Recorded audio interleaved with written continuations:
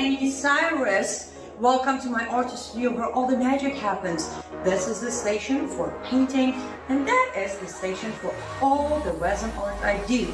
If you want to check out my art, all you gotta do is go to lutfstudio.com.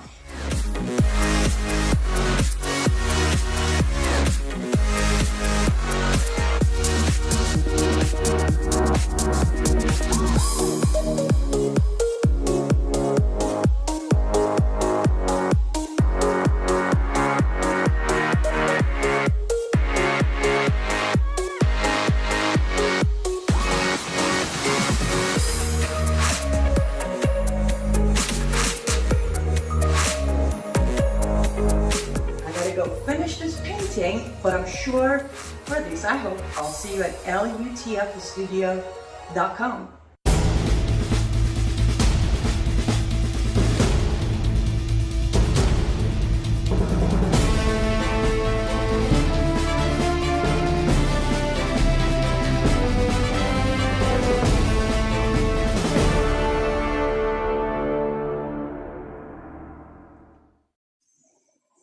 Good evening. Welcome back to another episode of Live Up to Freedom. I am your host, Aynaz Anni Cyrus. If you're wondering why I'm laughing right off the bat, I promise you that painting was done about 2 years ago. But we haven't had the chance to shoot a new commercial. But lutfstudio.com still exists. Lots of new pieces are available. So feel free to head over there and pick a piece or two, or I don't know, buy gifts, send it to your friends. That way you will continue supporting this program. I will be joined by a very, very special guest who's not a first timer on my program here shortly. But before we do that, she recently did something that I would say 99.999990000% of journalists out there didn't bother or didn't care or didn't want to risk it. And she went out of her way. That's one of the things she does that I love about her.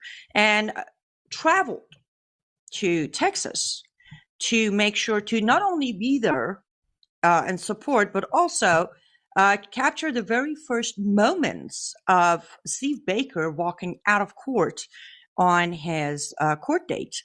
So I want you to join me on, it's a short clip. Let's watch that report by her. And then when we come back, we bring her on and we will start talking about not just the Steve Baker, but in general, what is happening to free speech, journalism, all of our amendments on our Constitution, and on and on. So let's take a look at this clip. How are you feeling? Because that was a lot to take on. You know, if I'm being honest, I don't feel good right now. Yeah. I'm still processing the humiliation that I just was put through. Yeah. And it's the most humiliated I've ever been in my life. Yeah. And it's for doing something that I believe that I was supposed to be doing back 3 years ago on January 6th. And so the fact that I'm, I was put in leg chains today is something I never dreamed would ever happen to me. And to be honest with you, it's not for things I said or did. It's for things I said. Yeah. Words that I said before or after or whatever. Because that's what they're after. They're after to suppress our speech. And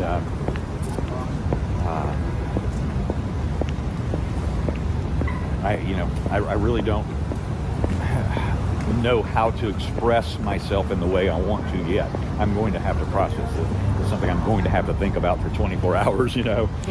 and then do what I do is write it all down, and then I'll know what to say and what to tell the world, But this is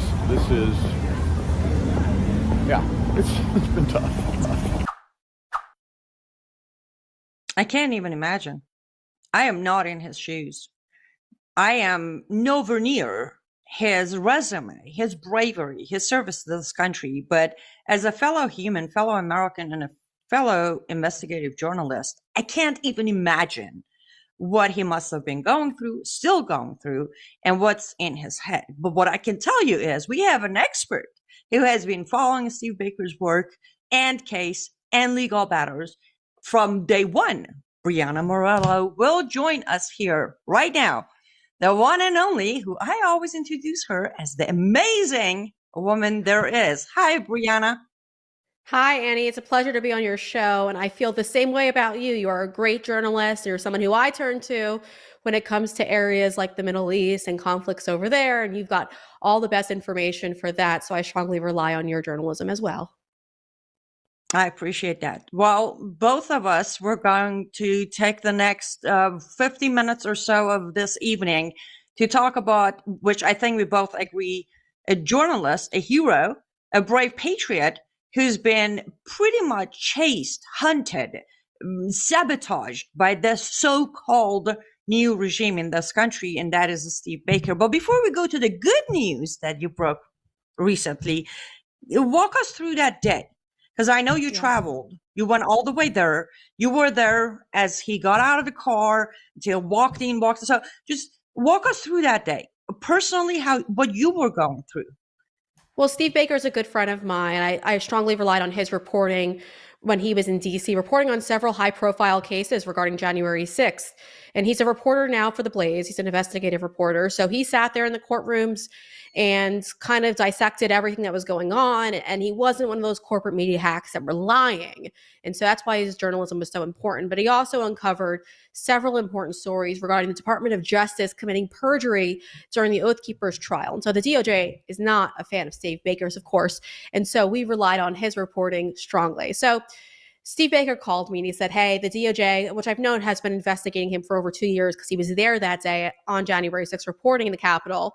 He told me, hey, I was just alerted that they have now officially obtained an arrest warrant for me and they want me to turn myself in. I said, Steve, you let me know where you're going to do that in the country and I will be there. I will be in that courtroom and I will support you fully. And so he alerted me it was going to happen on a Friday in Dallas, Texas, right where the Blaze is headquartered at. And so I flew over there and was one of it was just the Blaze and myself who were in that courtroom following everything. And like Steve told you in that video, after he was released, he was put in leg irons. He was arrested and he had his hands cuffed for 4 misdemeanor offenses, not felonies, minor offenses.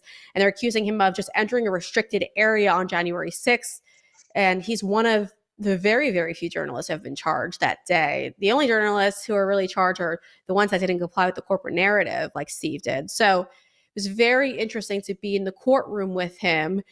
He was in front of the judge. The judge gave him all of the rules. They agreed to release him without bail or without requesting bail, but they gave him a bunch of rules that I believe are unconstitutional. Wait. I'm going to interrupt you for a second. Are you telling me they actually are catching criminals, real criminals, who were burning down buildings and flags and hitting people and almost killing people on the summer of love? They were catching them, no handcuffs, nothing, and releasing them.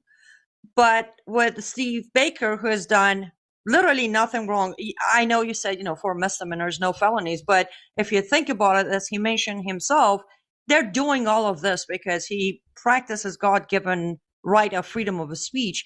They actually put him in like handcuffs and walked him like a criminal into the court and all that. And then they were so nice to release him without a bail. Yeah, that's the same guy. The U.S. Marshals, when they were processing him, said it was BS, but they used the explicit term, of course.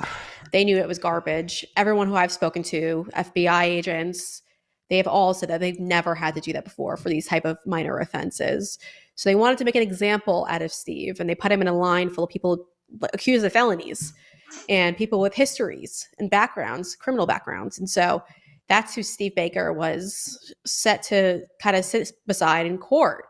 And it's just strange given the fact that, yes, he is a journalist. Yes, his work is highly respected amongst his peers. And yes, a lot of us use his work all the time. And so the DOJ is going after him, and they're going after him for doing such great reporting that day. And it's disappointing. The good news is obviously the Blaze is standing by him. They've given him promotions and they've moved him up, but he shouldn't have to go through this. And that's the key part in all of this. He's being unfairly targeted because he went into the Capitol with other journalists that day.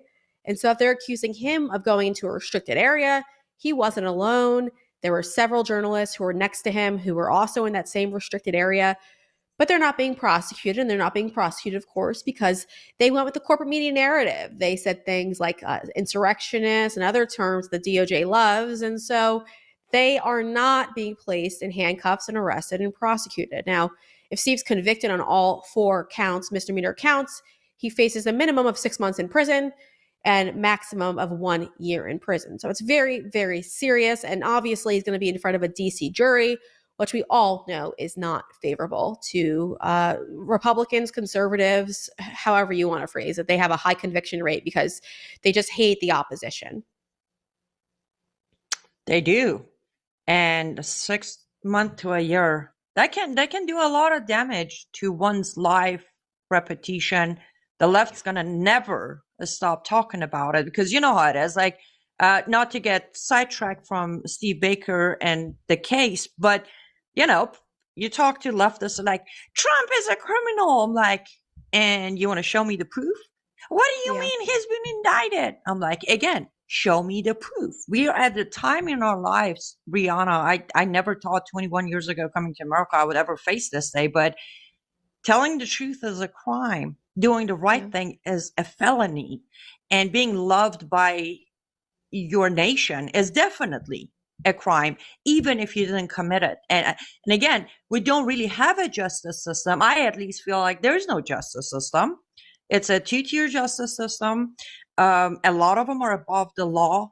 And no matter what we do, I feel like sooner rather than later, every single one of us are going to go through what a Steve Baker is going through and been going through and is going to go through, just because we're not willing to say, oh, okay, what would you like me to say on my show? You want me to tell them Trump bad, Biden good? You got it. I will do that. We're not going to do that. Yeah. And they don't have the cojones to do that, Annie. There's a reporter for NBC, Ryan Riley, who actually sat next to Baker in a lot of those high profile court cases. And he just, whatever the DOJ said, he just wrote it in his pieces. He bashed a lot of these individuals. He ruined their chance at ever having a fair jury because he pretty much convicted them in his work. And the difference is he's not being prosecuted, but he wrote a piece about all of this, and he refused to call Baker a journalist. He referred to him as a libertarian, a former member of rock bands, but refused to say journalist. And so he signed off on all of this. He's a member of the media who is giving the DOJ its stamp of approval to keep prosecuting, keep targeting these people. It's disgraceful. Exactly. Well, I'm not going to necessarily say let's go from this terrible reality and news to, yay, great news, but somewhat of a hopeful news, at least from my point of view. You broke the news, I believe yesterday, might have been the day before. Forgive me as I'm not sure when it was, but looks like you actually put these letters, copies of the letters on your Twitter account. So if anybody wants to grab a copy of it, just go to her X account. DOJ, specifically, I believe, this is work of Congressman Jim Jordan, which I'm a big fan of. They are finally going to open some sort of investigation into starting with the Steve Baker and then some of the J6 defendants, the way DOJ has handled them or dealt with them. What are we facing here? It's interesting. So for the last 2+ years, we've been bothering politicians to get involved. We finally have some sense of hope right now. I got my hands exclusively on a letter that came from the Judiciary Committee Chairman, Jim Jordan, like you stated. It was sent to Matthew Graves' office. Matthew Graves is the DOJ's go-to man for persecuting all these J6ers. He's the U.S. Attorney for the District of Columbia. He has been targeting these J6ers significantly. So this letter is important because this letter highlights what he's asking for now. So Jordan wants, specifically, he wants all communications and documents regarding Steve Baker, other journalists. He wants also J6 defendants, the documents regarding J6 defendants who are held in detention, which is like the DC Gulag, prior to their trial. He wants all those documents and communications. And ultimately, he's trying to find if the DOJ is unfairly targeting these people. Now, we know they are. We'll see if he turns over these documents. He'll probably lie, Graves, and just say he can't hand it over because it's an ongoing investigation. But luckily, there's been several cases that have gone all the way through. They've been prosecuted. They've been sentenced. Some of these individuals have been freed, so he can't hide behind the pending investigation for long. He has to comply at some point. So we'll just see how much the Judiciary Committee pushes this, whether or not they push this all the way through to make sure that we do get these answers. But this is a critical first step. This is the biggest first step that we've had so far, because now members of Congress are putting their name on it, and they want to know what's going on to these J6ers. So it's refreshing to see for sure. And we're very proud of Jim Jordan for making those first initial steps. I know it's taken a long time to get to this point, but we're just thankful that we're here at this point, and we just have to be kind of positive and hopeful that something will come of it. Agreed. I'm personally, as you know me, I'm always like, we'll see. I've heard enough of, as Steve Baker himself mentioned, you had him and his lawyer on your program last night, and he kind of said, a lot of people are going to say, we've seen enough of scary letters. That was my first response. I'm like, well, I've seen these letters. They're going over. And I have not been able or had the honor to have Steve Baker on my show about any of this yet, but you did. So let's go and listen to what Steve Baker had to say about my reaction on your show last night. We have the Judiciary Committee now backing you and asking these questions that a lot of us were asking when you were arrested. What's your reaction to the letter that was sent by Chairman Jordan to Matthew Graves' office? Well, I was pleasantly surprised. I certainly would have liked for that to happen before I was arrested. I had the opportunity to talk to Jim Jordan back in May of last year, and I was able to actually, as a result of that meeting with him, be granted access to his own team of investigators on the Weaponization Committee. And so I've been working very closely with them now for many, many months. And I would have thought maybe we'd have got them pushed a little bit further along, a little bit faster than we've been able to do that in terms of recognition, in terms of openly stating that they're going to investigate these abuses by the Department of Justice and by the FBI and by other agencies as well. But hey, it's happening, so I'm thankful. Well, I agree. I'm thankful too. But again, I don't know, Brianna. I don't know. I love Jim Jordan. I'm proud of him just as like you are. And I know he's the type who's going to push and push. I just don't know if he has enough backing. Are there enough Congress members backing him on this? He does.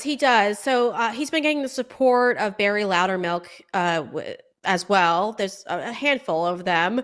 I know Thomas Massey, the other Congressman Thomas Massey, is another one who has publicly supported Steve. He's also shared a lot of my tweets and content regarding Steve as well. It's a small group, but it's a good group. Congressman Matt Gaetz, I also believe, will probably get involved in this as well. He's also on the Judiciary Committee. So we'll see. There's a lot of people behind the scenes who are interested in it. He's gotten the most attention so far. I constantly reach out to people, and he's the only one who's really getting the big push and stamp of approval. So it's very interesting to see. I hope so. We're a little optimistic. For one, I just spoke to another office today, and they told me, they assured me that they are playing a very close eye onto all of this. So we'll see. I hope that they stick to their word here and don't back down. It's very important that they do. Agreed. And Congressman Gaetz, you brought his name up. I was actually when you informed me that you're breaking the news and all that, and then I was watching your program from last night. By the way, so I keep saying this for anyone who has a habit of not looking at the lower third on shows. You can find her show, the Brianna Morello Show. You can find it on Rumble, on her website. You don't want to miss it. I'm not saying this because I love her and I consider her friend. I'm saying this because she's breaking news. That's the best my English got for you right now. She's breaking so many news that you need to hear. It's important. It matters. So make sure to follow her X account. All this information is right in front of you. Just look at that, like somewhere around here, lower third, wherever it is. But I was watching your show this morning from last night, and I was waiting I went and started looking to see if Gates has said anything. He didn't see anything yet, but I was hoping he might get involved because I know he has spoken out before. Like he's talked about the J6 situation and the crisis and how all of it is in his mind, unconstitutional and all that. So I do hope that does happen. We are coming up on our first break. There's more, of course, we want to discuss, and there are more questions I want to ask you, Brianna. But if you don't mind, we're going to take a quick commercial break, hear from our sponsors, and then be back.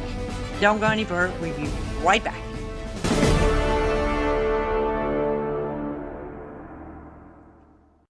Step 1. Cleanse with the enzyme collagen cleanser.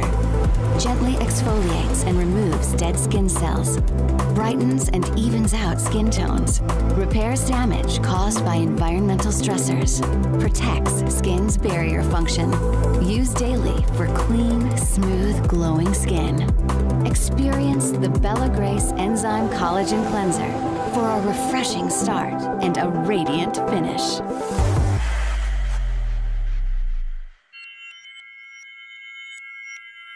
To celebrate the new year, we're having the biggest sale ever on overstock clearance and brand new products. For example, save 60% on our Goose Down comforters, the best comforters ever. They go perfectly with our MyPillow bed sheets and duvet covers. Save 25% on our brand new kitchen towels. They're made with the same technology as our famous My Towels. Our initial quantities are extremely low, so get them now before they go. Our seasonal flannel sheets are finally in. You save up to 50% and they sell out fast every year, so order now. They're truly the best flannel sheets you'll ever sleep on. Or save up to 80% on all our clearance items. And this is where it gets even better. For a limited time, your entire order ships absolutely free. So go to MyPillow.com or call the number on your screen. Use that promo code to get deep discounts on all MyPillow products. And for a limited time, your order ships absolutely free.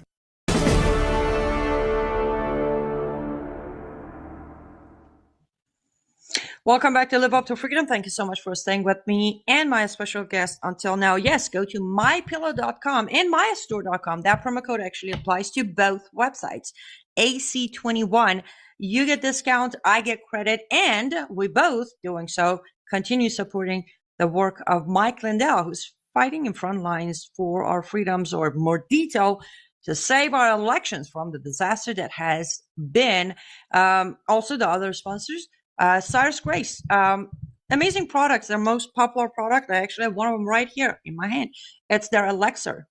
I'm not going to sit here and I'll tell you I'm a doctor, or I can guarantee you this is going to do such and such for you. But what I can tell you is, since I started taking this, I have basically seen major results, such as I work very long hours, and guess what? I don't need my afternoon nap anymore. I don't really do much of Red Bull drinking. Most of you know I used to be a Red Bull addict.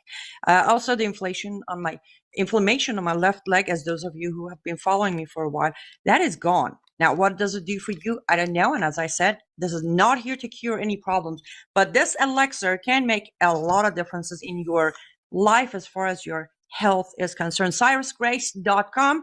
If you go in there and get your next subscription, you will get 20% discount, and I will get credit. So we continue supporting this program.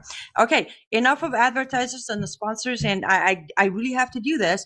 And Brianna doesn't mind when I do it, because she knows that most of us broadcasters, we got to somehow, bring in the revenue for the show so we can continue doing the show. Okay. Brianna, before going to the commercial ad, we talked about Gates and all that, but I want to bring this up. And again, the audience might be like, stop being so negative. I'm not being negative. I'm being realistic. This investigation, they will investigate, right? And they might find all the possible crimes we can think of. But then who's going to actually take the next step from investigation into actually filing charges and making these people face charges and justice for those who were victimized by them? Yeah. I've seen letters, I've seen investigations, but what will be the result of this be? Yeah. I mean, the only hope that you'd have is within a new administration coming in, that you could purge the DOJ and then go after the people that were in the Department of Justice. A lot of them are trying to make arguments against President Trump and immunity and his co-defendants in Fulton County who worked for the government and the DOJ at the time. They're trying to say that they don't have immunity. So it's interesting because if Trump does win, he could use that same argument against them and prosecute them for what they're doing to J6ers. So we'll see if that actually takes place. I don't know.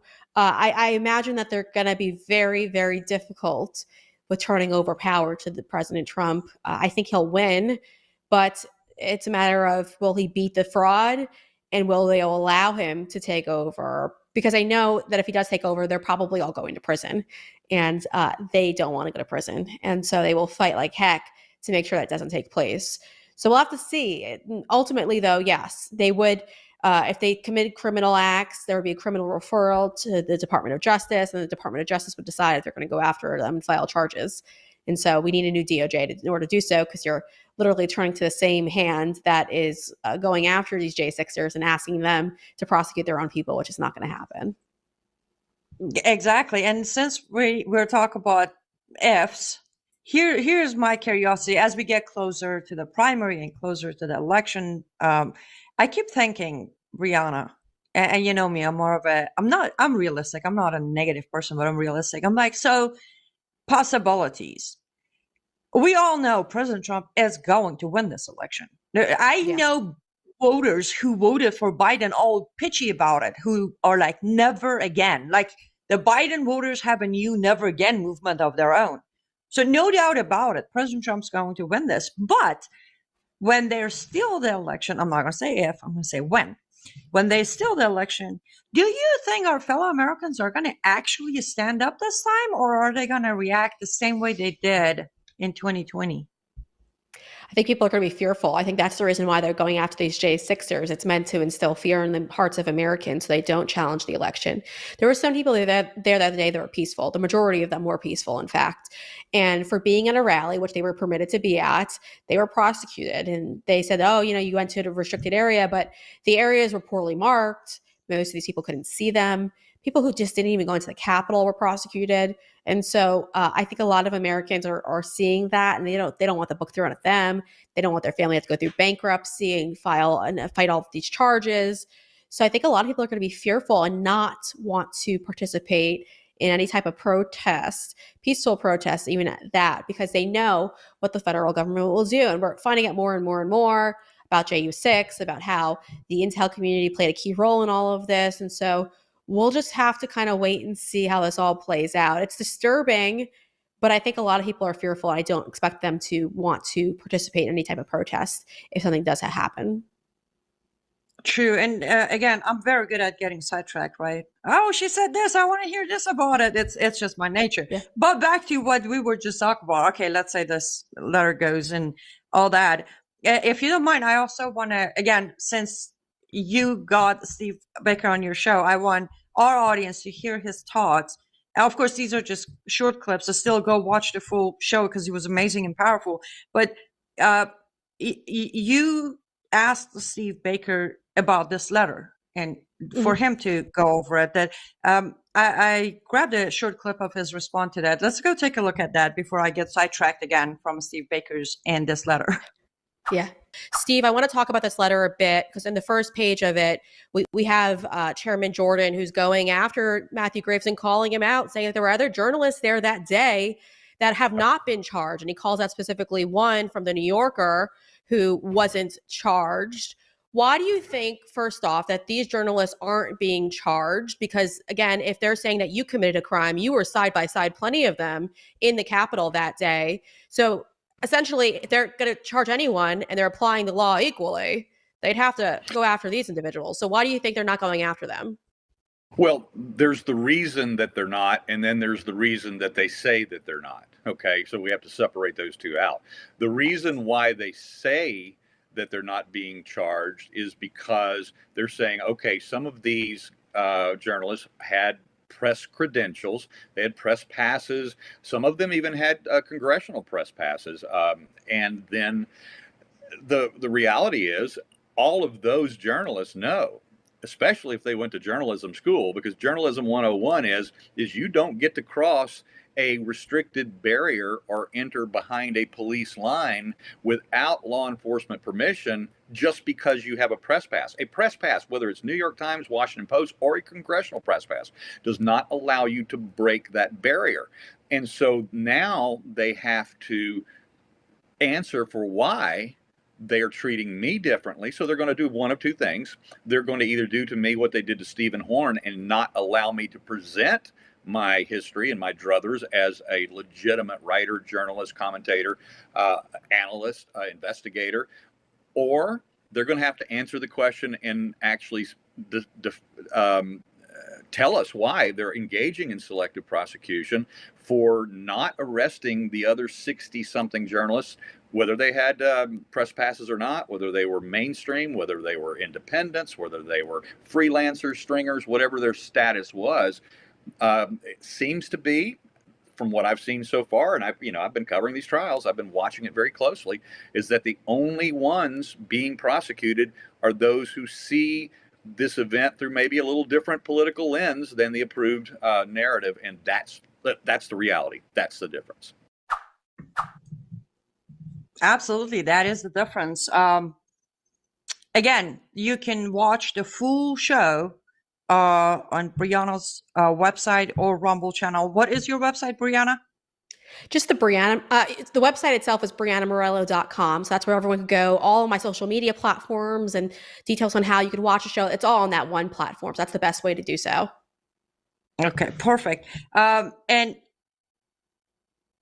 I don't know if I've said that since we started, but thank you, Brianna. You are doing things that no one else is. You're going out of your way. You're traveling. And I understand part of you is doing it because he's a great friend of yours. But at the same time, other part of you is doing it because you're so committed to the truth. You're so good at not giving in. Hey, you walked away from a comfort of Fox News because you weren't willing to say, okay, inject me with the poison, right? Mm-hmm. Yeah. Thank you. You're amazing. That's what's so important. Some people don't have any morals in this industry, and so they just comply. But the rest of us don't. We end up on independent platforms. But it's great. It's great for us. It's great that we have these platforms to do so, and shows like yours that we could speak truth to power. And I appreciate it. Oh, absolutely. So, before we let you go for today, I would just say, I'm going to phrase it simply to you. What do you want to leave our audience with? We talked about the bad, the possible good, the optimistic. What is, like, check the floor. What do you want to tell the Americans out there who might watch this? Yeah, I think it's interesting because I think most Americans need to realize that independent journalism, Steve was at the time was an independent journalist. We thrive on independent support. So it's people like you are watching the show and supporting through buying products through, your show and other shows. That's how we all survive. So it's interesting. So I think most Americans find a way to support independent journalists. If you find ones that you think are of quality, make sure you support them in any way possible. Using the promo codes, using all of that, that's critical. It's how we keep people out of the hands of the corporate media, and we support them by supporting them through all these other avenues. So do that, subscribe to Substacks, Twitters, all of that, because that's really, really important.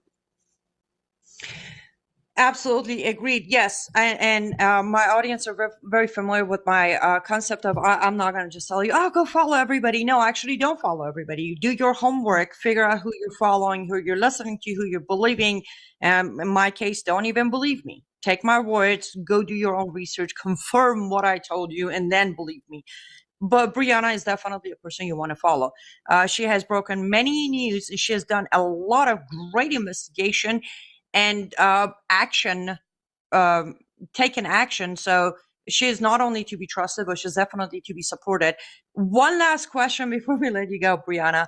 I know you were on my show and we talked detail about it, but do you have any update on the lawsuit you were filing or you filed against the VA?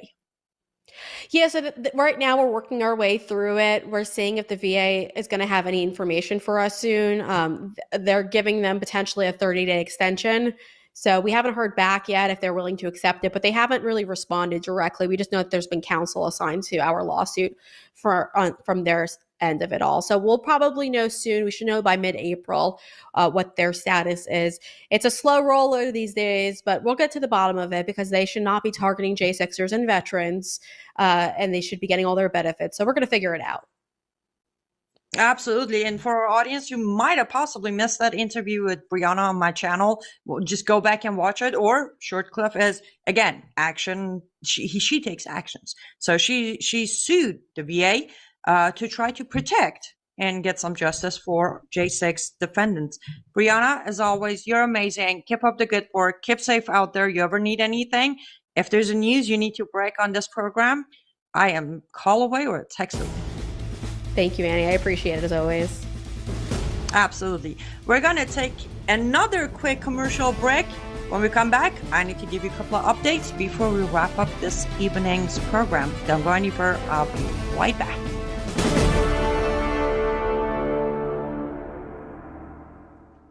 Step 2. Treat. With the Dewy Serum.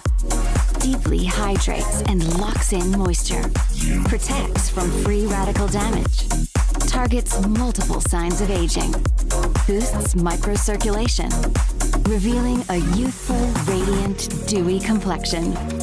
Dewy Serum goes beyond ordinary skincare, leading you to a realm of glowing, rejuvenated beauty.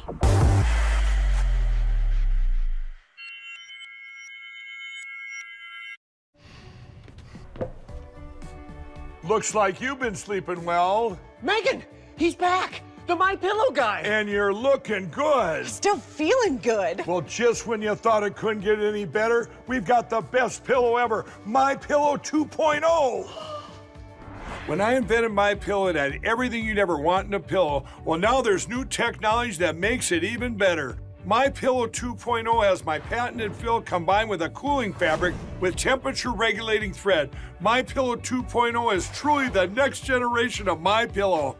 Now's the time to go to mypillow.com or call the number on your screen. Use the promo code to save 50% on your My Pillow 2.0. Not only that, for a limited time, your entire order ships absolutely free.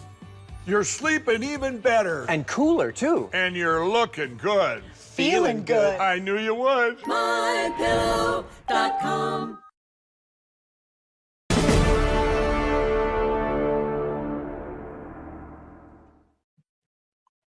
Welcome back to Live Up to Freedom. Thank you so much for staying with me until now. Yes, please go and check out all of our sponsors, cyrusgrace.com, mypillow.com, mystore.com, lutfstudio.com, and all the .coms there are.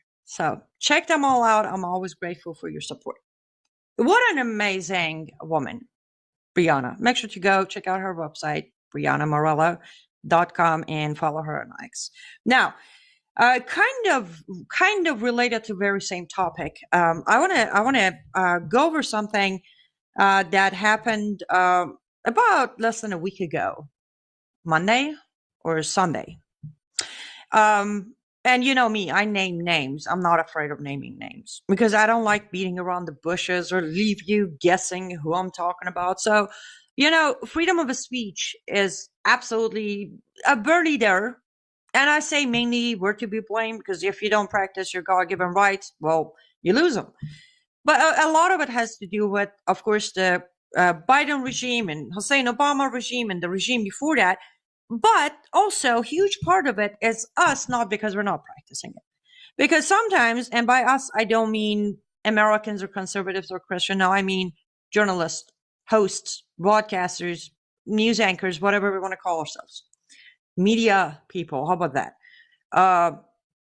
You know, sometimes we have this habit to become bigger, more popular, to get more clicks, more donations, more sponsors, whatever the case might be.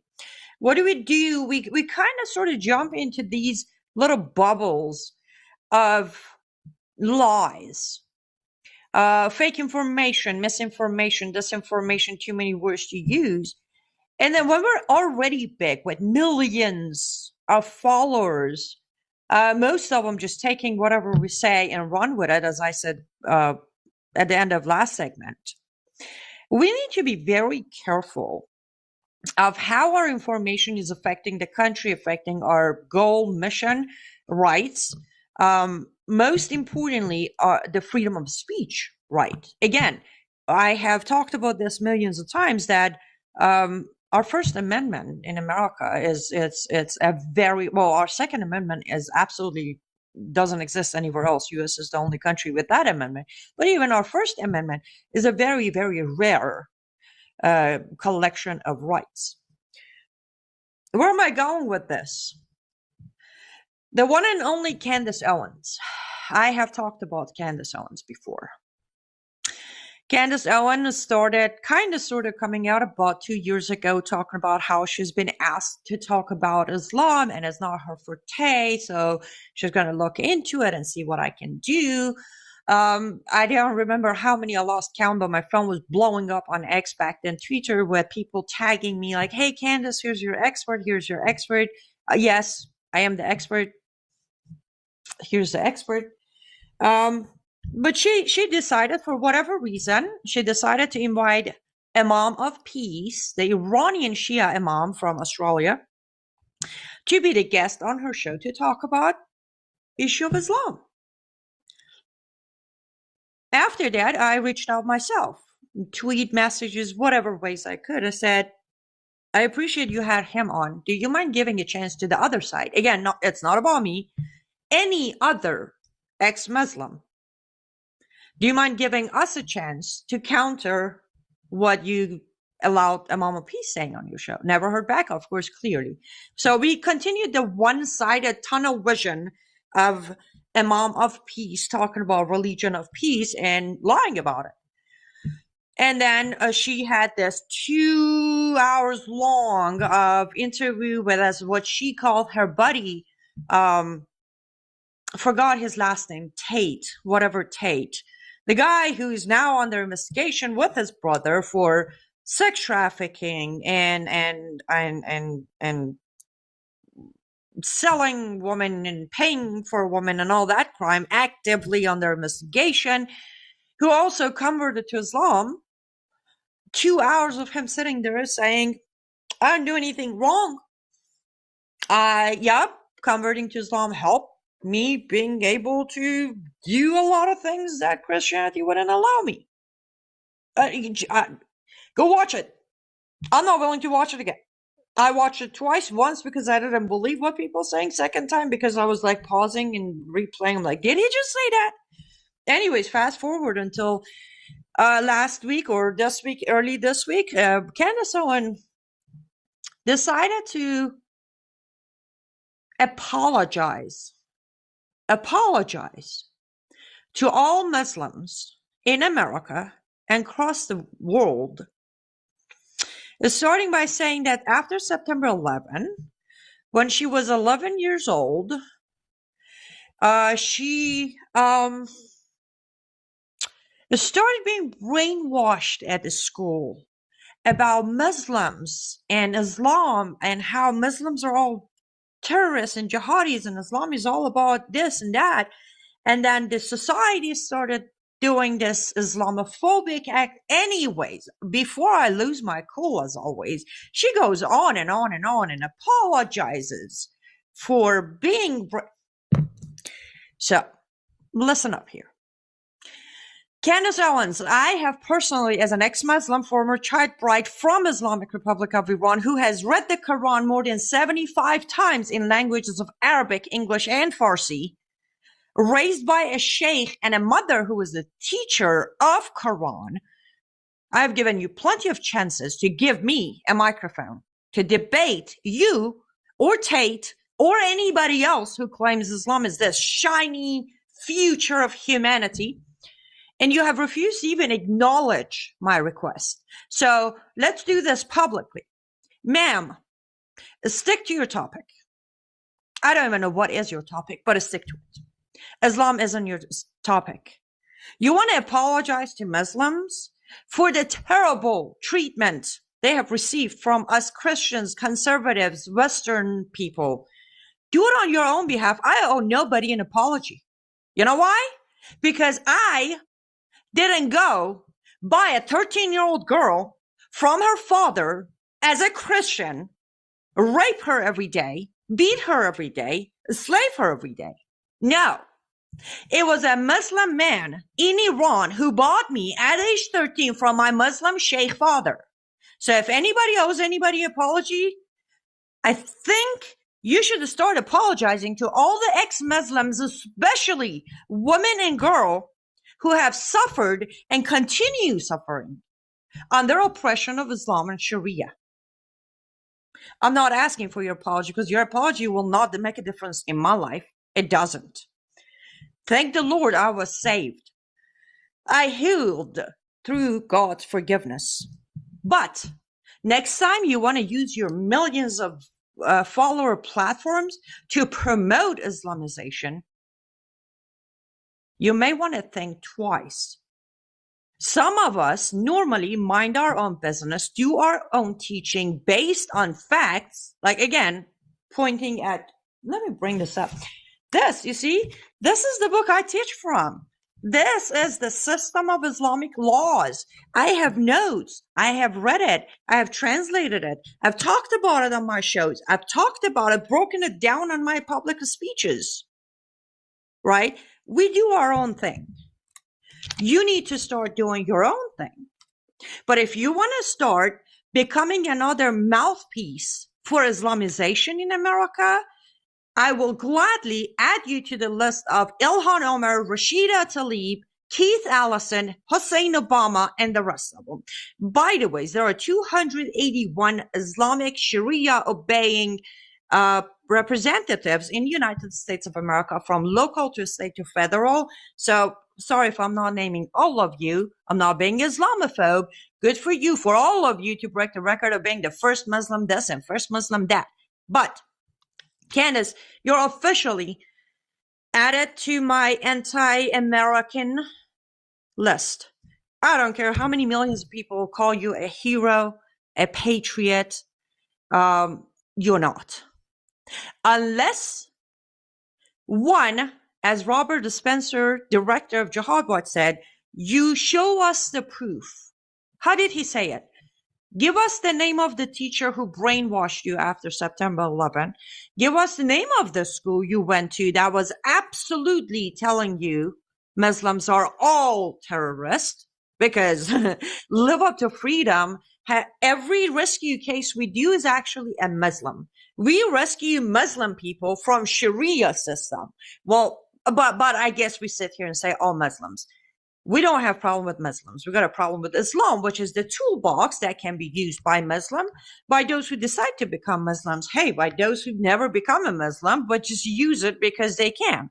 So let me put this back because it's in my way. And because I talk with my hands flying all over the place, I don't want to hit it. You want to be a mouthpiece for them. It's your choice. That's all right.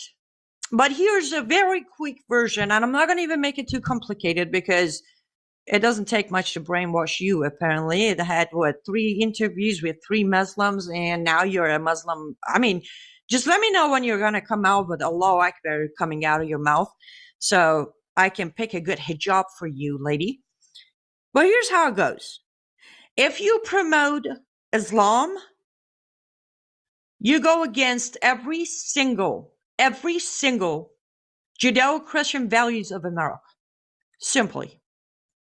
There are so many samples I can give you, but I give you very few of them. Quran 5:51. Oh, you who have believed, O Muslims, do not take Christians and Jews as your allies, because they are each other's allies, and those who take them as allies will not have Allah's guidance. Last I checked, you claimed to be a Christian. I'm just wondering, why would you want to take them as your allies when they are strictly told by their own Allah not to take you as an ally? Here's another Judeo-Christian value they don't believe in. Jesus was nothing but a prophet of Islam. All you who have believed, do not commit excess in your belief, and do not say the three, referring to Trinity. How's that for Islam? Being a wonderful thing for us to practice and get along with and love. You see, I don't mind. Again, freedom of speech gives us the freedom of speech, right? Sit there and say whatever you want to say. But there are two problems. As I said, first of all, don't you dare apologize to Muslims on my behalf. As I said, I am owed a lot of apologies by Muslims. I am. From my past to my present, as of right moment, this very sitting moment here, I have 12 bounties on my head. You know who issued them? Muslims. Not a single bounty on my head was issued by a non-Muslim. Just saying. Just saying. Do your homework, woman. I know you're fancy, and I know you have writers and researchers for every show you do. Have one of them sit there and research. Again, you can afford it. That book, Reliance of the Traveler, you can buy it on Amazon for about $280 or $250 if it's used. Grab one of those, have one of your researchers sit there and read through it. Just read through it. I'll make it easy for you. Just have them read through one chapter of it. The chapter of jihad. Where it starts, the very first sentence says, jihad is a holy war against non-Muslims. Oops. Whoops. Wait. Huh? We said all Muslims are jihadists? No. We said Islam obligates every Muslim to be a jihadist. And it's written in this very book. They're right there. This ain't brainwash. It's facts. It's evidence. It's the truth.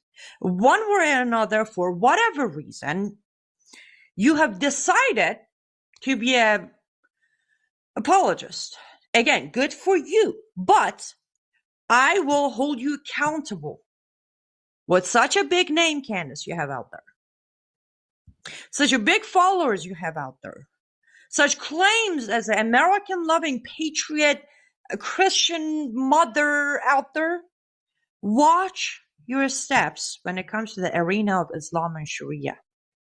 Because most of the time, it's very hard to walk back from that path. There are examples out there, many of them, who decided to support Islamization, who decided to go along. And then when they came to realize the reality and they started going the opposite direction, well, there are heavy consequences. Did I mention I have 12 bounties, girl? I kid you not. I didn't choose to be a Muslim. I was born, Allah Akbar, in years, she's Muslim. But then when I walked away from Islam, automatically I was considered an ex-Muslim who is now committing muharaba, which means waging war against Allah, and she shall be killed. End of story. So be careful.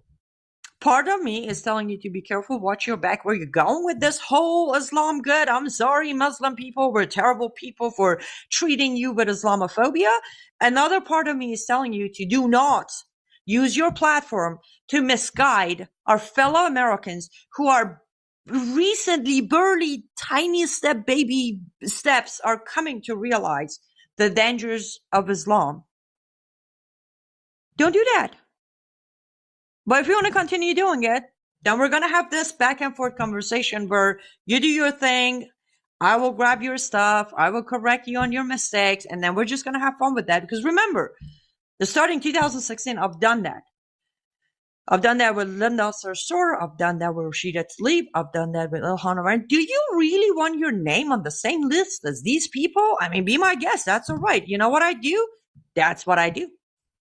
I sit here as many hours as I can possibly do, and I tell people the truth about all the sugarcoated and lies that is spreading out there about Islam. So if I have to add your list into my list, I'm sorry, your name to my list,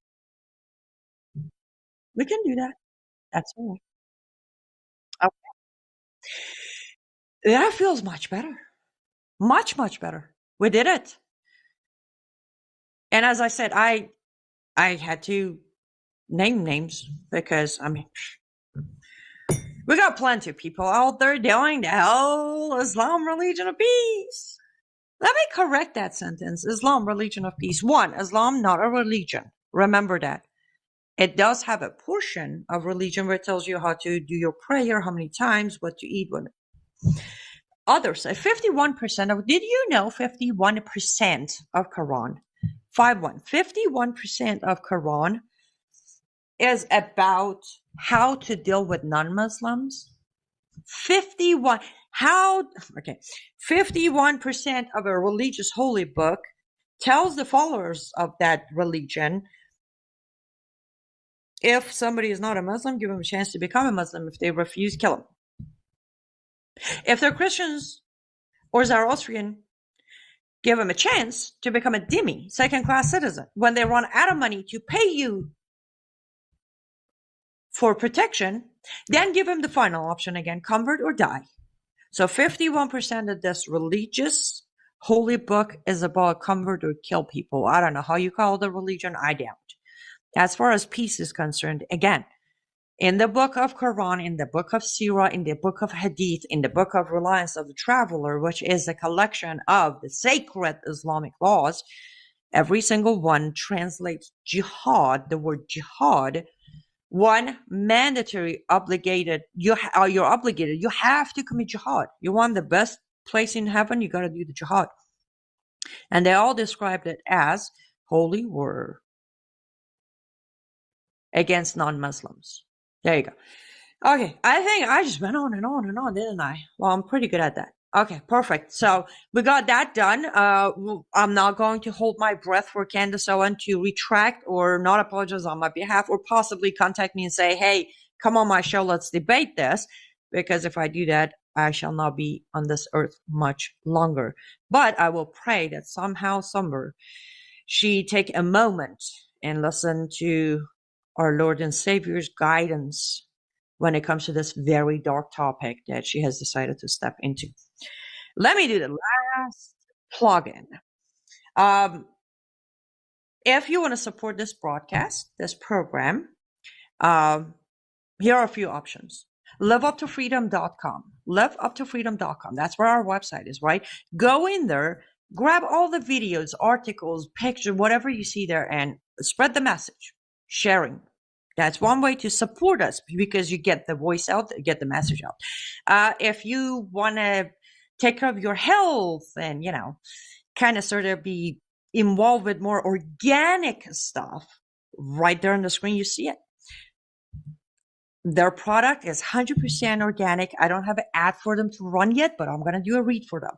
You go to cyrusorganic.com. Cyrus, my last name, cyrusorganic.com. 100% organic. I've been using their product since 2018, and I know many of you have asked me, what do I do to have this hair and this skin? There you have it. That's where I get the hair and the skin. Of course, the genes are there too. I'm not going to disregard that. cyrusorganic.com. When you purchase through that link, you get discount. A portion of your purchase will come back to Live Up to Freedom, and then we can continue doing this programming, which I'm hoping you're enjoying, and I'm hoping it's helping wake people up to the truth of one of the top main dangers, which is Islamization. Last but not least, I need to give a shout out to our wonderful, amazing, talented producer.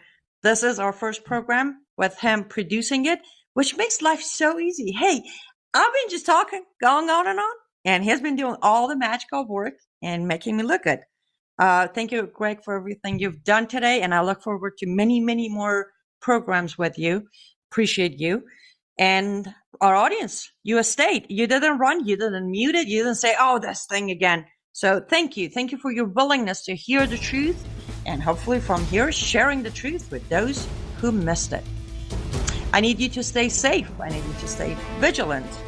And let's all pray that may God save America. Thank you so much. See you the next time. Goodbye.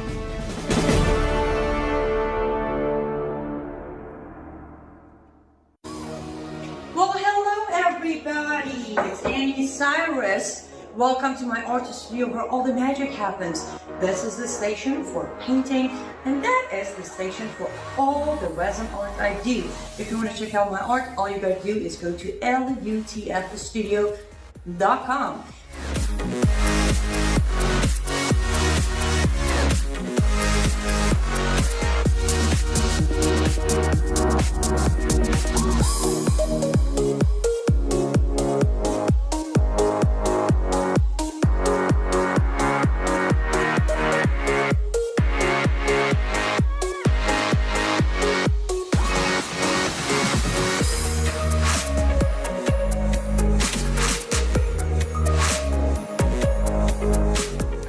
Finish this painting, but I'm sure, for at least I hope, I'll see you at LUTF Studio. Hello everybody, it's Annie Cyrus. Welcome to my art studio where all the magic happens. This is the station for painting, and that is the station for all the resin art I do. If you want to check out my art, all you gotta do is go to lutfstudio.com.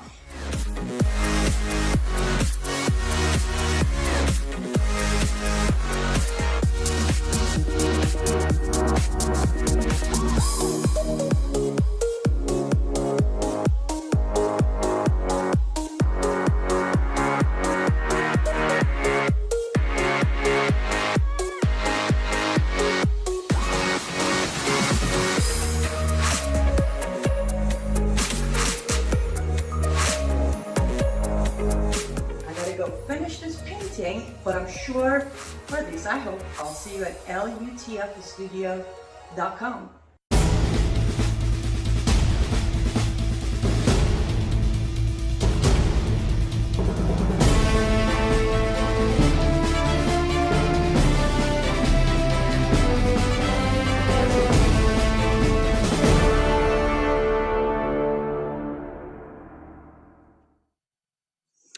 Good evening. Welcome back to Live Up to Freedom. As always, I appreciate you being here. And we are live on Lou Dobbs' Rumble channel. So make sure to share this live stream. And if you're watching us afterwards, make sure to still share the video, as today's topic is absolutely not only fascinating, but I think one of the most important topics that we need to hear about today. No, I am not the one with the fascinating topic now. Sorry to disappoint. But I do have an amazing guest with me this evening. He's not the first timer here on Live Up to Freedom, but I will still do the introduction as it is due. With us this evening is Daniel Greenfield. He's a Shellman Fellow at the David Horowitz Freedom Center. He's a columnist, and he's also an author. Hi, Daniel. Thank you so much for joining us. My pleasure. Thank you so much for having me on. Absolutely. Always fascinating discussions when you have Daniel Greenfield on the show. But tonight it's even more fascinating. Your new book, I think first, a new book is to be released on April 30th, I believe, titled Domestic Enemies, the Founding Fathers' Fight Against the Left. I have not read the whole book yet. I have read the reviews of each chapters, and I have read some of it. And yeah, well, I've known you for a long time, and I have always been fascinated, interested, reading your material, listening to you on Glazoff Gang or my own show. But wow, Daniel, absolutely amazing book. I've read some of it, so why don't you give our audience a summary of what to expect when they pick up this book and start reading it? With this book, I was tackling a problem because so many people today feel a sense of despair. They feel like this is just something that emerged out of nowhere. The leftist threat to America has taken over, and there's absolutely no hope. This is something that we never dealt with in the past. You know, it emerged in the 60s. It emerged in during the Obama era. And I sought to point out that America had been dealing with this from the beginning, right from the time of the Founding Fathers. The left was here, as incredible as it is for a lot of people to believe.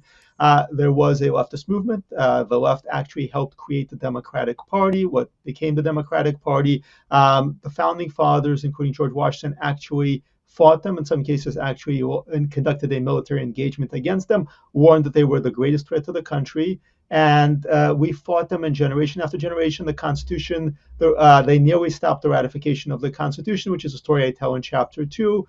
In the first chapter, I tell about how they actually exploited a pandemic to try to rig a presidential election. So all this is right there from the very beginning. It's there over 200 years ago. We were always fighting this, and we are still here. For all as bad as things look a lot of the time, we are still here because in the past, the founding fathers, other figures in American history, took this on. They took on the left, and they prevailed. We can too. Very true. And if you don't mind, I want to, not too much, of course, we don't want to do the spoiler, but dig a little tiny bit into some of the chapters as you brought up. And that's when I was like, oh, wow, I will admit I had no idea, especially chapter 1, where you do talk about, how they used pandemic before. This wasn't a brand new original idea by them comes 2020. So I guess my very first question is, did they actually conquer that election? And also, can we give a little bit more detail on that chapter 1 or preview, as you would call it, on your website? So just to set the scene, it's the country's first contested presidential election. John Adams is up against Thomas Jefferson. It's a big, big moment. But the real player here is not Thomas Jefferson. It's a guy named Aaron Burr. People kind of know Aaron Burr largely as the guy who killed Alexander Hamilton. But Aaron Burr is, he becomes the vice president of the United States, but he's so much more than that. He's a former senator, and he is a very, very smart guy. He's been influenced by the French Revolution. He was part of the Democratic Society of New York, which was modeled on the Jacobin clubs of the French Revolution. These people are radical leftists. Aaron Burr really created the urban political machines, the kind of elections that we have today, where you collect a lot of data, you do outreach to different people, you get people into debt to you, and you transform the voting rolls. So Aaron Burr had a great idea, which was to use the pandemic. There'd been a massive yellow fever outbreak that killed thousands of people, which was a lot at the time. It forced the evacuation of the entire national government from Philadelphia, where George Washington and everybody was there. And people were absolutely panicked about this. They were willing to listen to any ideas. And Aaron Burr came up with a scheme that would allow him to create a bank by exploiting the need for clean water. Using that bank, he put a lot of people on the voting rolls. Suddenly, there were a whole lot of Democrats on the voting rolls. But he had bigger plans than that. He created also the first contested presidential election in another sense, not just in that there were, for the first time, 2 different people running for president, but for the first time there was a debate about who actually won the election. And when we had the discussion about counting votes in 2020, people would refer to what others had done in the actual debate over the counting of the votes, because Aaron Burr had come up with an ingenious idea to not just become vice president, but become vice president and topple Jefferson as well. And it's a very good thing that he did not. But the chapter really delves into the mechanics of elections, how you can rig an election, how you can use panic, fear of a pandemic in this case, to seize power if you understand how the system works. And Aaron Burr, unlike a lot of the founding fathers who were great theoreticians, principled men, he actually understood the mechanics of how government works. And I argue this really made him the first community organizer. He understood how government works on the inside, how elections work, and how they can be used to seize control of the country. And he came very close to doing it. Wow. The trickstery of the left, I personally, again, I came to this country 21 years ago. I have done my best to learn about the history of it, but as I was reading your book and the previews, by the way, I should put this out. As you can see on the screen, we showed the chapter 1, but there is a website, domestic-enemies.com. You can find the book, where to buy the book, the preview of all 6 chapters. So make sure to check it out, just so people know where they can get a glimpse of it. And I promise you, when you read the previews, then you do your pre-order, and then you're just going to count moments until you get the book. I'm not over-exaggerating. At least for me, I love history. But back to it, Daniel, this trickstery by the left, a lot of people say Democrat Party has changed. Democrat Party wasn't this. Democrat Party, this is not the Democrat Party. This is the Socialist Democrat. But based on your book and the facts you put in there, the trickstery was there from day one then, wasn't it? It was a function of leftist radicalism, and the Democrats started out as the leftist radical party. It's important to remember the big event. The American Revolution was already in the rearview mirror. The big event on the world stage was the French Revolution, and the French Revolution started out to some degree moderate. It became taken over by the worst of the leftist extremists who envisioned, more than just removing the king. They envisioned this totalitarian system that would constantly purge everybody who was disloyal, outlawing religion, creating their own state religion, and promoting their schemes for doing all the things that the Soviet Union would later do, which was really a carryover from the French Revolution. And there were a lot of American leftists who looked at the French Revolution and said, let's do this in America. And those people became affiliated with organizations known as democratic societies. This is where the name the Democratic Party comes from. Originally, it was the Democratic Republican Party. The Republican part was the kind of the more moderate, and the Democrat part were the more radical. And who actually suggested the name Democrats? It actually came from an agent of the French Revolution who was here to try to remove George Washington from office and put his own people into power. A guy named Citizen Genet, whose story is pretty much forgotten today, but whose story I delve into in that chapter. Eventually, this led to a quasi-war between America and France, which, again, also most people have forgotten about, but was an actual war complete with extensive battles on the high seas, and which America said that we were not going to take this from France anymore. But before that, the French Revolution, the French leftists had actually used their fellow travelers or agents in America to try to control the United States. And this was very much a preview of everything that would happen in the 20th century with the Soviet Union, with the communists, and with the American left. But all this stuff was not new. A lot of people know that history, that all this had happened a century before, and it played out in much the same way. Very true. Okay, since I brought up the socialist Democrats, chapter 2, you talk about when the socialists took over Rhode Island and apparently targeted the Constitution. Again, I guess to my no surprise, the targeting of the Constitution of the United States of America has been an ongoing attempt by many, including Democrats and socialists. Can we dig into that chapter for a minute? Absolutely. The Constitution, and that means really the United States of America, as we know it, almost did not happen. And while we kind of tend to think of the Constitution, as a pretty relatively smooth process, George Washington is there presiding over it, Benjamin Franklin is on the scene, and everybody agrees the Constitution is a great idea. There's actually an extended debate over this, but there's one state that absolutely refuses to send delegates to the Constitutional Convention, and that is Rhode Island. And why does Rhode Island refuse to do that? Because they're under the control of a leftist party, which called themselves the Country Party. Their mission was to, in their own words, to relieve the distressed. And they were obsessed with one thing, which was printing a whole lot of money. And the Constitution would go on to take away the power of states to print money. And Rhode Island wanted to print as much money as possible. Their money was obviously inflationary. It was pretty much worthless very soon. But what Rhode Island did was force everyone to accept the money, no matter, at face value, no matter how worthless it actually was, and to prosecute, to threaten to imprison people, and to even make people take an oath to the money.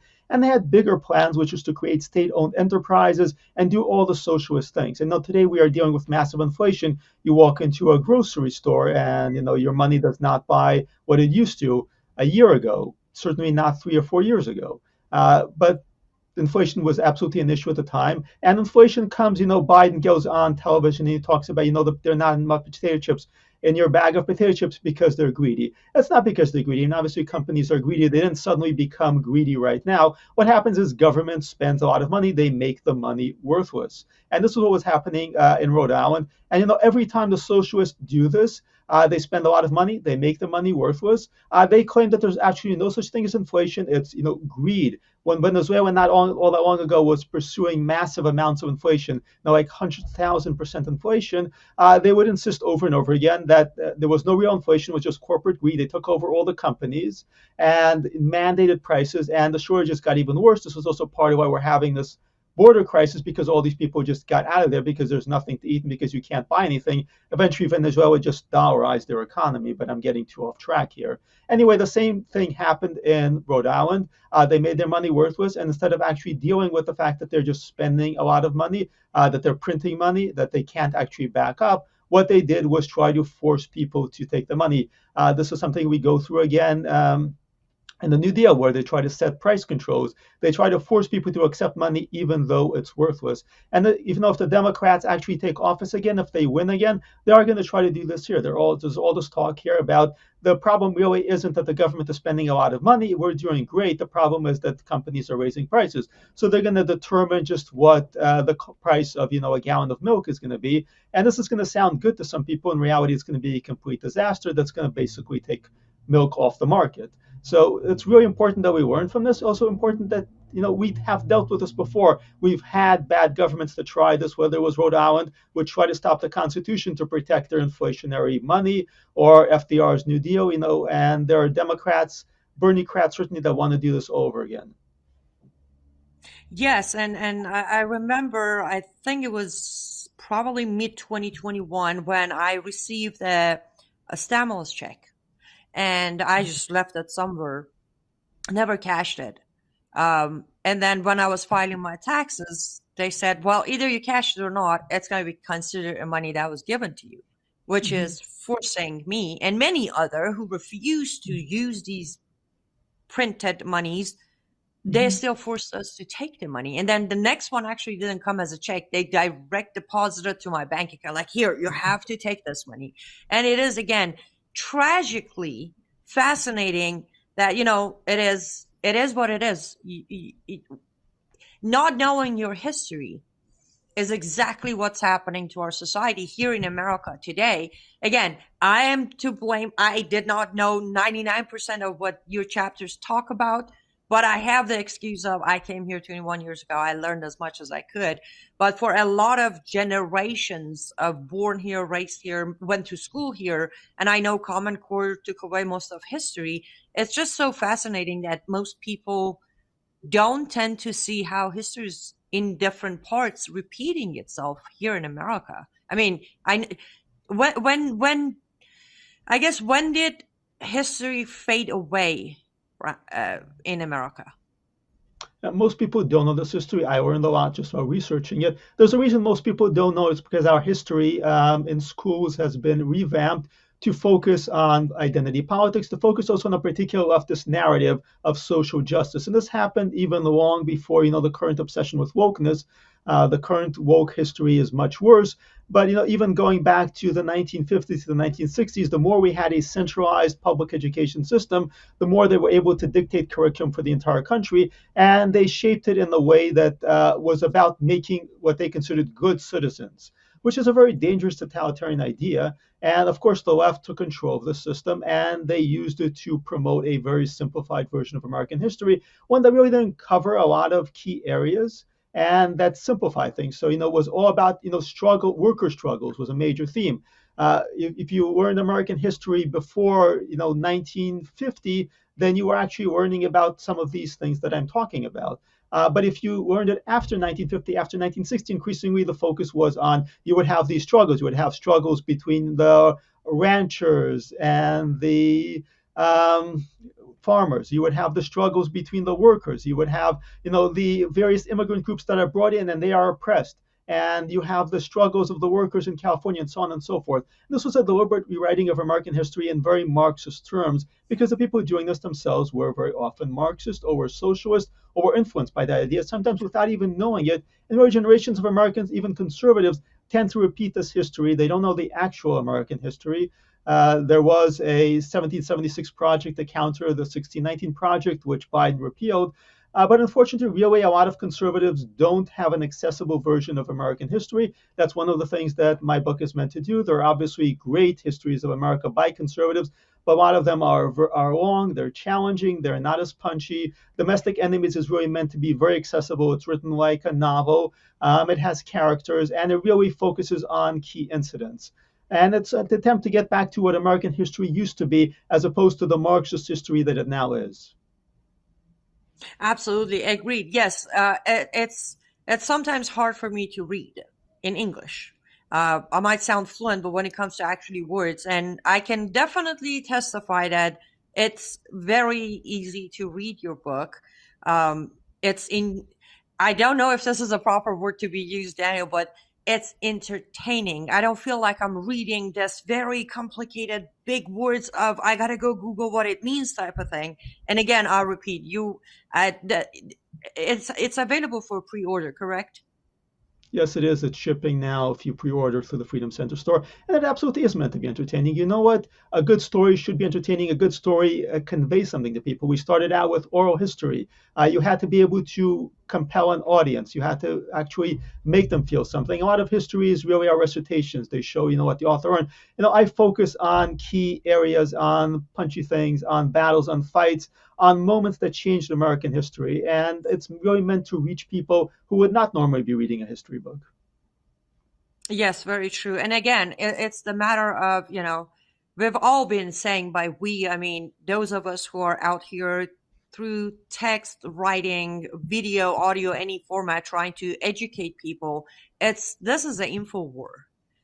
So the more our fellow Americans have access to reading, learning about the history that has, helped the success of Democrat anti-American movement, the more they are prepared, they're equipped to be able to at least acknowledge the problem. Now, not everybody might have a tool to fight back or reverse the damage, but at least knowing who your enemy is the first step of this war. And I know people think I'm a fear-mongering person when I say war, but we are in war, aren't we, Daniel? Yeah, we are absolutely in a war. I gave a speech 10 years ago that was very popular, which I called it a Cold War, political Cold War, cultural Cold War. It's heating up. It's been heating up more and more and more. People thought I was crazy when I gave that speech. They think it doesn't seem all that crazy anymore. It's getting worse and worse. Back then, I pointed out, for example, that no Republican president elected since 2000 was done with the approval of the Democrats. They challenged every single election. Of course, now they say election denier, election denier. If Trump wins this time around, they're going to, of course, challenge, deny the election, and try to fight it. And this is a basic dispute over how do we even actually change presidents? How do we even actually have elections? And on the cultural level, we disagree on the most fundamental things. What is right and wrong? What is good and evil? What is a woman? We can't actually agree on anything. What is the United States? And they've done that by severing the roots, severing the connections, severing the history that we have. And so many of the younger generation really have no idea what things were like, where things come from. And without that tradition, without that continuity, it is really hard to function. That's one of the things Domestic Enemies is meant to do. It's meant to show this is where we came from. This is who we were. This is what our fight is about. Absolutely. Words of wisdom. That is what you get when you listen to Daniel Greenfield. Do not go anywhere. We do need to take our first commercial break and hear from our sponsors, which one of them is actually one of the biggest names known out there as the election denier. Don't go anywhere. We'll be right back.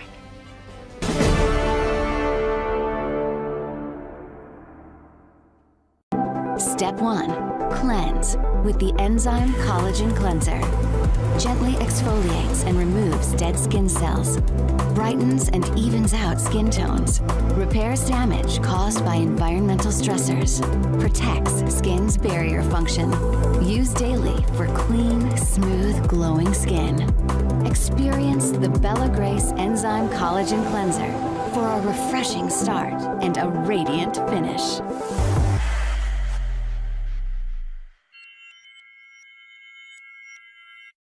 I'm excited to announce we're having a huge MyPillow spring sale, and here's a few examples. Buy one of our MyPillow 2.0s, you get another MyPillow 2.0 absolutely free. Made with cooling technology, the best pillow ever just got even better. And this just in, 9 brand new colors and styles of our Percale bed sheets. They're made with the finest long staple cotton, and now you can save 50% or more. That's as low as $24.98. And for the first time this year, I'm bringing you our My Slippers and Sandals for as low as $25 a pair. So go to MyPillow.com or call the number on your screen. Use your promo code to get your MyPillow 2.0s. Buy one, get one free. Percale sheets as low as $24.98. My Slippers and Sandals as low as $25 a pair.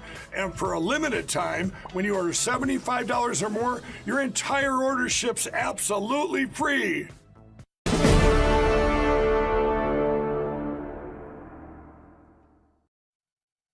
Welcome back to Live Up to Freedom. Thank you so much for staying with us. Yes, make sure to head over to mypillow.com or mystore.com. Use promo code AC21. You get discounts, I get credit, and we continue supporting Mike Lindell. Again, he has been labeled, all sort of labels. The biggest one, well, election denier. But you know what? He never gave up. For 3 years, he's been fighting and is still fighting. And he's filing Supreme Court cases at this point, trying to help the elections in this country. So support him by going to mypillow.com or mystore.com. Just make sure to use promo code AC21. All the discounts that was mentioned on that commercial will be applied if you use the promo code AC21. Okay, let's get back to our one and only amazing Daniel Greenfield guest. And as I was talking about Mike Lindell and you were talking about the labeling, and I couldn't help but to think fake news. There's fake news, right? Because that's what happens. Fake news helped the election to be stolen. Fake news helped Hussein Obama to become a hero for hope, giving billions to Islamic Republic of Iran. Fake news helped framing President Trump as the racist and the bigot and the womanizer and all that stuff. Chapter 3 of your book shocked me the most. Fake news and foreign conspiracies created Democratic Party. I want to know more, Daniel. You know, one of the great good newspapers still out there these days is the New York Post. The New York Post is one of the few papers that reports all the stuff that the mainstream media will not touch. It exposes the lies, everything from Hunter Biden's laptop to the various corruption scandals and the abuses and the Islamic terrorism and all that. Where did the New York Post come from? New York Post is actually one of the truly oldest papers in America. It's older than the New York Times. It was actually created by Alexander Hamilton in order to counter leftist papers of the time. So we're talking about a paper that is over 200 years old. It was my hometown paper. I'm originally a New Yorker. And Alexander Hamilton was coming up against a serious problem, which is that the nature of the newspaper had changed. Now, if you go back before the American Revolution, a lot of newspapers really just were heavily on digest. They told you which ship is coming in, what the cargo is. They would throw in some bits of advice, like the things that Benjamin Franklin would write. And they were not really all that political. If they were political, they were not that abrasively political. Then, as the left began gaining power, they were adopting the model used in the French Revolution, which had all these radical leftist papers and pamphlets. Obviously, there were pamphlets during the American Revolution that were on the good side, but there were also a lot of leftist pamphleteers, and they began creating newspapers. And these newspapers were radical, mainstream media type stuff. Some of them were very extreme. The key papers would actually go out. They would call for removing George Washington from office, even for killing him. There would be cartoons of George Washington being led to the guillotine. And these were the papers that would become the core of the Democratic Party, like the National Gazette. And this chapter really explores where they came from. They were actually set up in many cases by agents of the French Revolution, by various leftist radicals in America who were already envisioning this ideal society. One of them, the key figures in them, had written this novel that imagined, the abolition of marriage, the abolition of private property, and everybody would be living in this collectivist utopian society, of course, so they would have no identity and no personal property and no conventional, family at all. This was their vision of the future, and this was not happening, in the 1960s. It was not even happening in the 1860s. This is happening very, very early. It's happening in the 1800s, and this is what Alexander Hamilton. This is what American patriots are already fighting at this very early stage. And it should actually provide us with a certain amount of comfort, because it reminds us again, this did not come up overnight. We've been fighting this for over 200 years, and we're still here. They have made headway. They've made a lot of headway, obviously, recently, but we have faced this again. It's not a new problem. We can beat this. Very true. And, I think one of the reasons I was very shocked by Chapter 3 is, again, for the time I've been here, for a good chunk of the time of being here, I really thought, Fox News and CNN and MSNBC, they weren't necessarily zooming in, but they were still covering. For example, back to my very obsession, 2009, when the Green Movement was going on in Islamic Republic of Iran, they were covering it. They weren't covering it up. They were covering it. And then, gradually I started noticing the cover up until, of course, 2020, the election night.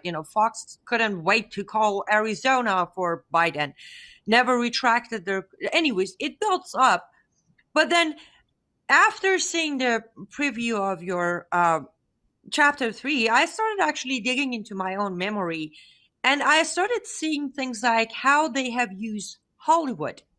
Mainstream media have used Hollywood in so many occasions to where when something major was going on and we were paying attention, suddenly somebody got a divorce and somebody had a plastic surgery, somebody had a baby with a weird name, and they would just jump over to that topic.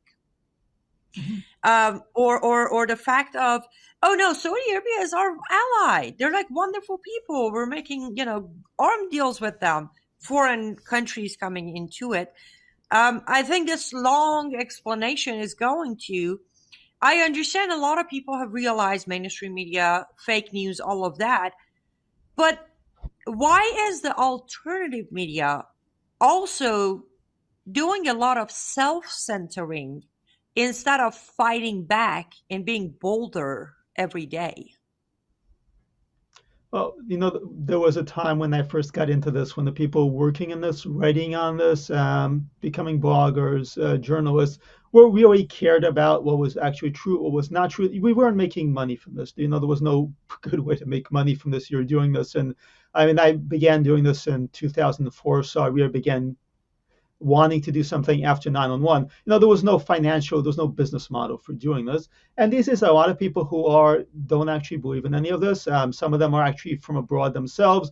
I've seen this where they will use fake American accents and pretend that they're Americans. You're doing something like that. It's dishonest.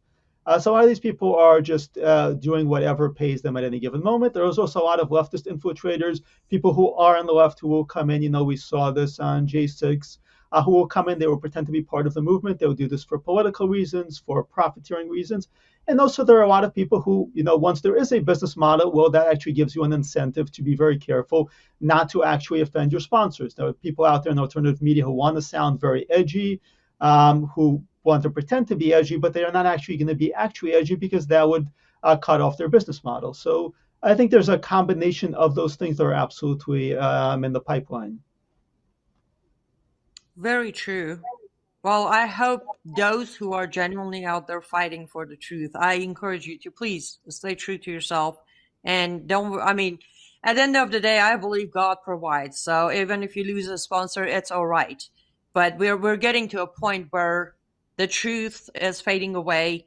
And I'm very glad that you are releasing this book, Daniel, because aside the fact that we can learn that we're allowing history to repeat itself, it's also allowing people like me, at least, to realize how important it is to not just look at the last 20 years of my life here, but rather dig further back.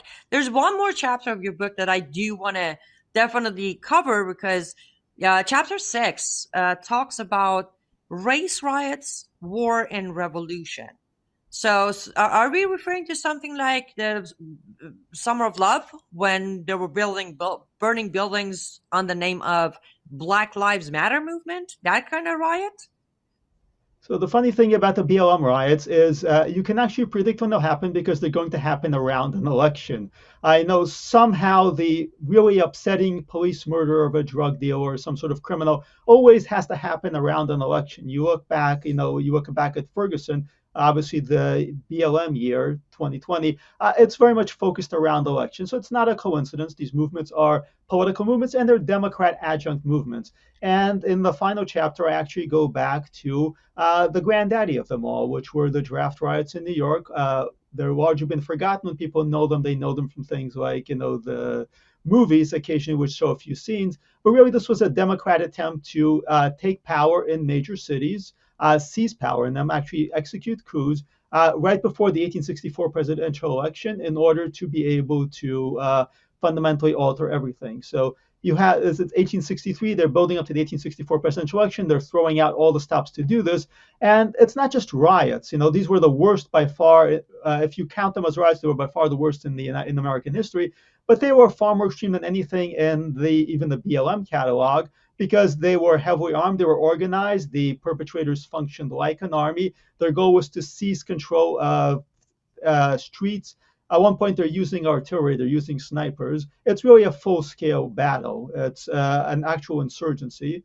And it was being done to benefit Horatio Seymour, who's the governor of New York, who hopes to be the presidential candidate who's running against Lincoln. And that's actually part of a larger conspiracy that's happening across the United States. I actually have an article today, it's not out yet today, but that I finished today, which discussed the Chicago conspiracy, where the heads of the Cook County Democratic political machine had a great plan to win an election. There was a prisoner of war camp with Confederate prisoners of war. They were going to break open the camp, bring them in, and in their own words, have them vote early and often and fight. And then they were going to loot all the banks. So this is the kind of thing that was happening back then. This is where all our race riots really even come from. They were an attempt by the Democratic political machine to rig an election, to seize power. And while Lincoln was reelected, actually, they succeeded in turning entire cities like New York City blue, because they drove out Republicans. The riots were aimed at Republicans. They also drove out black voters, who back then tended to be Republicans. So they made cities like New York safe for Democrats, safe for Democrat control. And they lost the war, arguably, but they lost the battle, but arguably they won the war. And this is part of the reason why these cities are still Democrat today. Wow. So is it safe to say that Democrat Party and their members, or the left as general, will literally stop at nothing until they achieve their goal, which to my understanding is definitely burn down our values, burn down our country, take away all we believe in, and replace it with whatever it is they want? Is that safe to say they will stop at nothing?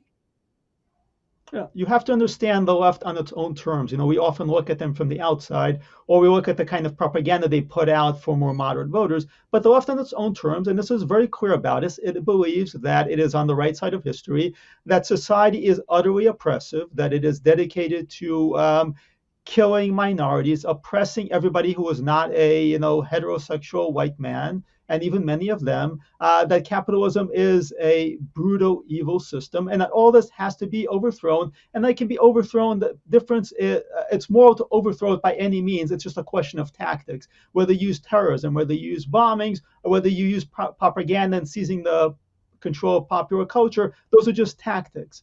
The ends justify the means, and they're very clear about that. They're very clear about that over and over again. And if you actually believe that, if you believe, as the left does, that our current society is destroying the planet, that 10, 20 years from now, humanity is going to go extinct, if you believe that, what would you not do to stop that from happening? Ask yourself. If you actually believe that 10, 20 years from now, we're going to reach a point where the human race is going to be extinct, why quibble at bombings, terrorism, lying, stealing elections, doing anything possible? And they believe this, just like Islamic terrorists believe this. They are both fanatics.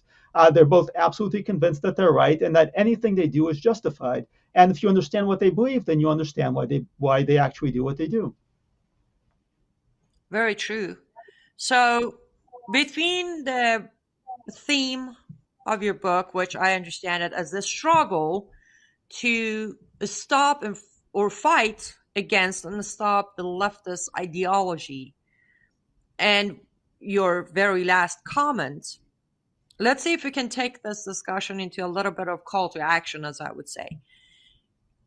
Is there anything, one thing, five things, anything that this very moment today, an American can possibly take as first step? Of course, I would say first step is grab the book, Domestic Enemies, pre-order it. As Daniel said, they're shipping it. Grab the book and read it. That is literally the first step, because you want to understand the history, you want to understand the steps, you want to look at what's been repeating in front of your face. But then, Daniel, after that step, let's say, what is the step two? Where do we go with that information, with that knowledge? Is there a step two to take? Well, step one does not have to be grab my book, as helpful as that would be. The reason for the book is we have to actually understand what we're fighting for. The left is so thoroughly infiltrated and corrupted our institutions that often we don't even know what we're fighting for. So many people on the right now just react to whatever the left does. And they're shocked and horrified by what the left is doing. Let's push back against this, let's push back against that. And that's good, it's helpful. We actually have to know what we are fighting to build, not just what we're fighting to destroy, because the left is absolutely a movement that is built on destruction. We need to be a movement that is built on creation. And creation can't start small. Resistance can start small. My mother was a political dissident in the Soviet Union, for example. They were under the most totalitarian, crushing weight of the left imaginable, and they began by building small communities. And your show is part of that. The entire Lindell Network is part of that. What we do at Front Page Magazine is part of that, and what you do in your own family circles is part of that. To the extent we can start at home, we can start building our small communities. We can start replacing the left rather than just combating the left. That's part of what you're doing with your art. We can step out of this leftist economy because so many people get wired simply into criticizing the left. And when you do that all the time, you amplify the left. There are people who are obsessed with what is the left doing in popular culture, these movies, these books. This is what it's doing there. We also have to, it's important to push back against that. We also have to create things of value, because if we're always just attacking, we're not really going to get adherents. We're going to get people who are against something. We need to build things that are good, things that are worthwhile. We need to create good things in our own families, in our own lives, whether it's art, whether it's writing, whether it's how you just interact with your children. That is actually the real step one. Create good things, build good connections. Think of the country you want, and actually get involved at the local level. Parents began making a difference by getting involved just in school boards, and that had a national impact, because guess what? All these crazy leftists, where they're coming from, they're coming out of the school system.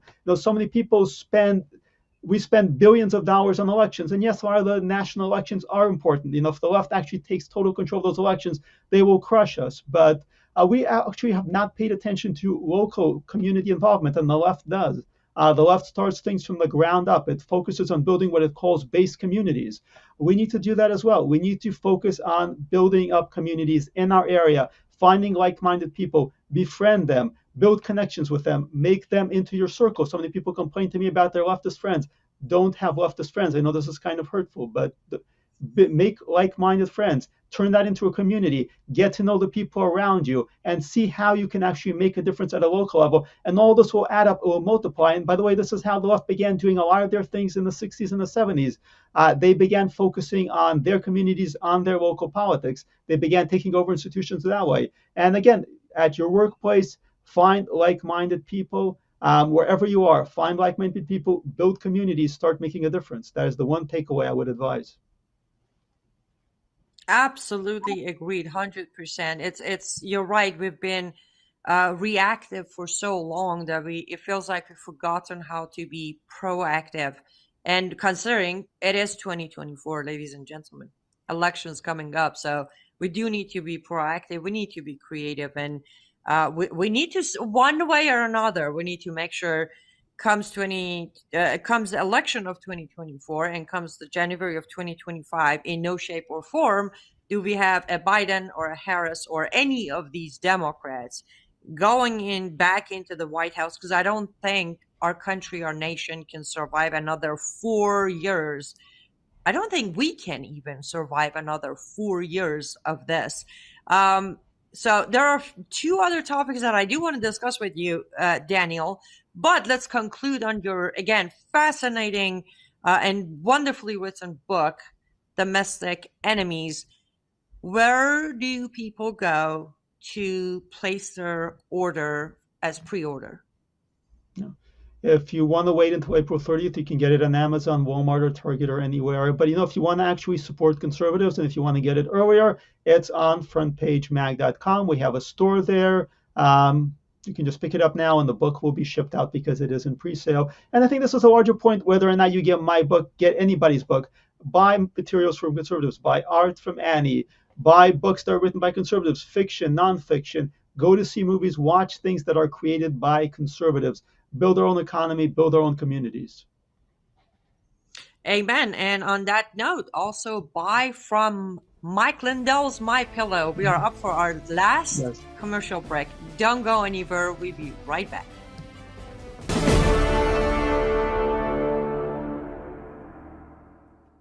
Step 2. Treat. With the Dewy Serum. Deeply hydrates and locks in moisture. Protects from free radical damage. Targets multiple signs of aging. Boosts microcirculation. Revealing a youthful, radiant, dewy complexion. Dewy Serum goes beyond ordinary skincare, leading you to a realm of glowing, rejuvenated beauty.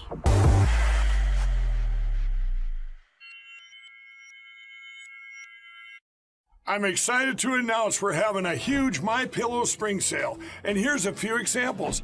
Buy one of our MyPillow 2.0s, you get another MyPillow 2.0 absolutely free.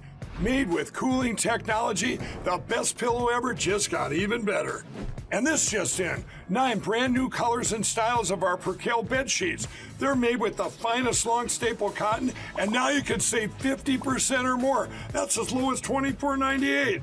And for the first time this year, I'm bringing you our My Slippers and Sandals for as low as $25 a pair. So go to MyPillow.com or call the number on your screen. Use your promo code to get your MyPillow 2.0s. Buy one, get one free. Percale sheets as low as $24.98. My Slippers and Sandals as low as $25 a pair. And for a limited time, when you order $75 or more, your entire order ships absolutely free.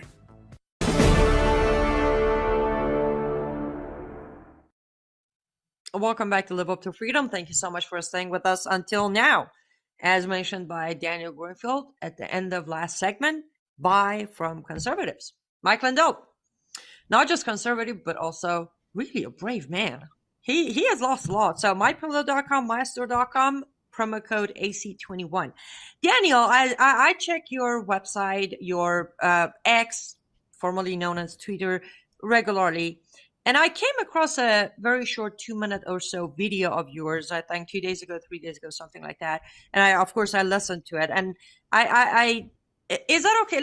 If you don't mind, let's go listen to that 2-minute video of yours, because I have a couple of questions about it. The Arab Muslim side, the pro-Hamas side, has a very, very simple and clear agenda. It's not interested in the details of the argument, it is interested in the trajectory of the argument. You know, like in a boxing match, it's not the individual punches that matter so much. The punches set up the trajectory of where the fight is going. And this is why the anti-Israel side, the pro-Hamas side, the pro-terror side keeps winning the arguments over and over again. Because they're interested in the trajectory of it, not in any individual argument per se. The arguments that they make are disposable. They're disposable by purpose.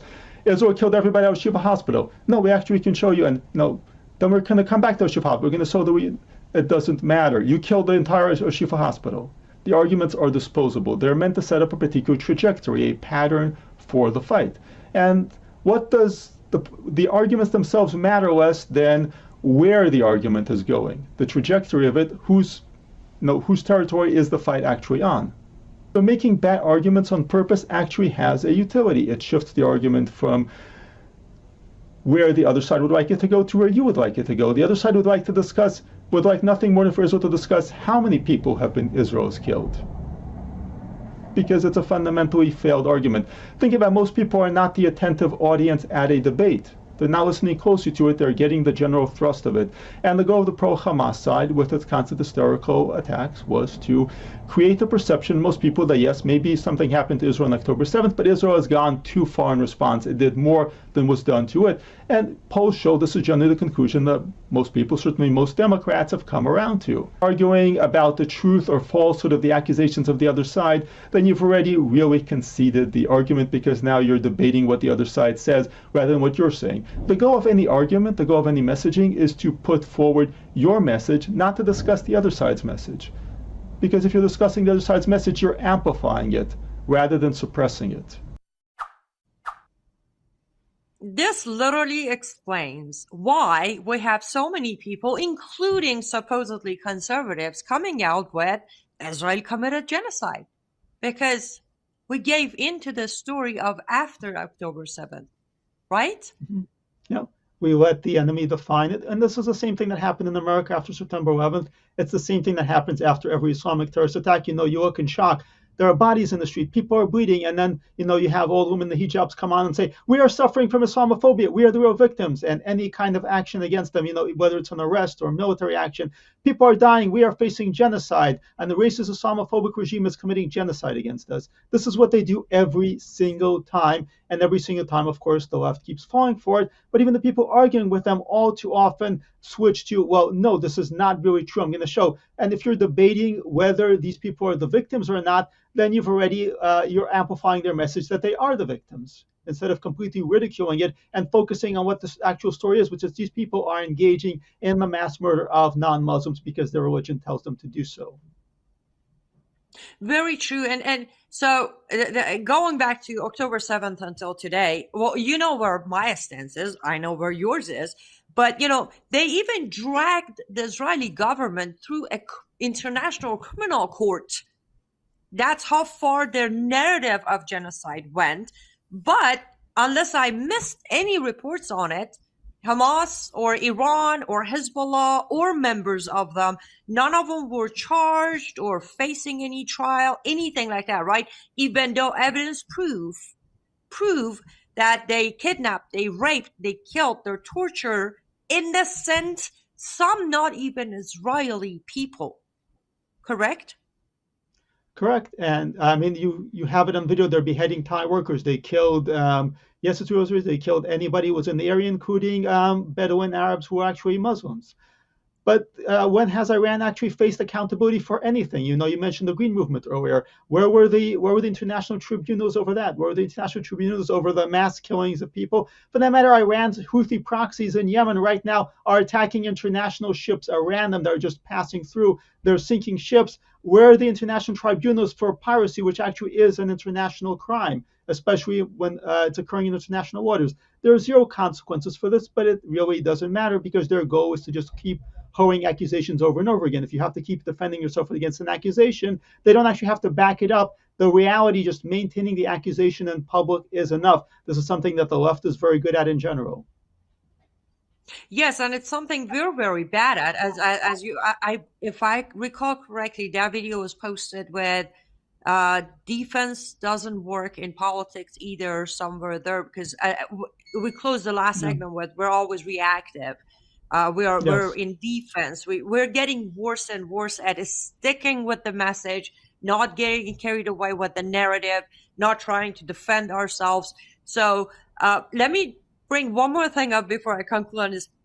We brought up Iran. Iran has been enabled. This one I'll say, even though most people don't like to hear this, because President Reagan is one of the heroes of this country, but President Reagan is the one who actually legitimized the mullahs regime in Iran, because he was the first American president to make arm deals with them directly and, take the arms, exchange money. And then from there on, except Trump, am I missing anyone? But except President Trump, there has been not a single president who actually genuinely, not verbally, but by action, stood up against the regime of Iran. Do we have anyone except Trump? Unfortunately, under Carter Reagan, the United States set the policy of actually trying to deal with Islamic terrorists, including the Taliban, including Iran, in order to supposedly fend off the Soviet Union during the Cold War. Now, the Cold War ends. They do not change their policies. So this was really the great tragedy. Instead, they go deeper and further into making alliances with Islamic terrorists. The first Bush administration is probably the worst disaster in that regard.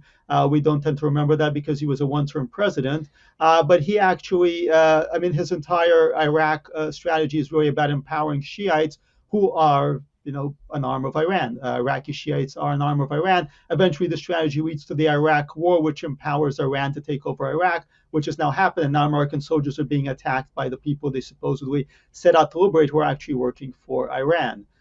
So this chain of disasters absolutely goes on through administration after administration. President Trump does something to pull out of it, to slow it down, to resist it in some cases, and he has to face a lot of attacks from the foreign policy establishment that people call the blob for doing so. And subsequently, before that, every administration does the same things over and over again. They pander to Islam, they pander to Iran, they try to get on their good side. No, the completely insane situation, the Houthis in Yemen, the Iranian Shiite proxies who are attacking ships. The Biden administration, one of the first things they did was delisted them as terrorists. Then, once the Houthis start attacking ships, they give them multiple warnings and they say, we're going to put you back on the list of terrorists. We're going to have this 30-day review. If you don't behave, we're going to put you on the list of terrorists. To do the 30-day review, they put the Houthis on the list of terrorists. Now the Biden administration is saying, come on, guys, if you just stop attacking the ships, we'll take you off the list of terrorists. This is our foreign policy toward Iran in a nutshell. Well, here's the thing. When they did put the Houthis in the terrorist list, I was one of the people to say, so what? Seriously, so what? IRGC has been in terrorist list for many years. MEK used to be in terrorist list. We have Houthis now, but the treatment doesn't change. It doesn't matter, especially right now. You can be in a terrorist list. Who cares? They will still allow you to do whatever you want, especially because we're back on indirect negotiations again. So what difference does it make, as Hillary Clinton would say? Yeah. Well, two things. One is the Houthis were not even put on the full terrorist list, but another one. And the other thing is that they create exceptions for humanitarian resources for all these terrorist groups. So why are we still putting money into Afghanistan? One reason is because they're humanitarian exceptions. And humanitarian exceptions, yes, they're going to say it's medication, it's whatever, civilian supplies. And in the case of the Taliban, they said it's access to bank accounts. You have to actually give these regimes access to bank accounts because people need to buy money with which they get medicine and food and whatnot. And at that point, the sanctions become absolutely meaningless for anything except direct weapon sales. And, it's not like Iran or the Taliban are buying our weapons anyway. Very true. And talk about Afghanistan, Iran. And you recently published an article where now our U.S. weapons are being smuggled by Iranians into Afghanistan, I believe. Is this what we left behind? By we, I mean Biden. Is that where it's happening, or are we giving them more weapons? Well, we left behind more than enough weapons to keep the Taliban in business as arms dealers for who knows how long. And the Taliban are absolutely in business. Because obviously we left behind weapons, but we also provided weapons to the so-called Afghan army, which mostly consisted of various warlords and interests, some of them actually connected to Iran. So we were handing them out all these weapons. Some of these weapons are making their way to Israel. Before that, they've made their way to conflict with Islamic terrorists all over the world. The more weapons we provide, the more weapons are transported to the enemy. We try to nation build, we try to set up these so-called good Islamic governments, and they turn out to be bad Islamic governments. So in this case, they caught M4 rifles that were being smuggled by Iran into following this complex drug route, Lebanon, Jordan, eventually to Israel, and being directed into the hands of terrorists. We've seen this before also with weapons that Hamas was using that were actually normally meant to be distributed to special forces personnel. So we've got a lot of weapons that were left behind in Afghanistan. I should also mention we were handing out weapons in Syria to all these jihadists and who knows who else. And we were training the Iraqi army, which turned out to be Iranian terrorists also. So it's a hell of a buyer's market for our weapons. Very much. And let's just add that we're also importing their terrorist members into our country, either through the withdrawal of Afghanistan or open borders or cartel members. We're importing them here, and then we're giving them over their weapons. I mean, what could go wrong, Daniel, right? It's all pitchy. Oh, yeah. They vetted them. They keep actually flagging people who got through despite their vetting. And their vetting consists of what? Asking them, have you been involved in terrorism? No, I have not. Okay, you're good to go. It's not like they can vet people who are coming from countries we have no relationship with. How are we vetting anybody from Afghanistan? Are we going to call up the government of Afghanistan, the Taliban, and ask them for their okay? And some of these people are coming from failed states, for that matter, even non-Muslim. Haiti, are we calling the government in Haiti that is basically non-existent? Are we calling any of these failed states? No, we're not vetting them. Vetting is a myth and a lie. It's one of the biggest lies in the book. Exactly. Which brings us back to domestic enemies. because a lot of them are here now, so they're considered domestic. The invasion of United States of America continues. Now the question is, what are we going to do about it? Unfortunately, we're at the end of our program, so last words of wisdom, Daniel, whatever you like to leave our audience with, goes to you. Well, we just closed off on domestic enemies and all these people coming across the border. So many people are saying this is impossible, it's irreversible. You know what? Even the Eisenhower administration, which was fairly liberal, was able to deport massive numbers of people. We can do this. We just don't have the willpower. When the left approaches a problem and they're told it's impossible, they say, no, we're going to do this anyway.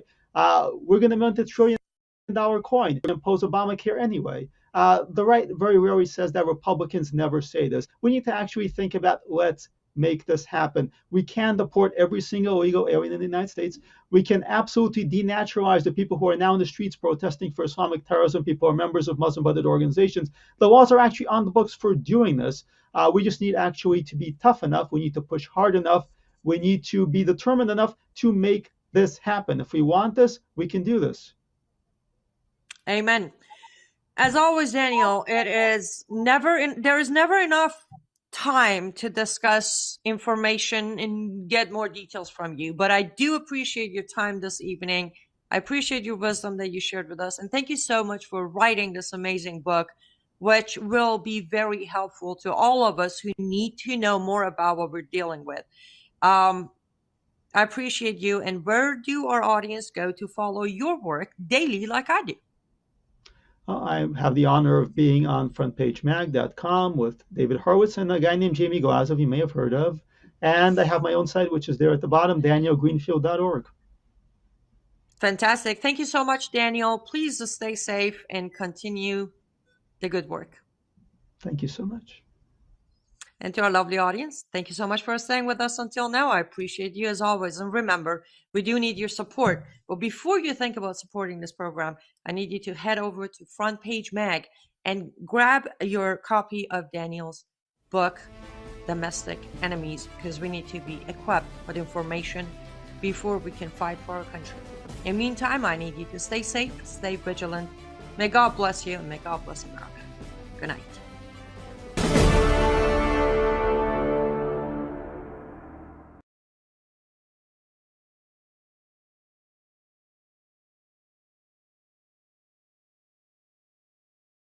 Everybody, it's Annie Cyrus. Welcome to my art studio where all the magic happens. This is the station for painting, and that is the station for all the resin art I do. If you want to check out my art, all you gotta do is go to lutfstudio.com.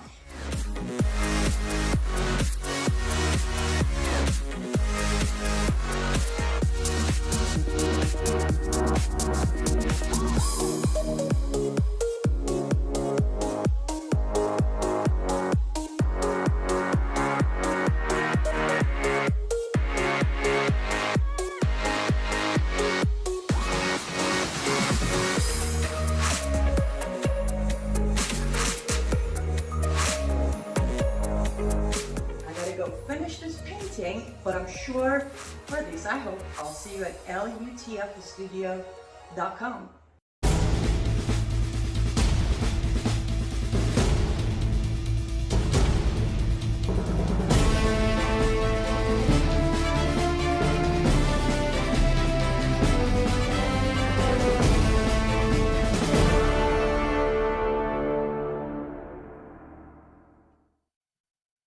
Good evening, everybody. Welcome back to Live Up to Freedom. Thank you so much for joining us this evening. We do have a very special guest that's going to join us here in a minute. And we're going to actually I will do my best to, within the next hour, do a deep dive into some serious Biden issues that seem to be overshadowed by some other issues. And I know there are too many issues going on with existence of Biden regime. And it's not just Biden. We all know he's a puppet. Or some of us do. I shouldn't say we all do. But I was just thinking last few days, I'm like, there are certain areas that are not being touched and they're going not unnoticed necessarily, but not as noticed as it should. And constantly with all these new news coming up. It's like too many shining objects going on. Anyways, let me stop rambling on, because what's the point? Why do I ramble on when I have one of the best experts you can find out there to actually tell us all about these issues? Joining us right now as one of my very good friends and experts on all things. I always say all things Biden family. You want to know about Biden family from day one to today? Is Jeff Cruer. He's the host of Ringside Politics. He also is the author of the book America's Last Chance, which we will talk about in a minute. Welcome to the program, Jeff. Hey, Annie, great to be with you. Thanks for having me. Absolutely. It is always, in a very strange way, fun to have you on, because you talk about things a lot of people either don't talk about or don't know much about or don't want to touch because they don't want to be labeled. So before we dive into these really big issues that are looking small, I want to talk about your book, America's Last Chance. It was published in June of 2016, which is, if my math helps, shortly here in a few months, it's going to be 8 years old of a book. But Jeff, I can't help but to think, every time I think of your book, it's like, did he look into the future? Or did he know that things aren't going to get any better at all? So let's talk about your book. Let's talk about what is this America's Last Chance, and how much closer are we to that very last chance comes November of this year compared to 2016? You know, Annie, when I wrote that book, I was looking at the field of candidates and looking at the choice between Hillary Clinton and Donald Trump. And, you know, we suffered under the 8 years of Barack Obama. I mean, we suffered terribly under his 2 terms. So we couldn't continue on with another Obama term. And this was a chance to really move in a different direction with President Trump. So I laid it out in the book, and really, it was my view that we couldn't survive another term of Barack Obama. Thank God, which Hillary Clinton would have been. It would have been Obama's 3rd term. So thank God Donald Trump won. And he gave us 4 great years with some problems, because he was surrounded by people that didn't believe in his agenda and were working against him. But he did a great job, in my opinion. And then, of course, in my view, the election was stolen from him. And I know people don't want to hear that, but in my view, it was. And then we had these horrific Biden years, which have made Barack Obama look statesmanlike in comparison. So this is really, the Biden Obama administration together, because I do think Barack Obama is pulling the strings, and he's doing things in this term that he felt he couldn't get done in his first 2 terms. So now we look at this upcoming election, and I believe that this is the most important date in American history, Annie, and that is November 5th, 2024, the election where we're either going to choose to be a republic or choose to be a dictatorship. And I think it's really that simple. And I think it really will be something that will be catastrophic. I don't think we can recover from another 4 years of these Biden policies, whether it be Obama, whether it be someone else pulling the strings. It has been just catastrophic in so many different ways for our country.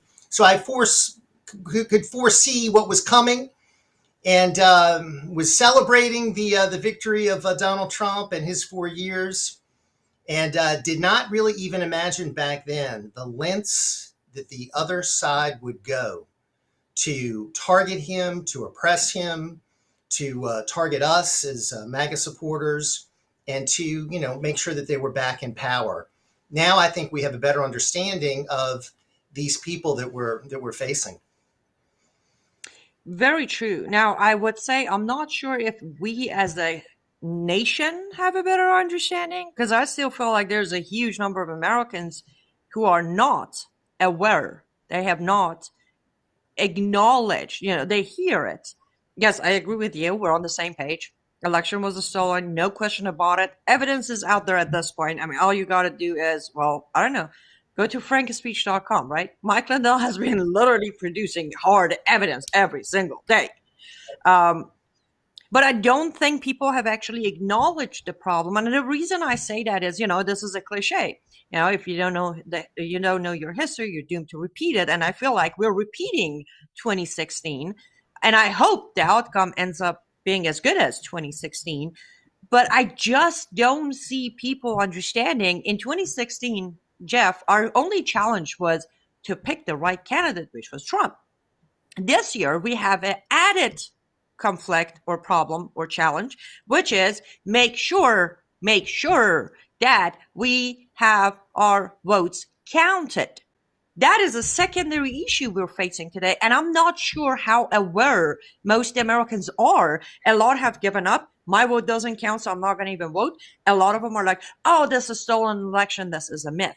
So what do you add to that? Well, this is a whole new dynamic that we didn't have back then. And that is the whole electoral integrity issue. And I don't think back then people were plugged into how the other side can really steal an election. And we were really introduced to it through COVID and through the ballot harvesting and the drop boxes and the mail-in ballots and the extended period, the election season, as opposed to election day, that we've sort of now morphed into. And many of these states have these same procedures in place. A gentleman just put out a report today showing that up to 18% of the voter rolls in 26 states are either people that don't exist or addresses that don't exist. So there's massive fraud as far as the voter rolls go. And that's one of the ways that Democrats manipulate the vote through the voter rolls. Here in New Orleans, where I am, we've got voter rolls that, according to a group that really analyzed it for the recall that they were doing of the mayor, up to almost a third, 33% of the voter rolls that are inaccurate. On the voter rolls were about 260,000. They say the real number is closer to 180,000. So massive problems with so many different parts of the election. So you're right. We had no conception of that back in 2016, or at least not to the degree we have now. So there's so many more things we have to take care of in this upcoming election. And my worry is that the team in place at the RNC and the people that are going to be supposedly helping Donald Trump don't have the resources, don't have the knowledge, don't have the right people in place. So I'm worried about that big time. Agreed. And this is a pretty tragic joke, and I'm sorry for repeating it, but I found it fascinating and tragic. I had a friend of mine who contacted me a few days ago and said, she wasn't really feeling up. I'm like, something wrong. It's like, yeah, unfortunately, my grandmother just became a Biden voter. I'm like, well, we can talk her out of it. It's like, she passed away. I was like, whoa. It's at a point where we can comfortably make joke about it, that there are people who have passed away but somehow ended up in the record of voting for Biden.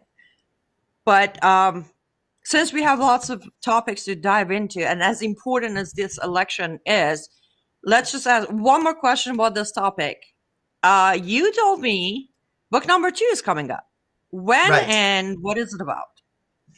Well, I'm putting the final touches on it, Annie. It's going to be a sequel to the last book, an update on a lot of the topics that I addressed in the last book. And part of that was the battle going on in the Republican Party. I'm a former executive director of the Louisiana Republican Party, former deputy chair of the Louisiana Republican Party, and I was co-chair of Donald Trump's Louisiana campaign back in 2016.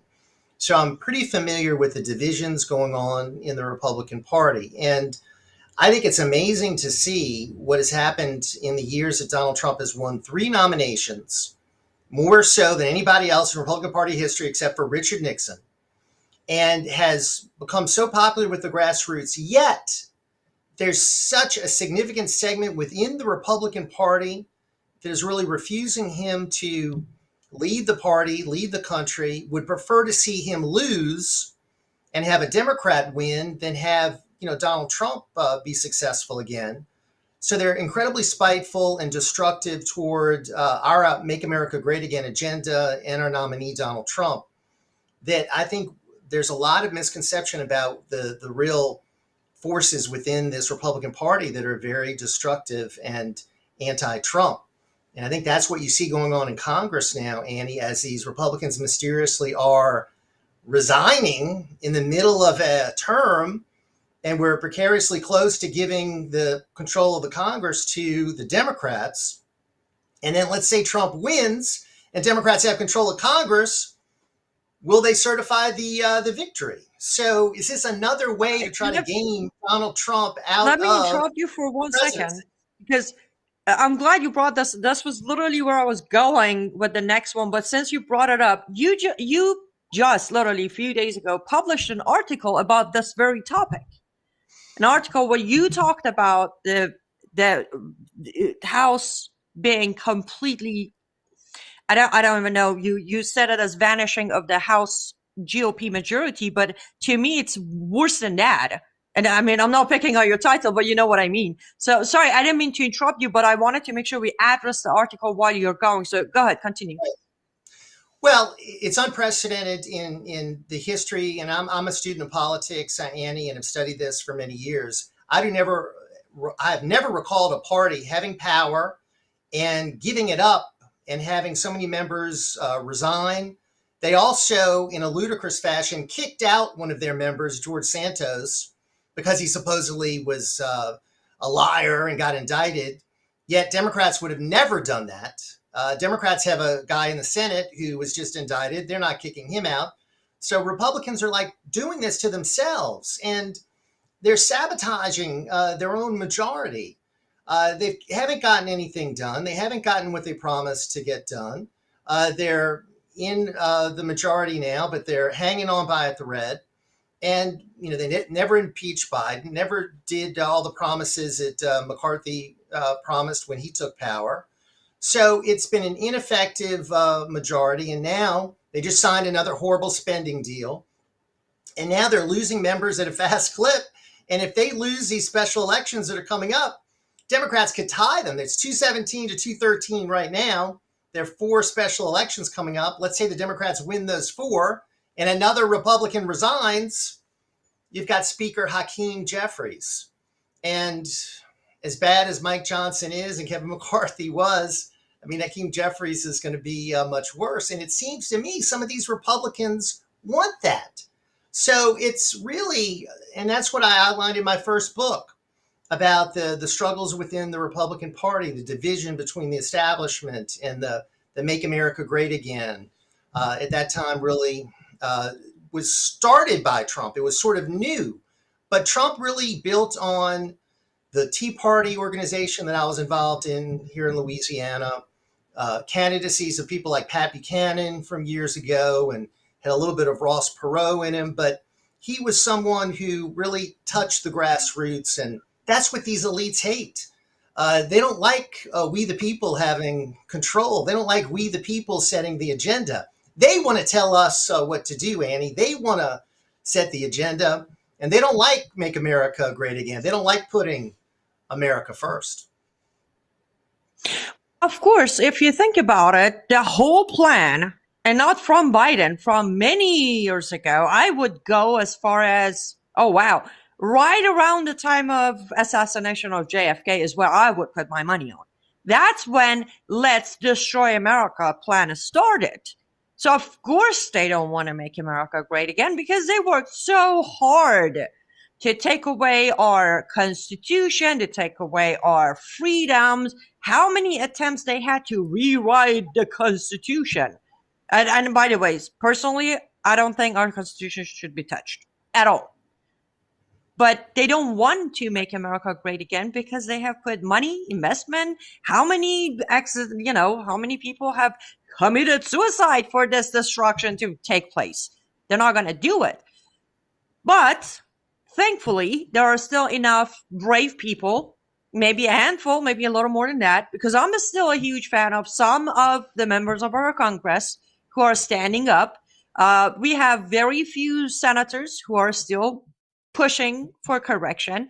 We still have President Trump, thankfully, is still fighting back and moving forward. So all is not lost, but things are scary. We are up for our first sponsor break. So Don't go anywhere. We're going to take a quick commercial break. We'll be right back and continue this discussion with Jeff Brewer.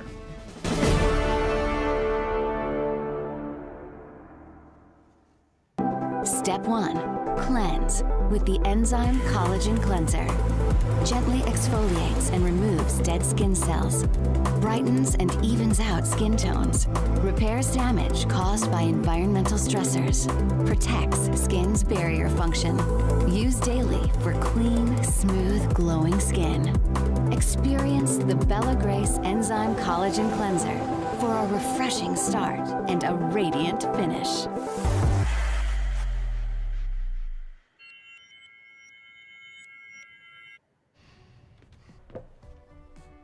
Looks like you've been sleeping well. Megan, he's back. The My Pillow guy. And you're looking good. Still feeling good. Well, just when you thought it couldn't get any better, we've got the best pillow ever, My Pillow 2.0. When I invented My Pillow, it had everything you'd ever want in a pillow. Well, now there's new technology that makes it even better. My Pillow 2.0 has my patented fill combined with a cooling fabric with temperature regulating thread. My Pillow 2.0 is truly the next generation of My Pillow.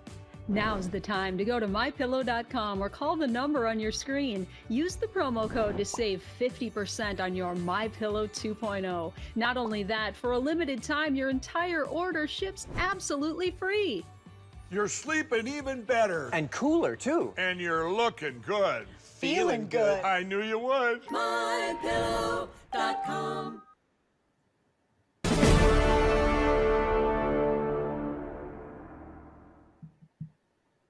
Welcome back to Live Up to Freedom. Thank you so much for staying with us until now. Yes, make sure to go to myastore.com or mypillow.com. Use promo code AC21. You get discount, we get credit, and this way we can continue supporting the hard work of Mike Lindell, as mentioned, fighting for our election integrity, and he can use all the support we can give him. Mystore.com, mypillow.com, promo code AC21. We're joined by Jeff Brewer, and fascinating first segment, if you don't mind me saying, because, again, it's good to hear the truth. But I want to kind of switch gears. It's all connected, but one of topics that I know it's my kind of passion, and I know it is also yours. Let's go to our borders. Let's talk borders. Biden's floodgate is what I have come to realize. We shouldn't call it borders because we don't really have borders, but we do have Biden regime's floodgates. It is wide open. Everybody knows about that part of it, right? I mean, everybody knows. But I feel like one of the things that they don't know is, oh, I'm not in Texas, I'm safe. Oh, I'm not in Florida, I'm safe. Oh, I'm not in Arizona. You get what I'm saying. Oh, I'm in Midwest. They're coming through that. It's like, no. I don't know if you're familiar with the different groups who cover the border situation, but there was a breaking report that they put up recently, last few days ago, of showing the 200 pages of report, Jeff, on crimes committed by illegal immigrants in Chicago itself. And they have, like, if you look at they have the report attached on this article. But when you go through, I didn't go through the entire 200, I'm not going to lie. I went through a good chunk of it. And it's detailed. I mean, literally, it has name of the person, what kind of crime they committed, when was the date, all of that. And when you look at this, Chicago only, and I would say it's safe to say Chicago is pretty far from the floodgate, right? But you look at these reports, assault, battery, bodily harm, gun, it is disturbing to look at how much of Chicago crime rate that we hear about. Now, we hear about the crime rate, but Jeff, we don't hear about who's committing these crimes, right? We only hear about guns bad, guns bad, guns bad. So what are your thoughts on this? Yeah, that you're right, Annie. That's the narrative. It's like the guns are committing the crimes, not the individual pulling the trigger. A car can be used to kill people. A car can also be used to save lives by getting a person to the hospital. A gun can be used to kill people, but a gun can also be used to save lives if you're being attacked. So I think the more people that we have utilizing the Second Amendment, the safer we're going to be. As you notice, all of these mass attacks occur in gun-free zones. And that's where these cowardly criminals, mass murderers go. The situation at the border, you outlined it very well. It is now 50 states that are border states, not just Texas, New Mexico, California, and Arizona. It's really the entire country. We're here in Louisiana, so we're one state over from Texas. There's a city outside of New Orleans called Kenner. And I interviewed on my radio show the police chief who was saying that he can't keep up with the number of illegals that are in Kenner.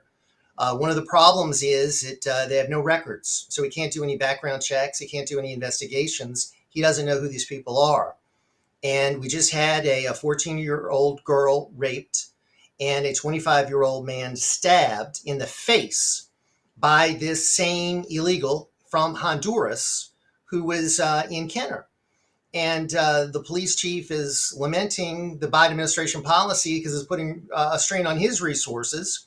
We just had an emergency order issued by our governor because we don't have enough law enforcement in Louisiana, Annie. We are thousands of officers short of where we need to be as far as law enforcement. At the same time, we're being flooded with illegals, many of them carrying weapons, many of them bringing drugs and committing crimes. So it is a really uncomfortable situation for the people of Louisiana now due to the demonization of the police. It happened after George Floyd, all the targeting of police. So many people left the police. We've been hearing from the liberals that want to defund the police, and it really worked. And so many people have really decided not to become law enforcement officers. And that is occurring at the wrong time because we now have more criminals coming into our state due to all of this illegal immigration. So that's just us here. Imagine how bad it is in Texas and in Arizona, New Mexico, and California, and all these other states. And I know Chicago and New York, and it's a countrywide problem. And the person to blame for this, Annie, is Joe Biden. He destroyed all the good policies that Donald Trump had. Remain in Mexico. He stopped the border wall. He reinstituted catch and release. And he said he was honored to have people come here illegally. He wanted to make sure they came here. He rolled out the red carpet, put out the welcome mat. They came. And you know, they came from 174 nations. Now, Annie, the question is how many? I've heard estimates of up to 15, 16 million that have come in here since Joe Biden became president. But even if it's 12 million or 10 million, that's double the size of the state of Louisiana because we only have 4.6 million, supposedly. Who knows how many we have now with the illegals. So it's a beyond a crisis, and Joe Biden engineered the whole thing, Annie. Agreed. And you know, Jeff, one of the things that you pointed is, you know, they started the defund the police charade. I call it a charade. They're mostly peaceful protests, destroying half of the cities. I can't help but to think that was their start. They started this so we would not be able to deal with the situation. Now, I understand. I interviewed one of my favorite border reporters, Hernando RC, where he actually mentioned he has a video that shows these illegals come right through Texas. From there, they are handed tickets to Chicago or New York or California, different areas in California, handed tickets for free to get on a plane or on a train and go. So they are doing that part, absolutely. But then, as you said, when it comes to our own towns and how this open border is affecting our lives in our small towns or big cities, that part, every city, every state is short on police officers because rightfully so. I don't blame anyone who walked or who's not willing to become a police officer in the United States of America anymore. But they had to start that. That was part of the plan. And again, sometimes, you know, Jeff, me and you, we sound like, oh, you're all about conspiracy, which recently we're running out of conspiracies because they're all becoming, you know, reality. Right. But it's not a conspiracy. Biden regime Biden himself, everyone involved with his regime that they called administration, one pen could have stopped this. That very pen is the pen that flew more than 60,000 Afghans without knowing if they're Afghans or not, right into the country, put them in military bases, open the door and say, welcome to US. By the way, I don't know who you are. I don't know what your name is. I don't even know what your age is, but welcome to US. Months later, 134 of them so far are connected to Taliban. Really? How many of the border that are coming to help with help of cartel members, IRGC and Hamas and ISIS? How many of them? You know, it's the danger, as you said, the danger has spread across the country, and I don't see the outrage. You know, I don't. yeah, there needs to be more. I think it's building, but there needs to be a lot more. I saw a poll just today that the top issues in the campaign are the economy and inflation and illegal immigration. So these are issues that more and more Americans, I think, are finally getting really focused on. And these are issues where Joe Biden is terrible. And, you know, he's destroyed the economy and created this illegal immigration disaster. So I think we're getting there, cluing in the American people. I think they're seeing it in their neighborhoods all over the country. They're seeing the influx in the big cities. They're hearing on the news about these crimes being committed. Laken Riley is the horrible example occurring in the great state of Georgia. Then Biden gets up and gets her name wrong, then apologizes for calling the killer an illegal. I mean, come on, that is obscene. He didn't apologize for getting her name wrong. And he's just so inappropriate. He's so misdirected. He's so harmful to this country. The numbers of people that have come in here that are called gotaways, Annie, is what I'm worried about. So the people that are not processed, that get in and are then go who knows where. We don't know what kind of affiliation they have. We don't know what they're carrying. We don't know who they're taking orders from. We got Chinese nationals. We got people that I think are surely connected to Islamic terrorist groups. Possibly the Mexican drug cartel has got all kinds of affiliates all over this country, sleeper cells. Yet the FBI and the Department of Justice seem to be focused on getting grandma in jail, who was at January 6th with a phone and taking pictures of the Capitol, and they want to make sure that she goes to prison. Yet we've been get this massive influx of millions of illegals that should be the top priority. Yet it seems like January 6th is still the top priority. And Very true. And I'm glad you brought up that point, that very short half a second moment that he dedicated to this little tiny pin that you couldn't see, got the name wrong, and then apologized because he should have said illegal. But his excuse was what I could feel my face burning when I was hearing this. Of like, you know, thousands, tens of thousands of people are killed every year in hands of legals. Okay. First of all, crime happens everywhere. Nobody's denying that. But the difference is those citizens, legals in America who are committing any kind of crime, first of all, they face justice because we know who they are, because they're legal. So we have their social security number, date of birth, address, last paycheck. Maybe once in a while, one might get away with. But when illegals commit those, the first step is, who was he? Or who was she? Can we even get a hold of them? And when we do, we deport them. Next year, they're back in. But in America, when we get an American, they go to jail, and guess what? They stay in jail. So chances of them coming back and committing a crime again, kind of sort of at least few years depend on their sentence. Does he really not understand the difference of imported criminals versus criminals who are caught serving sentences, facing justice? Does he not understand it? Or is this another narrative to just, whitewash the problem? I think it's a combination of both. I mean, I think he's mentally incompetent. I mean, I don't know what he really understands, Annie, because I think he's losing it. Any speech that he gives these days, I mean, filled with flubs and mistakes and slurring and a hard time even communicating. So I don't think he's all there. So possibly he doesn't really understand things, but he's also, what he does know is he's got to placate the far left in the Democratic Party. He's got to make sure that they're energized and they come out and support him. So he can't say illegal because they got upset with that. So he had to correct that. But he certainly didn't need to correct the name of the young woman that was killed. Notice how he's acted on the whole Israel-Hamas situation.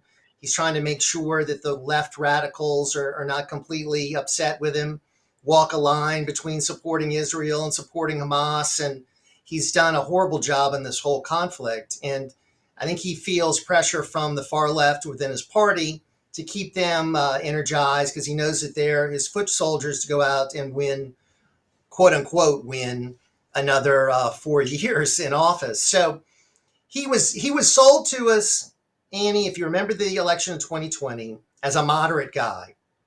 Oh, Joe Biden, Mr. Moderate. He's an average guy, working class Joe. He's going to support the middle class. He's going to be much more moderate than Bernie. So we got to get behind Joe. I think he's been just as left-wing as Bernie Sanders would have been. I mean, I think he's been just as progressive and as socialist and as horrific as Bernie Sanders. In fact, I think Bernie Sanders might not even have been as bad as Joe Biden has been. So that's the Democrat Party today. You know, the old Democrat Party where we had JFK and Scoop Jackson and people that were Harry Truman, somewhat moderate, conservative on some issues, they're gone. I mean, it's all been turned over to the far, far, far left, Annie. And that's what we got today. Agreed. And again, it's kind of that feeling of, is it far left? Is it far right? Is it middle? Are there even two parties left anymore? Because I can't help but to believe there is one party. We can call whatever we want to call. But to me, the nation, United States of America, is split exactly in half. There are the Americans, and then they are the anti-Americans. End of the story. I don't see it any other way. Because, I mean, we call them rhinos, right? What are they doing? Helping destroy America. What are they doing? Putting Americans last. So I just don't feel like that party label applies anymore. It's just Americans, anti-Americans. And it's not even America involved anymore. It's Americans versus non-Americans. You make a good point. I was hoping Donald Trump would have started his own party and called it the Patriot Party or something to tap into the Make America Great Again agenda. But he stayed Republican. And you're right. I mean, the rhinos do the bidding of the Democrats and the Uniparty, and they're all about the deep state. So we're all about America, trying to put America first and rebuild our country and get jobs back and businesses back. And they're about never-ending wars and globalism and open borders and growing government and increasing taxes and increasing regulations and all this Green New Deal craziness and EVs and kowtowing to China. So you're right. I mean, it is sort of the establishment of both parties. And then you've got this little wing within the Republican Party up there, these fighters, Freedom Caucus members, but they're not many. But they represent a huge number of Americans like us that we don't have representation in Congress. That's the problem. We don't have people up there fighting for us and what the American people want, Annie. Very much true. Okay, I promise last question on border, and then we're going to switch gears to what I don't know much about, you know a lot about. But Kamala Harris, border was supposed to be her thing. Where is she? I mean, forget about going to border, but generally, is she MIA? Like, where's Kamala? What happened to her? She was given all the jobs that I think Biden wanted to sort of have fail so that she would look like a failure. I think he considers her his insurance policy. So the worse she is, the more people will say, well, we got to keep Joe. We can't let Kamala Harris be president because she's even worse. So everything he's given her to do, she's been a spectacular failure. She's a joke as far as the border. She hasn't done anything. She's the border czar. She spouted the lies, Annie, that the border's secure.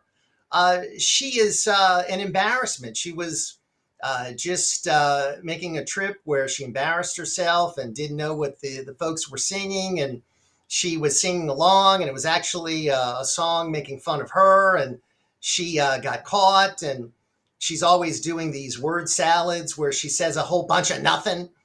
And she's incredibly incompetent, but she matches that, Annie, with a far left agenda that the far left activists in the Democrat Party wanted to spout. So that's what she does. And, she's an incompetent vice president. She's terrible. We've got the worst president, the worst vice president in American history combined together.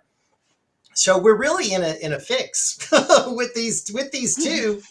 I can't think of one thing that Joe Biden has done well or one thing that Kamala Harris has done well. Not one. Aside helping destroy America, they have definitely failed in other departments. And I agree, sometimes I can't help to think, even leftists, even anyone, if you're an American, how can you be okay watching this all happen? This is United States of America. We used to be it. Being the vice president used to be this really prestigious, heavily responsible position to have, an honor.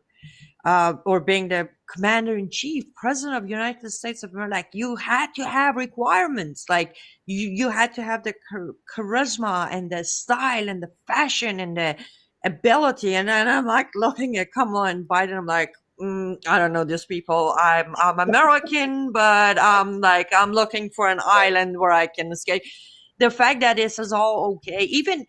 Everybody knows I'm an anti-Obama all the way, but at least Obama knew how to talk. Obama could follow teleprompter and give us a good press release and answer a couple of questions, even though every time he moved his mouth it was a lie. But at least we had that. But with this combination of these two next to each other, it is a cartoon. It's tragically hilarious. But You're exactly, we're gonna take. Exactly right. You're exactly right. Obama was good. He could communicate. He was, and so was Bill Clinton. A good communicator, a good liar, smooth. Joe Biden, he can't give a speech to save his life. He can't get through a speech without stumbling. He can't even get on a stage without getting lost on the stage. Sadly. That's right. And honestly, I'm not being mean. It's just the reality of our life today. Right. Yeah, and okay. he is. We're gonna. He's a danger to himself and to our country because he could fall at any moment and break his hip, and we'd be in a fix. He's 81 years old, but he's in a very frail mental and physical condition, and that worries me because he's our commander-in-chief. Oh, may Lord have mercy on all of us and our beautiful nation. We're going to take a quick commercial break. We'll be back to finish this segment with tapping into Jeff Cruer's expertise on Biden's economy. Don't go anywhere. We'll be right back.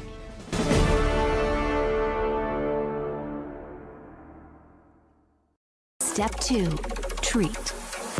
With the Dewy Serum. Deeply hydrates and locks in moisture. Protects from free radical damage. Targets multiple signs of aging. Boosts microcirculation. Revealing a youthful, radiant, dewy complexion. Dewy Serum goes beyond ordinary skincare, leading you to a realm of glowing, rejuvenated beauty.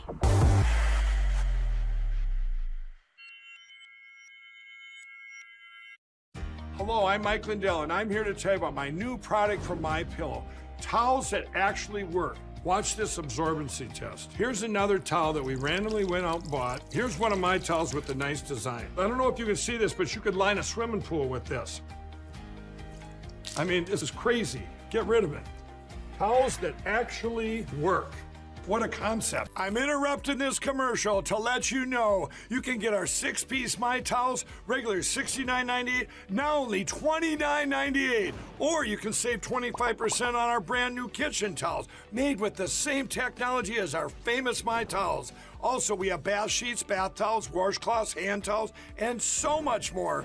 And the best part, with your promo code, your entire order ships absolutely free. So go to mypillow.com or call the number on your screen. Use that promo code to get deep discounts on all my towels. And for a limited time, your order ships absolutely free.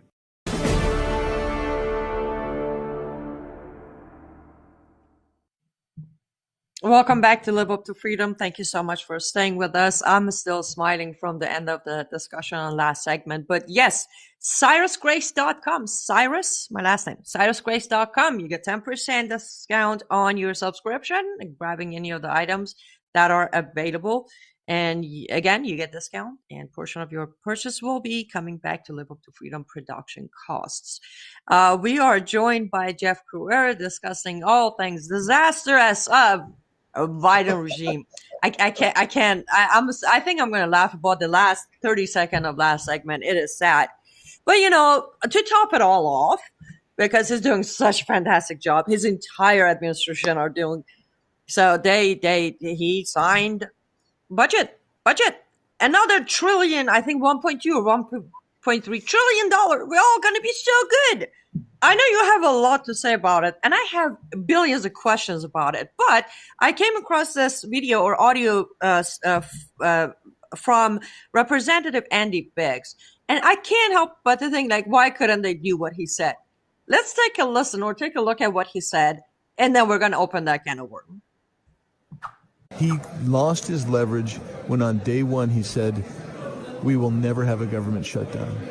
Because if you're afraid that you might have a government shutdown or a partial shutdown and I told him you can have a managed shutdown. You actually can have a managed shutdown. That's what you should do. You should have a managed shutdown, take care of what we have to take care of, let the other, the non-essentials kind of go by the wayside, protect the country, and then you would have actually, that's a twofer. You bend the spending pike down, the curve down, and you also can leverage that to get border enforcement, for instance. But he didn't do that. He took away his own leverage. And Republicans are known for that. What say you about what he said, Jeff? I like the representative. I mean, he's one of the fighters up there, and he's exactly right. Republicans are known for backing down. Republicans are known for folding their tent. Republicans are known for not standing up for their principles and taking on the Democrats. They're too worried about their D.C. Cocktail circuit. They want to have friends in the media and the Democrats. They want to be nice guys. So they cut these deals, and the real losers are the American people. They're us. So we have a budget deal. When you combine what was passed a few months ago with what was passed the other day, $1.7 trillion. And of course, Biden goes out there and says that he's cutting the debt, which is a lie. He says he's cutting the debt by 1.7 trillion when we're adding to it constantly. Just a little review of the numbers, Annie. When Biden started as president, we had a federal budget deficit of about 27.8 trillion approximately. He has added close to $7 trillion to the national debt. We're 34 trillion, knocking on the door 35 trillion. So he's going to add more to the debt than President Trump did. He's not fiscally responsible. And that, of course, is one of the reasons why we have inflation in our country today, because we're spending money that we don't have. And we're devaluing our currency. And thus the American people are in a fix, because inflation is higher than their salaries and they're falling behind. They're putting it on their credit card and they're increasing their credit card debt. And guess what? Interest rates are still high. Interest rates haven't come down. They haven't cut interest rates. So those out there trying to buy a home, those out there trying to realize the American dream are having a very difficult time because of where mortgage rates are right now, because of where credit card debt is now, because of where the economy is now. So that's Biden inflation, that's Bidenomics, and it's a disaster for the country, Annie, a disaster.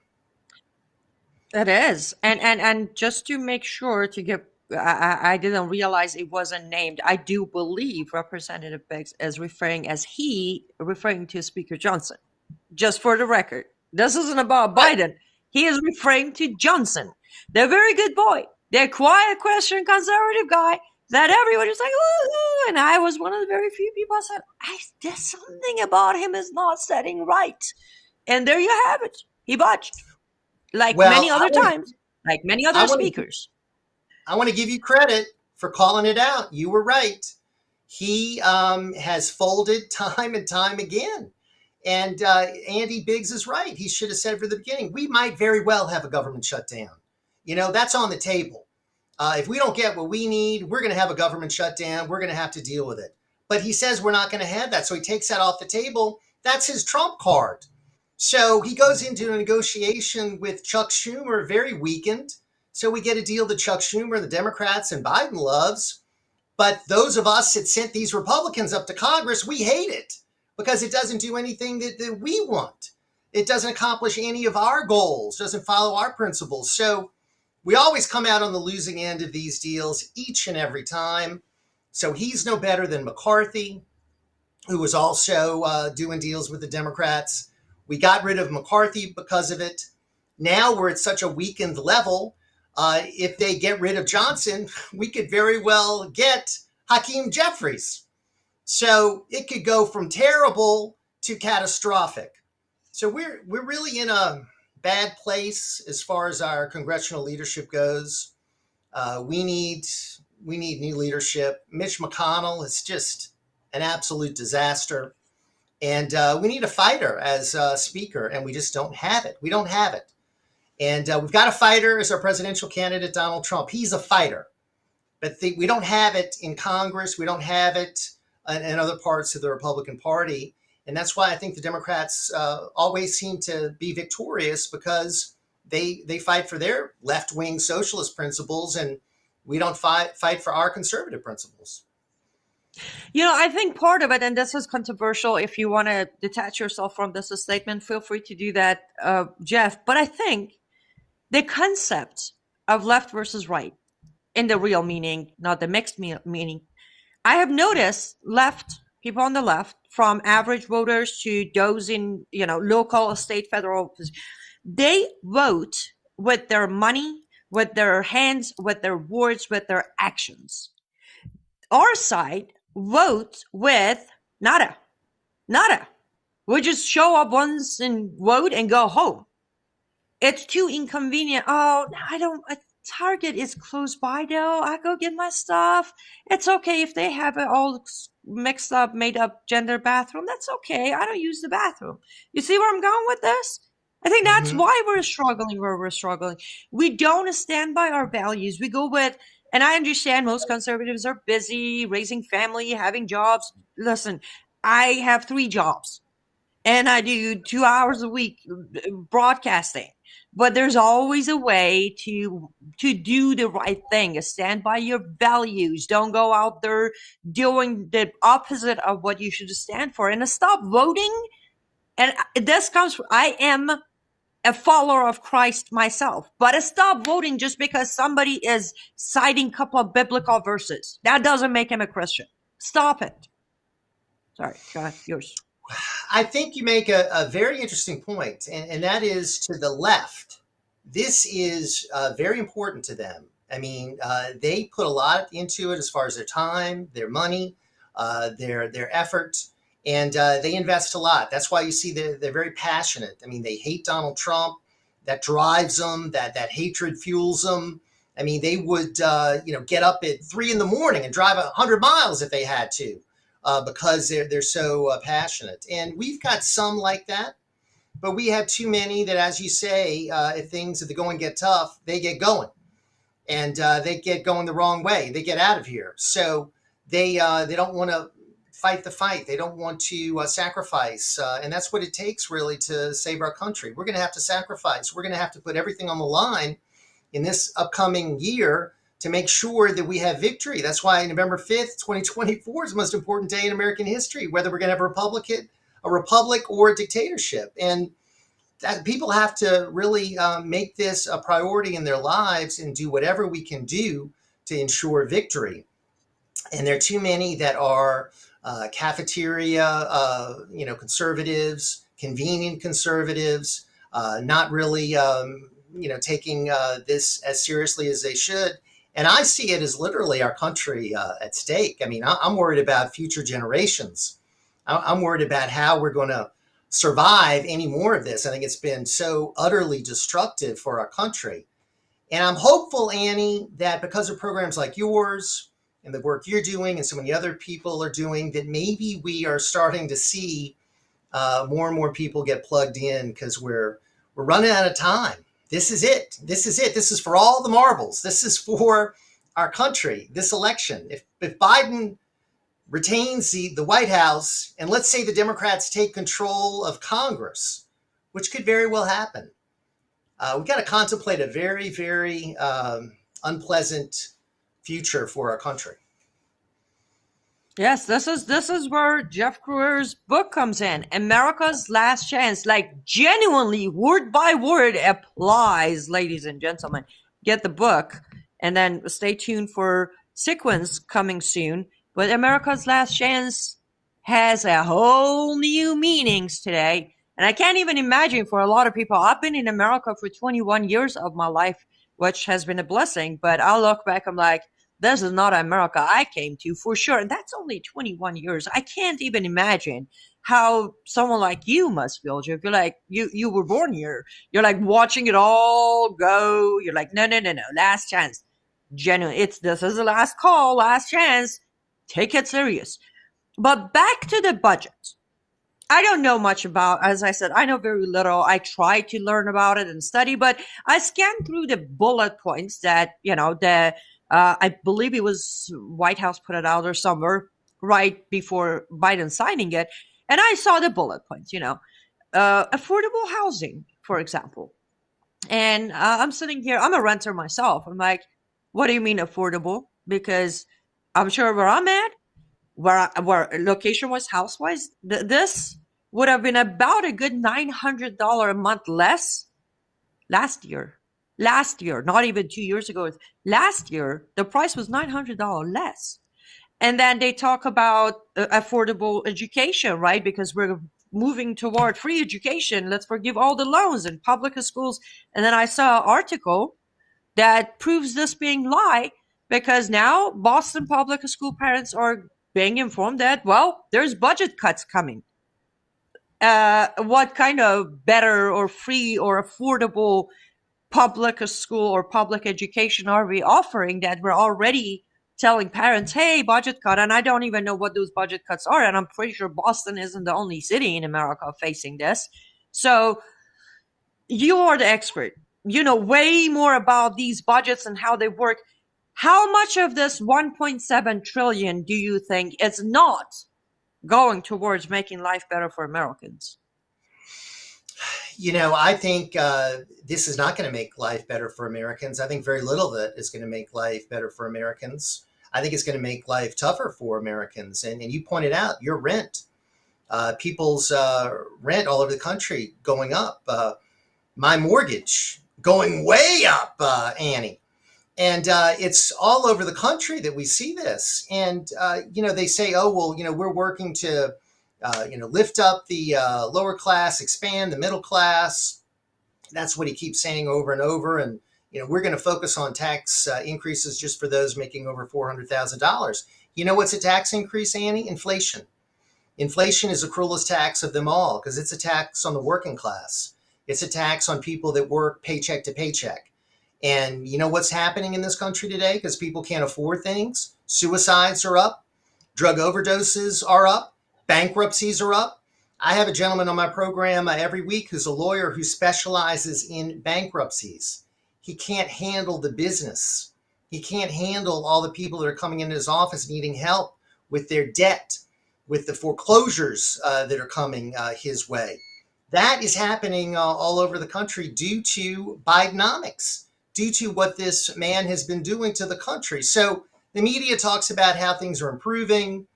I think that's a big lie. I think there is a lot of unease and anxiety across the country today because of these policies. This budget is not going to solve anything. Government is not the answer to our problems. Ronald Reagan had it best. The best government is the least government. Get government out of the way so the private sector, so the American people can flourish. You cut taxes, you cut regulation, which is what Trump did. That's why I think the economy was doing so well before COVID hit. He cut more regulations than anybody. He cut taxes, massive tax cuts.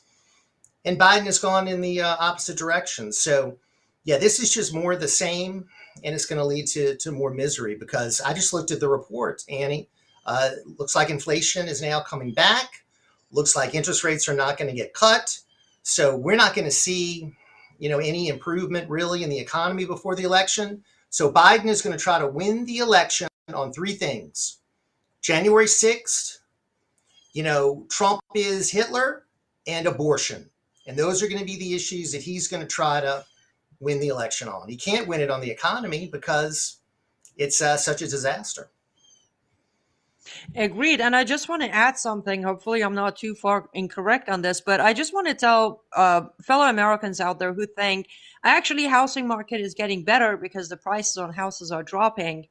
It's not because economy is getting better. It's not because inflation isn't there. It's because people can't afford their mortgages. They need to get rid of the house ASAP. So they're breaking the price. They're selling it for less to get out. Know the difference.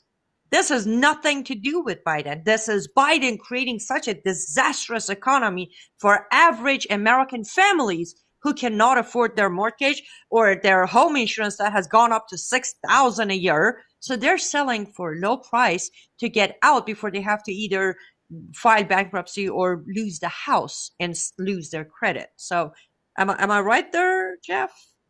Oh, and I want to just hit on something you just said, insurance. Here in Louisiana and across the Gulf Coast, Florida, states that have been hit by hurricanes in recent years, insurance costs are just through the roof. So people are paying more and more for automobile insurance, for homeowners insurance. And that is another factor that's hitting them at the same time. Interest rates are up and Bidenomics is creating this inflation. So it's another reason why I think people's purchasing power isn't what it used to be. The real wages are going down because they're not keeping up with all these costs, all these increases that are coming their way. That's why some, as you say, are they can't afford. I mean, there are houses here where the insurance is $20,000 a year, Annie. It's just off the charts and they can't afford it. So they're having to dump the houses and they're having to reduce the prices because they can't get the price that they want. That shows the weakness in the market, not the strength in the market. Exactly. Well, ladies and gentlemen, Jeff Cruer, host of Ringside Politics. You can find him on cruer.net. He's also on X. And his book, America's Last Chance. Grab a copy and keep your eyes as the second one will be coming in. For sure, we're going to have him on as soon as that one is released. Jeff, as always, honor and privilege. I am grateful for your wisdom and your time. Look forward to having you back on. Annie, it's always a pleasure. Thank you for having me. Absolutely. And to our lovely audience, remember, we always need your support. Go to liveuptofreedom.com, liveuptofreedom.com. Grab the videos, articles, or radio, whatever you see there. Just spread the message, share the message. If you like to support the program, you can support our sponsors, all available on liveuptofreedom.com, including my art studio where you can pick up my handmade, customized resin art. We got to go for today, but I'll look forward to seeing you the next time. In the meantime, stay safe, stay vigilant. May God bless you and may God bless America. Good night.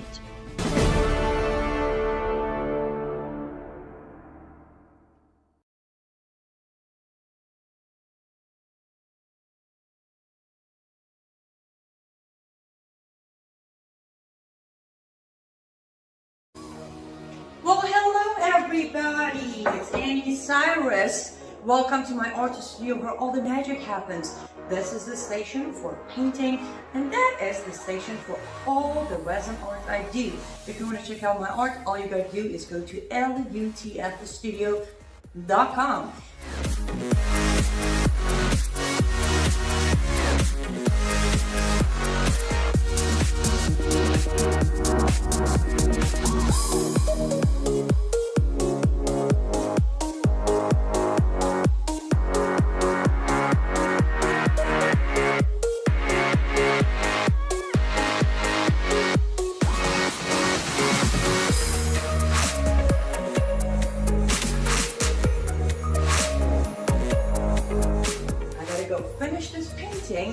sure, for at least I hope, I'll see you at lutfstudio.com.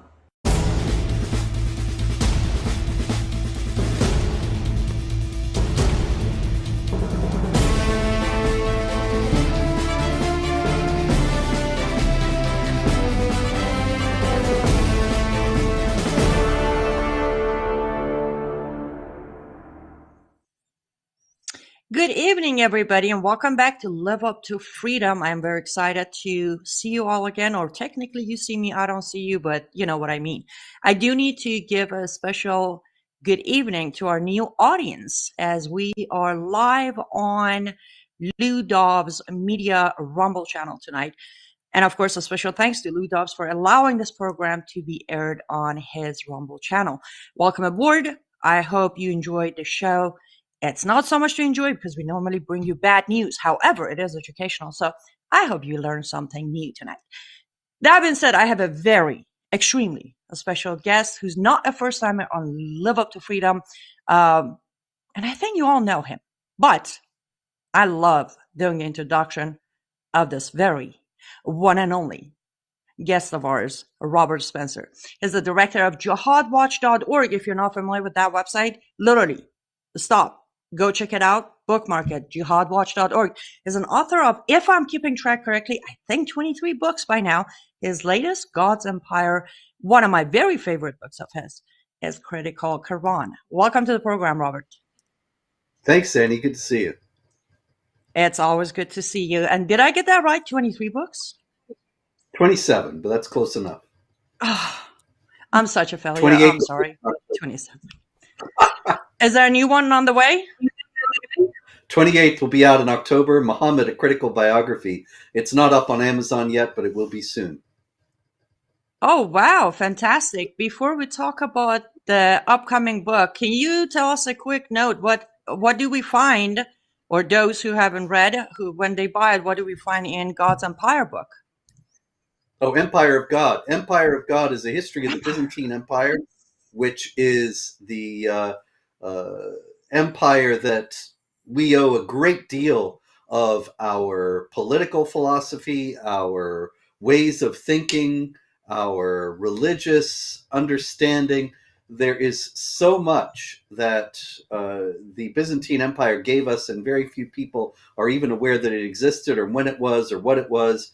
And so I thought that nowadays, when our history is being attacked and the left is trying to make us ashamed of our own heritage, that it was important to try to introduce people to this very important aspect of our history. Also, there are a lot of interesting comparisons. I think they're interesting in the book between the Byzantine Empire and the situation today. And so I think anybody who is interested in history, interested in how Western civilization developed, why it's worth defending now, will love Empire of God. Fascinating. Talk about history. Yes. Islam got a good history, about 1400 years. And that you one. have captured a lot.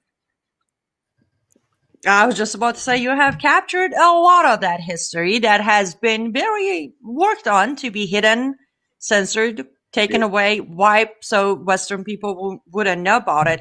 But since we're talking history, let me ask you the most random question. I get asked, you get asked, many people, well, most of the experts on Sharia get asked. God versus Allah. Is it the same?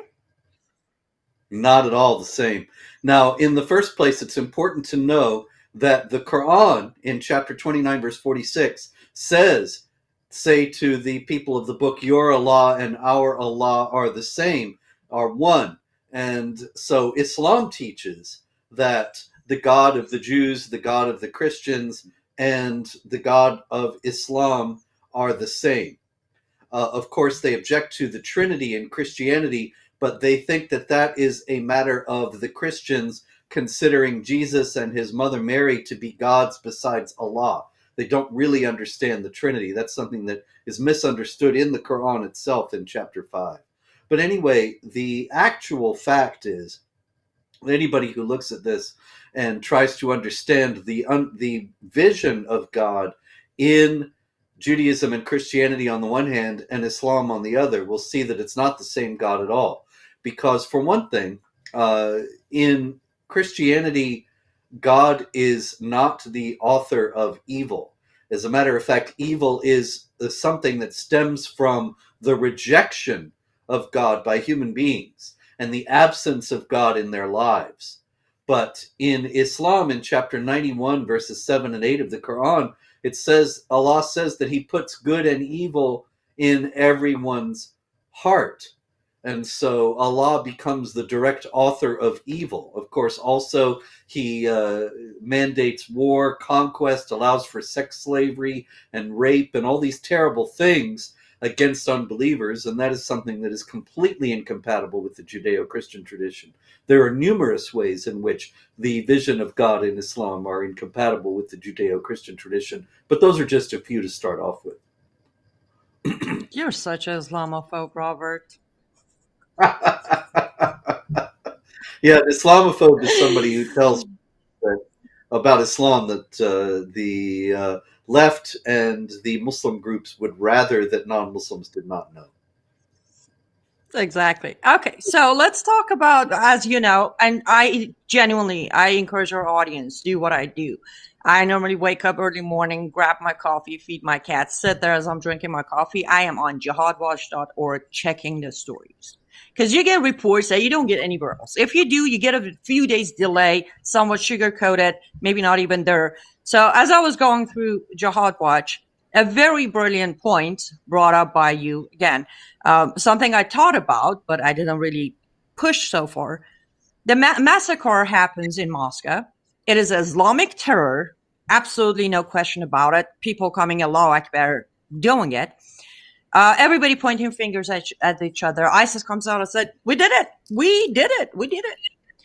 But somehow Putin is still quietly sitting there blaming everyone and anything without mentioning anything about it being Islamic terror, being a jihad. There is no mention of Islam whatsoever. What's going on? Yeah. Well, in his first statement after the attack, absolutely, Putin did not mention Islam at all. And then after that was published, what you're showing there now, he says he did mention Islam, but he suggests that the attackers were not acting in accord with the teachings of Islam. For example, he said, how could believing Muslims do something like this during the holy month of Ramadan? Which shows that he doesn't understand Islam or Ramadan, but he's very worried about having jihad attacks more frequent in Russia. And clearly he thinks that if he speaks the truth about why this happened, that there will be more jihad attacks because the Muslims in Chechnya and elsewhere will be enraged at him for not accepting the nonsense about Islam being a religion of peace. So he's trying to keep a lid on the situation in the same way that Western politicians do when they say Islam is a religion of peace. Everybody really knows better, but nobody dares to say so. In the first place, because in the West, it's a career killer. You know, you get branded a racist and a bigot, and that's death for a politician. And in all over the world, the elected officials and various governing officials of all kinds think that if they speak honestly about this, that it will lead to more jihad violence, and so they choose instead to lie about it, and that's what Putin's doing.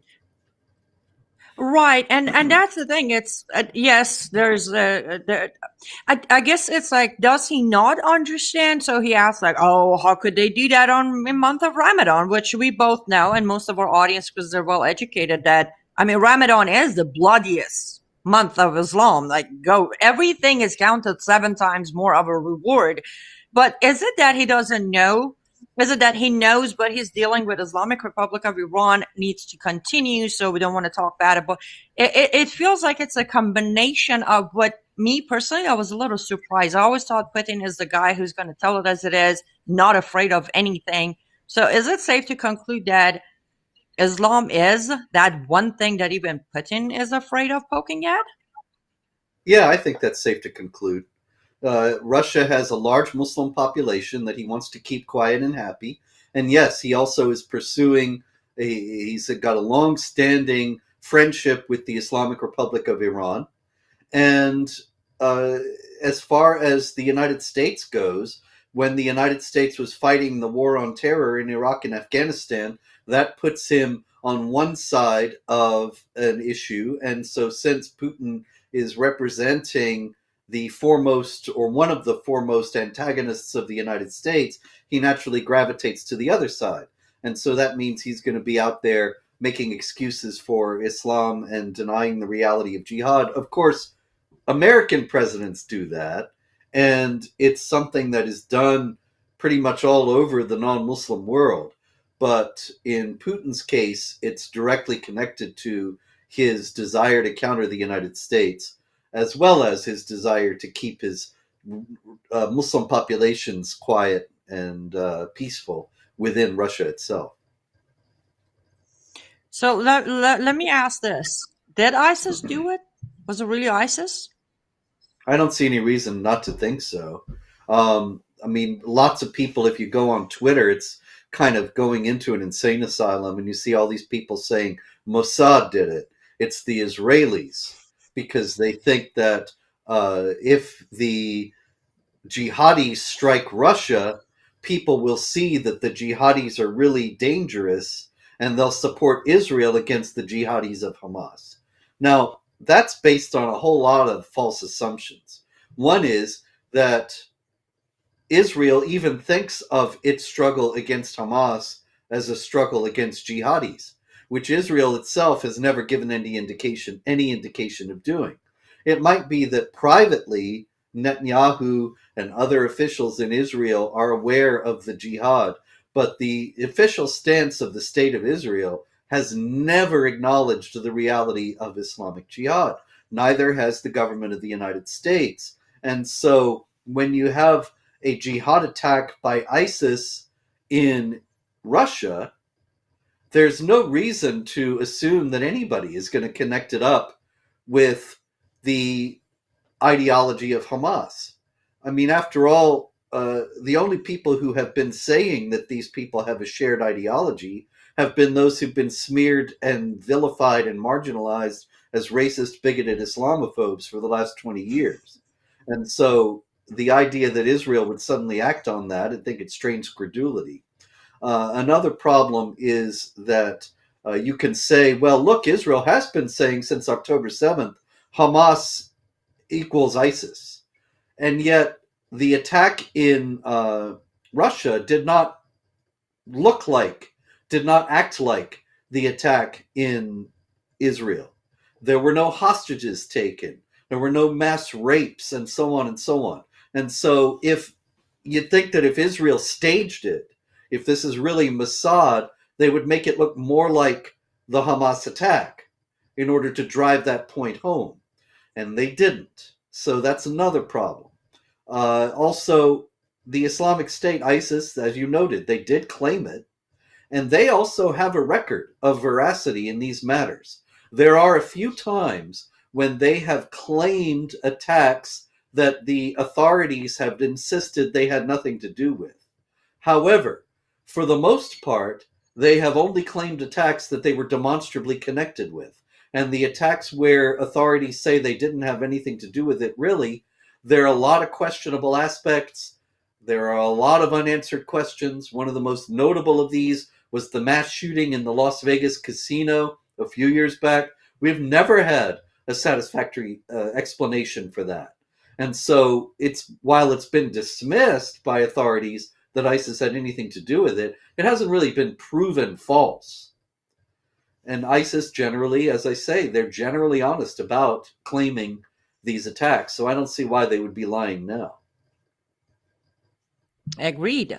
And the four, at least the ones I've seen, the four attackers that were captured, I've seen these all over the place. It seems like from the report, at least I read, I might be wrong, correct me if I am wrong, Robert, but they were, they admitted to be recruited by ISIS. They're also from Uzbekistan, I believe, all four of them, all four Muslim. Tajikistan? Yes. Oh, my bad. I think the report I read or the tweet I looked at was Uzbekistan, but Tajikistan, which again, either Uzbekistan, Tajikistan, Afghanistan, Pakistan, you know, we have plenty of them definitely coming here for sure. You may But be the right, Annie. picture, I don't know for sure. I know that the initial reports were that they were from Tajikistan. It might be that that's been corrected since then. But let's see, we have the report up. Tajikistan here. Okay. Anyway, So as you said, it's all the same. All the Islamic states over there, there are plenty of jihadis in all of them. Exactly. Now, what I want to point out is Twitter has definitely, for sake of our audience, I guess, kind of hit the pictures that are there. But the pictures that are coming out of the courtroom of these four, you can see that clearly they've been brutally tortured. One of them is completely unconscious. The guy isn't even awake. Like, he's just sitting there in a stretcher, got out. One of them had the ear cut off. You know, the torture's going on. Do I agree with torture? No. Do I agree with safety of citizens of any place against jihad terrorism? I do.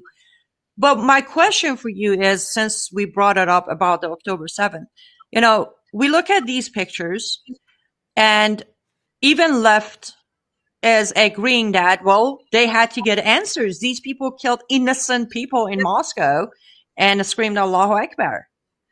Nobody is titling or labeling Putin or his government genocidal, murderer, torturers. You know where I'm going with this. What's the difference? If Israel government is torturing or killing jihadists of Hamas, it's genocide. But if it's happening in Moscow, it's what it should be. And Israel isn't even doing that. You know, you had the pictures. Remember a few weeks ago, Israel captured large numbers of Hamas jihadis, and then they were all photographed kneeling on the ground in their underwear, shirtless and pantsless, just sitting there in their underwear. And there were people who were saying, this is a war crime. These people are being tortured, when there were no marks on any of them. They had been undressed to make sure that they didn't have bombs strapped to their chests. And that's why they were not wearing shirts. But the idea that they had been tortured was completely baseless. And you look at the Russian photos, the photos out of Russia of these jihadis, and they've got black eyes and they're bruised and they're swollen, and one of them's unconscious, as you noted, and one of them has the ear cut off. And nobody is saying that these people have been tortured, that they've been brutalized, or that the Russians have done anything wrong. And so it just goes to show you once again that there's one standard in the world for Israel and another standard for the rest of the world. And what the real purpose of all the moral indignation that's being rained down upon Israel these days over casualty figures that originate with Hamas, the real purpose of that is to stop Israel from fighting and to make it lay down its arms, not defend itself, and essentially surrender to the Islamic Jihad. That's what the indignation against Israel is all about. Absolutely. Yes, the double standards and the fact that people aren't pointing this out, not to necessarily, you know, give myself too much credit, but I'm sitting there for 2 days. I'm staring at these pictures. I'm like, I'm going to wait. I'm going to wait to see who's going to come out screaming and saying, you know, crimes against humanity and war crimes. And nothing happens. You're like, wow, the double standard. Like, and I have always been a supporter of Israel, as you know. And I'm like, these are the reasons that my support for Israel becomes stronger and stronger every day, because I look at the hypocrisy and the double standards and the lies. And it becomes to a point where you're like, we all should look for the truth, absolutely 24/7. But then we all should look for the lies. It's like the more you find the lies, the easier it becomes to see the truth. Unfortunately, that's how our time is nowadays. But I do want to continue on the hypocrisy and the lies about Israel. But let's take a quick commercial break, hear from our sponsors. Don't go anywhere, because we'll be right back to continue the discussion with the one and only Robert Spencer.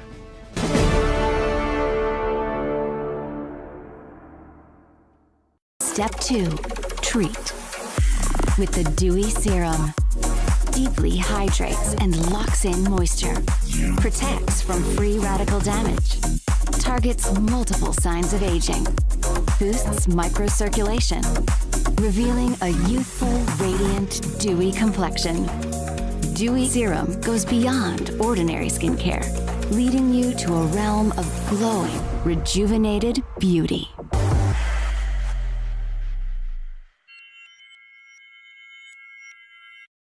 Hello, I'm Mike Lindell, and I'm here to tell you about my new product from MyPillow, towels that actually work. Watch this absorbency test. Here's another towel that we randomly went out and bought. Here's one of my towels with the nice design. I don't know if you can see this, but you could line a swimming pool with this. I mean, this is crazy. Get rid of it. Towels that actually work. What a concept. I'm interrupting this commercial to let you know you can get our 6-piece My Towels, regular $69.98, now only $29.98. Or you can save 25% on our brand new kitchen towels, made with the same technology as our famous My Towels. Also, we have bath sheets, bath towels, washcloths, hand towels, and so much more. And the best part, with your promo code, your entire order ships absolutely free. So go to mypillow.com or call the number on your screen. Use that promo code to get deep discounts on all My Towels. And for a limited time, your order ships absolutely free.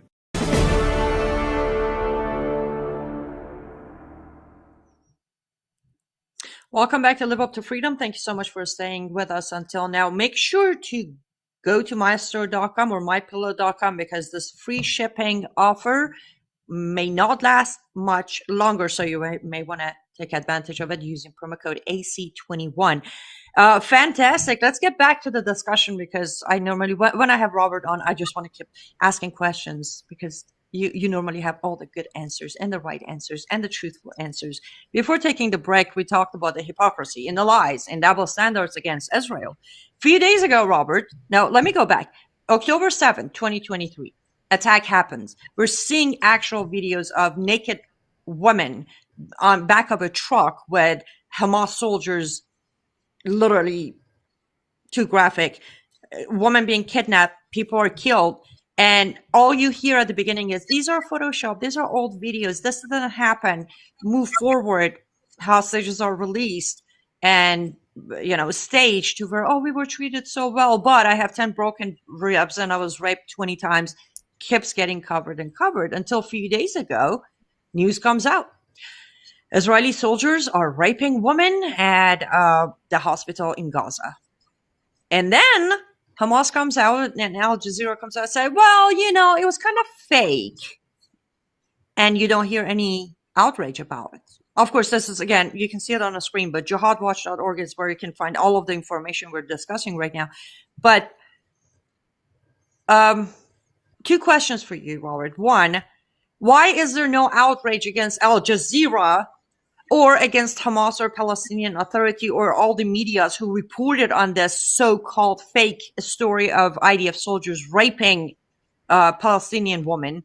Two, what makes Hamas or Al Jazeera to actually admit that this was a fake news or report? Well, I think Hamas and Al Jazeera never would have admitted it, except that they had to, because the scrutiny was too great. The international attention was too high, and they were expected to come across with evidence, and of course they couldn't. And so they were kind of backed into a corner by their own propaganda, and this time they had to admit it. There have been numerous other times, however, when they are not being subjected to the same level of scrutiny that they are right now during this war, that they have not had to admit what were also plainly fabricated stories. And everything that Hamas and Al Jazeera say should be taken with a massive grain of salt, greeted with immense skepticism, but it usually isn't, because the international media, the Western media, is very much anti-Israel. It's kind of ironic because after October 7th, I was sort of shocked to find that a couple of people whom I had been friendly with for years and respected a great deal, they started taking anti-Israel positions and talking about how the Jews control the media and so on. And I thought that's just so ridiculous, since quite obviously, if the Jews control the media, they're very inept at controlling it because the media is so deeply committed to being against Israel. And the New York Times, CNN, the Washington Post, all of them always portray Israel in the most negative light possible. And so if the Jews control the media, they're doing a very bad job of it. And what we really have is an eagerness among our primary media outlets to make Israel look as bad as possible. And so these lies from the likes of Hamas are uncritically accepted and passed on as if they're fact. That's why we see leftists demonstrating all over the Western world these days and saying 30,000 dead in Gaza. Well, what's the source for that? The Gaza Ministry of Health. Who runs the Gaza Ministry of Health? Hamas. Who has a vested interest in trying to increase the number of civilian casualties because it can use them for propaganda purposes? Hamas. But the New York Times doesn't tell you that part. They just say the Gaza Health Ministry says 30,000 dead, and they pass it on as if it's a reliable figure and a reliable source. Well, let me ask you this, kind of related to the media now, not necessarily mainstream or even left. Former host of Daily Wire. Do you think Candace Owen is going to issue an apology on behalf of all Americans to IDF soldiers who were accused wrongly of rape? I wouldn't count on it.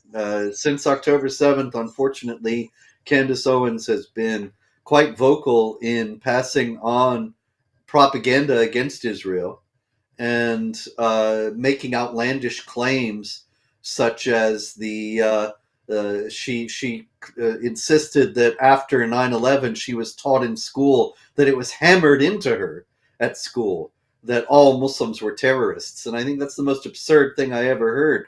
I was constantly accused of saying all Muslims were terrorists, which I never said even once, never believed, never wrote about. And we were constantly, all the people who spoke about the nature of the jihad threat and its justifications in Islamic teachings were constantly demanded that we affirm that not all Muslims were terrorists. And I've affirmed this hundreds and hundreds of times. I just don't believe that any school in the United States was teaching that all Muslims were terrorists. And I think Candace Owens was lying and doing so in order to justify the idea that really the Muslims have gotten a bad rap and they're getting a bad rap again. In regard to October 7th, we need to see their point of view. We need to be nice to them, and we need to oppose Israel. And this is what she's doing.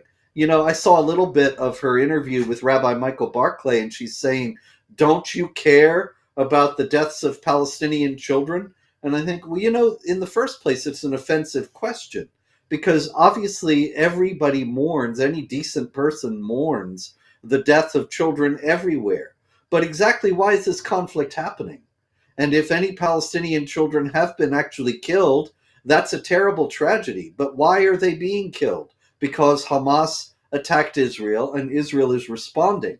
And let's recall also that it is Hamas that puts its children in harm's way because it wants civilian casualties, because it knows how valuable they are for propaganda in the U.S. And so I'm real sorry. It grieves me that any Palestinian children may have been killed. But the responsibility for that is not with Israel, which is quite scrupulous in trying to avoid civilian casualties. But what Candace Owens is doing, and even asking a question like that, is trying to appeal to people's emotions without giving them the balance of being able to evaluate the entire situation, because she doesn't give them give her audience all the information that would be necessary to make a balanced evaluation of what's going on. Very true. And sad part of it is Candace Owen is just one of many conservative alternative media big names out there who started showing dramatic anti-Semitism signs and defending Palestinian people and Hamas and Islam and blaming Israel and blaming us, America, many of them started doing that starting October 7th. And I understand, from point of view of a Christian, we've been warned this is going to happen. I get that. But what I don't get is, why is it that they stay where they are as far as, their number of hits and followers and popularity, whatever you call it? Are American people really that interested in a cult that they rather follow a person who's putting misinformation, disinformation, anti-Israeli and anti-American information out there? Is that what's happening with us? Well, a lot of it's a perfect storm of a lot of things coming together at once. Candace Owens won fame initially as a leftist who became a conservative, became a patriot, and as a Black American was speaking out against the race hucksters and hustlers like Al Sharpton and Jesse Jackson, who've done so much to divide Black Americans and white Americans in the United States. And so a lot of people love her for that. And that doesn't mean that she knows anything about Israel or the Palestinians or is a trustworthy voice about every last issue under the sun. But people tend to trust people that they've begun to trust on other issues. And so that's one thing. She's riding the effects of her earlier work, which was quite good in many ways. Now, meanwhile, a lot of people don't trust the United States government, especially now with Joe Biden appearing to be president of the United States. Joe Biden is a massive liar. He's one of the most incredibly comprehensive, persistent, relentless liars that I've ever encountered, and I expect that most Americans have ever encountered. Most people don't realize that most of the time when he says anything, he's lying.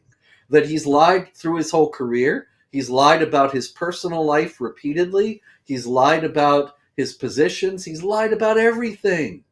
And so that's just part of the whole story when it comes to the United States government. We know that the United States government has not been honest with the American people when it came to COVID, when it came to so many other things going back over the last few decades. And so there's a lot of skepticism out there.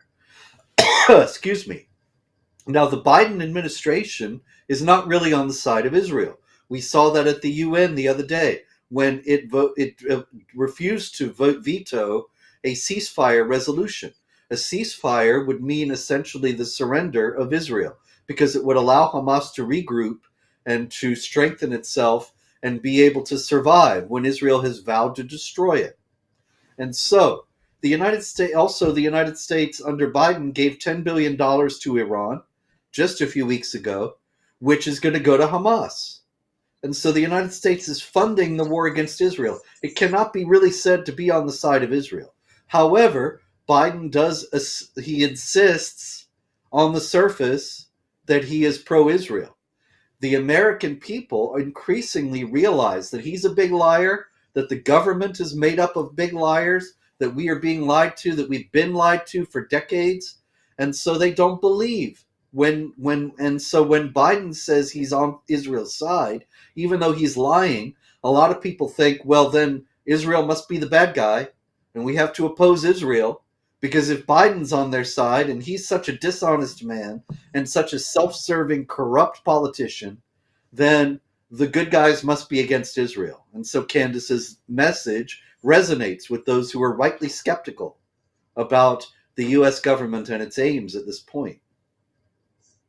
Very true. And after you released your video message asking for Candace Owen for proof of her claim, I also did a quick 20 minutes. And one thing I did ask her was, please stick with your own topic. I really don't know what her topic is, but I do agree that, like, I normally try to cover Iran, Sharia, Islam, something that I can literally talk about, unfortunately, even in my sleep.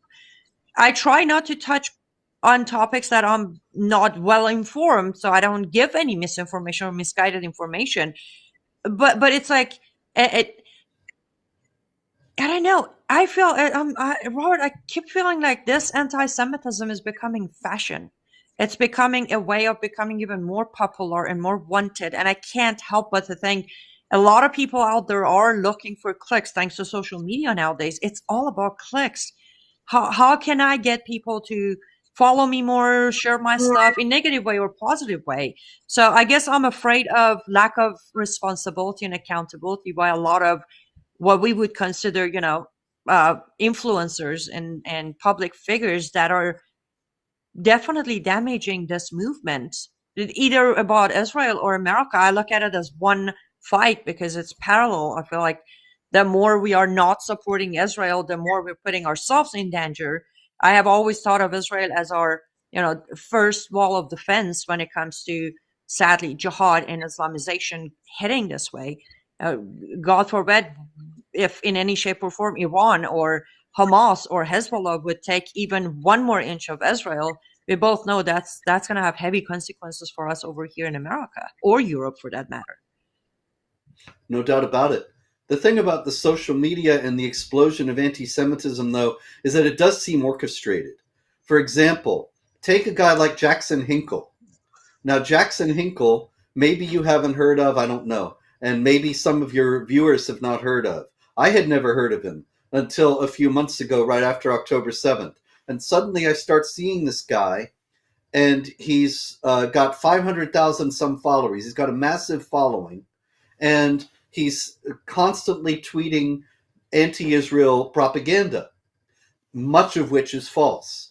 Now, Jackson Hinkle, I cannot say to you, Annie, that I keep up with these people. I do not. So it may be that he's been a social media star for years and I just never came across him before. But it seems like he sprung up like a mushroom after spring rain right after October 7th, and suddenly he has this huge following. And he says he's America first, but he actually put out this completely incoherent statement about his own positions in which he said that he was America first and said that he was a Marxist-Leninist. Now, if you're America first, then you're not a Marxist. And if you're a Marxist, you're not America first. Because Marxism-Leninism is internationalist and wants to destroy nation states. And so I don't believe this guy.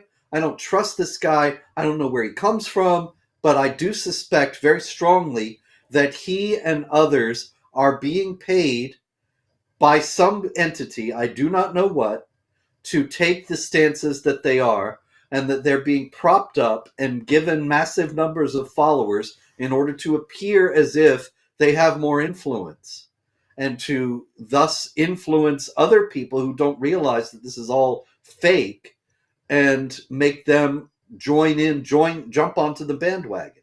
And then there are all these Nazis. They're outright National Socialists who praise Hitler, and they love Islam like Hitler did, and they love Hamas. And they suddenly have these massive followings and are tweeting on X all the time, pro-Hamas propaganda. People I never heard of before, Lucas Gage and Sneeko, and there are several others. But in any case, they're just all over the place. And I don't know how it is, since like I said, I don't keep up with Nazis, but I do keep up with social media to some degree, because Jihad Watch involves trying to spread news about jihad activity. I do go to Twitter fairly often. It seems like I would have seen them. I would have come across them sometime, and I never did. And suddenly after October 7th, there are dozens of them. And they all have hundreds and hundreds and hundreds of thousands of followers, just like that. I'm very skeptical. And I do think that, like the demonstrations that we've seen all over the world, college campuses, blocking highways, suddenly there are all these people who are absolutely furious at Israel and are out there demonstrating. And it seems like, well, I can understand if you believe the Hamas propaganda that you'd be indignant, but there'd be people out there breaking windows and shouting threats and and so much more. It just strikes me that this all has the feel of having been planned, a trap that was ready to be sprung after October 7th, and that it was planned and arranged for quite some time before that so that it would burst on the scene the way it has. And I don't believe that it's real. I'm not saying that it's not something we should pay very close attention to. Actually, I think it's a very disturbing phenomenon that we should pay close attention to. And I'm working on a book now that will be out next year about the explosion of anti-Semitism after October 7th. But it doesn't seem organic. That's all. It's just an impression that I have, but I don't think that it sprang up from the real sentiments of ordinary people. Interesting. And this is all happening while people like Robert Spencer are heavily shadow banned, not just on Facebook, but on X. I personally have to go search him, which, by the way, if you're not following him, you should. At Jihad Watch RS is his handle. But yeah, Jihad Watch is being heavily shadow banned on X while anti-Semitism is out there gaining momentum, gaining followers, gaining retweets. You got, IRGC that has an X account. We have reported it millions of times. They still get to go and put posters of killing Trump as an obligation, and you have to do it because we need revenge for Qasem Soleimani. It is disturbing, and we play a role because, again, we have fallen into this laziness of apps. If I don't see you on my newsfeed, then I don't see you on my newsfeed. I'm not going to take extra step, search, go look at your information, tweet out the latest article from Jihad Watch or Jamie Glazov or Front Page Magazine or Daniel Greenfield or anybody. It's just too much work. I'm just going to sit here and stare at my screen and let them feed me whatever they want to feed me because it's my news feed and I'm too lazy. So we are to be blamed for not doing the work, which is a couple of seconds a day, to make sure the right information is spreading on social media. On that note, there's one more topic that is home that we will discuss with Robert Spencer as soon as we come back from our second and last commercial break. Don't go anywhere. We'll be right back.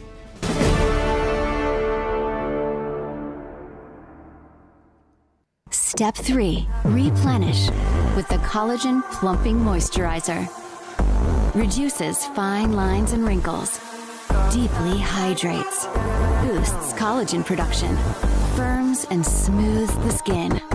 Experience an intense surge of moisture that leaves your skin feeling supple and soft to the touch. Celebrate your skin and elevate your beauty with Bella Grace Skincare.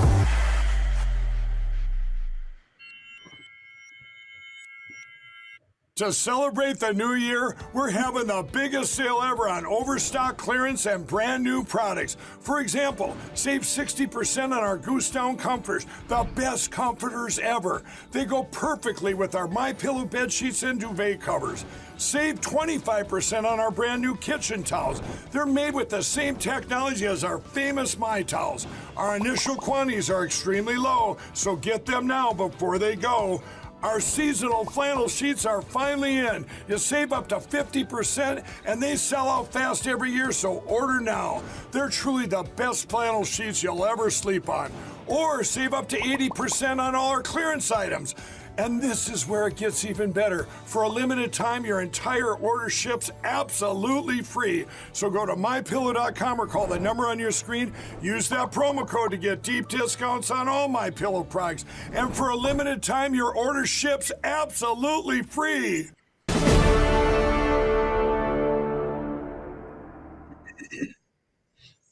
Welcome back to Live Up to Freedom. Thank you so much for staying with us until now. CyrusGrace.com. CyrusGrace.com is where you get 10% off your subscription if you like to access these amazing products of Bella Grace. That's CyrusGrace.com. Okay.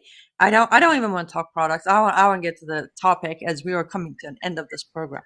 Robert, we touched Middle East, we touched Russia, we touched Israel, a little bit of, here and there. Let's talk home. Apparently, Biden regime's DEI department is now asking for, don't use problematic terms of Islamic terrorism, like don't say jihad or jihadist or Islamic jihad or any of those terms. Isn't that what Obama started with FBI first, and now we're getting more and more into not using these terms?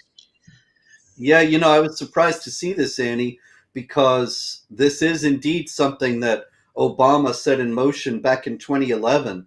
57 Muslim and South Asian organizations wrote a letter to John Brennan, who at that time was in the Department of Homeland Security and then, of course, later became the head of the CIA.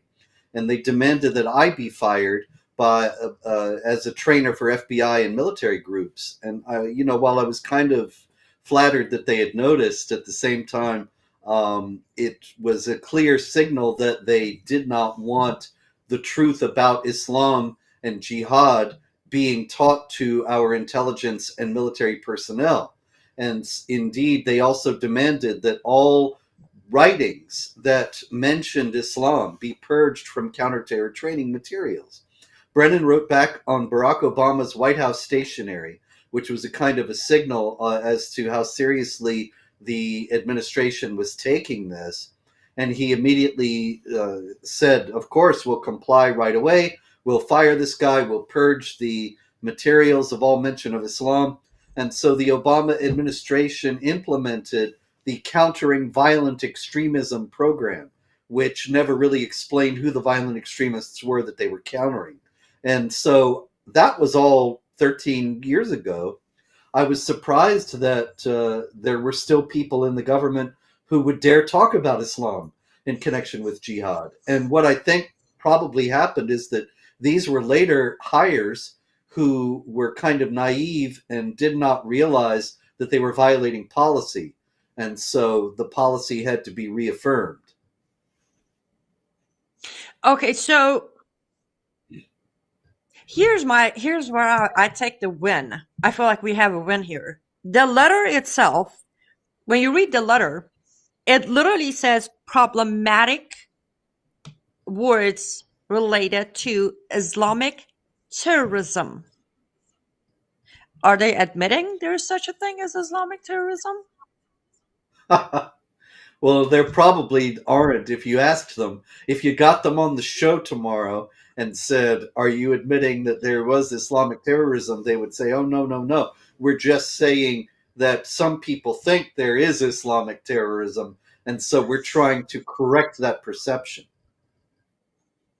True. And by the ways, I have actually reached out to their office I'm sure I'll never hear back, but I just do my job as a journalist and an ex-Muslim, Islamophobe named by SPLC. I think they have finally admitted to the truth, and I want to congratulate them for having the bravery to admit there is Islamic terrorism, but then tell the intelligence officers that we're not to use phrases that would point out Islamic terrorism. I know I'm always so sarcastic. It's hard to know when I'm serious or not, but genuinely, I feel like this one letter, you know, I actually mentioned to a friend of mine, I think it was yesterday, I said, I think I'm going to print this and cut that very area. I'm going to resin it and I'm going to put it on my show set just as a trophy that they said it. They admitted it.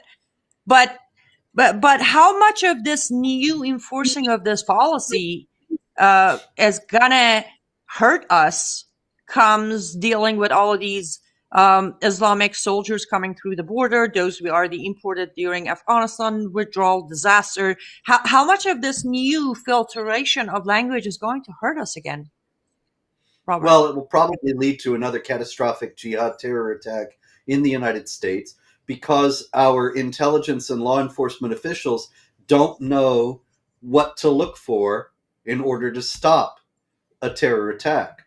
I can give you actually an example from about 9 years ago. I was in touch with FBI agents over the Muhammad Art Exhibit and Cartoon Contest that Pamela Geller and I presented in Texas that was attacked by ISIS. And anyway, had extensive discussions with a couple of FBI agents. And in the course of one of these discussions, they asked me if I had had death threats And I said, yes, of course, I get death threats all the time. Here are some of the latest, and I gave them to them. And they said, we will evaluate these and get back to you. And so this FBI agent got back to me not long after and said, this is nothing to be concerned about, because what they said was Allah should punish Spencer. And so they just want Allah to punish you. There's nothing to be concerned about. And so I had to explain to the FBI that the Quran says that you should fight the unbelievers and Allah will punish them by your hands. That's chapter 9, verse 14 of the Quran. And so when they say Allah should punish me, they're actually saying some Muslim should go kill this guy. So Allah should punish them by the hands of a Muslim. But the FBI, because they don't study Quran, they don't know anything about Islam, they did not realize that, and so they didn't know how to evaluate the threat. Now magnify that by the whole country and huge jihad groups threatening the nation. They don't have a clue what they're dealing with. Yeah, and that's the thing. It's again, genuinely, when majority of the law enforcement, from police to FBI and everyone in between, their concentration by orders is to investigate me and you and anybody who might have possibly thought about January 6th, and those moms who are showing up at their school meetings and those who are trying to teach their kids at home. I mean, the concentration is over there. Do we even have the manpower? Let's say, I'm not saying overnight we can train these people, but let's say they somehow heard about it and they know how to deal with it. But do we even have the manpower concentrating on these threats that are coming every day, and these actual physical threat of, military age male coming through the border? Do we even have the manpower to deal with it? We might have the manpower to deal with it, but they're all dealing with other things, as you noted. It might be that if our resources were properly allocated, then we might have enough personnel to deal with this threat. But right now we have the FBI director, Christopher Wray. For 3 years, he's been saying white supremacists are the biggest terror threat the nation faces. Now that's a lot of hooey. Where do you see white supremacists going around saying, I don't even know, what would white supremacists say? I don't know. It's okay to be white, and then white blowing power. people up. White power, yeah. And it's just ridiculous. But not only did Christopher Wray say this, but Merrick Garland, Joe Biden himself, and others in the top levels of government have affirmed that white supremacists are the biggest terror threat. Not only that, but the Biden administration has instituted terror investigations of parents who were angry with critical race theory being taught to their children in schools and were protesting at school board meetings. Not only that, but the Biden administration sent spies into Catholic churches to look for pro-lifers who they thought were terrorists. And so while the Biden administration is looking for white supremacists and pro-life Catholics and parents at school board meetings, the real jihad terrorists are plotting and waiting for the right moment. And I don't know if anybody's on that. Very true. And as we come to an end of this, sadly, we're coming to an end of the segment, but we have to talk Somalia, because we love Ilhan Omar and all Somalians, and we're informed she's here representing the people of Somalia from within the government. But now there is another Somalian immigrant who just became the mayor of somewhere in Ohio, Columbus, somewhere, which is not the main point. Point is, he wins, and his entire speech, the whole speech, not a single English word in there, Robert. He goes on and does not even use a single English word. I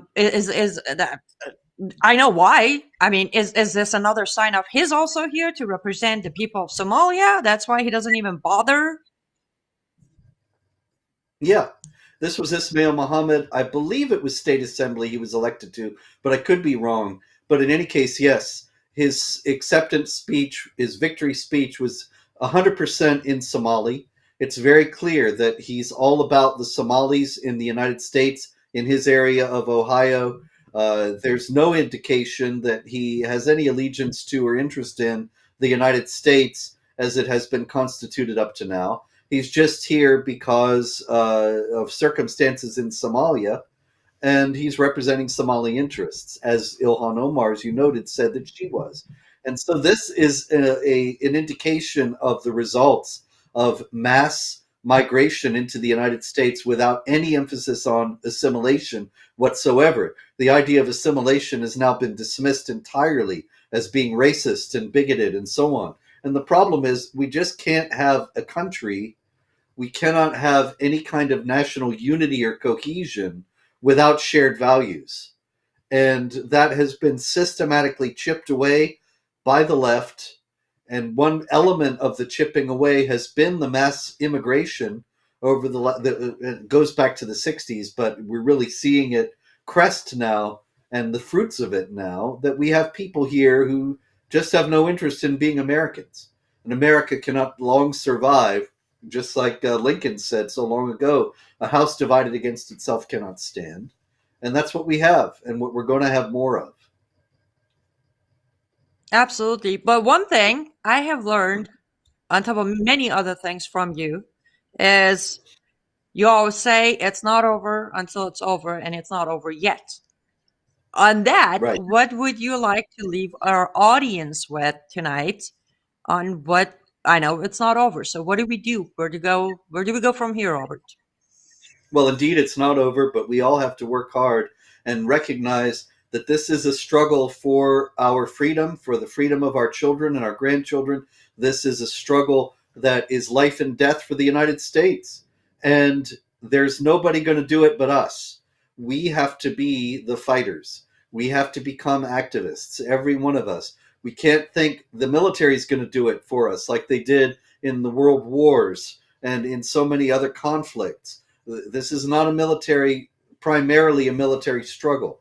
We can't think, oh, the police will take care of us. And I'm not talking about vigilante action. I'm talking about being alert, being aware, being prepared, being active, working in every arena we possibly can in all lawful ways to throw out these corrupt politicians that we have in office now, to elect people who are better, to elect people who care for our own interests, and to begin the massive reform that's needed of virtually all our institutions at this point. And we have to do it. It's up to us. Wherever we are in life, we can play a role in this.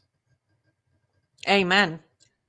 Jihadwatch.org on X, formerly Twitter. You can find him at Jihadwatch RS. That's Robert Spencer, Jihadwatch RS. Make sure to follow him, bookmark his website, sign up to his newsletter. He knows what he's talking about. Robert Spencer, as always, what a privilege and honor to have you with me. Thank you so much, and stay safe out there. Likewise, Annie. Thank you. Always great talking to you.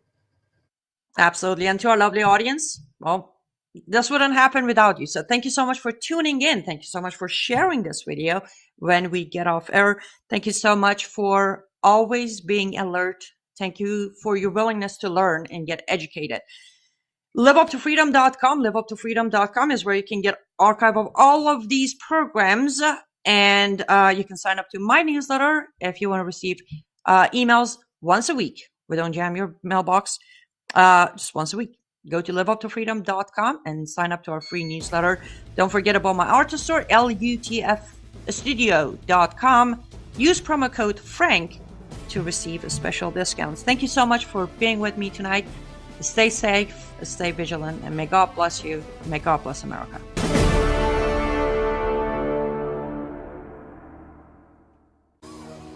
Well, hello everybody. It's Annie Cyrus. Welcome to my artist studio where all the magic happens. This is the station for painting, and that is the station for all the resin art I do. If you want to check out my art, all you gotta do is go to lutfstudio.com.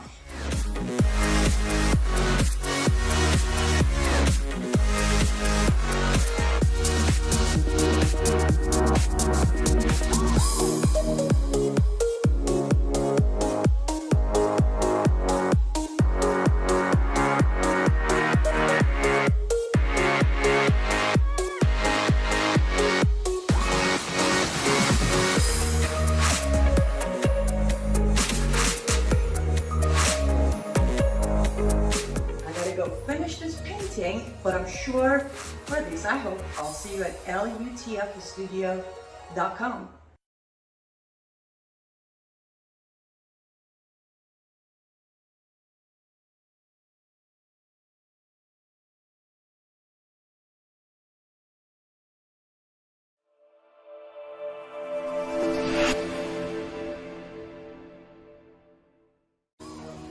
Well, hello everybody, it's Annie Cyrus. Welcome to my art studio where all the magic happens.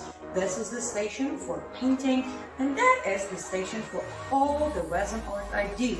If you want to check out my art, all you gotta do is go to lutfstudio.com.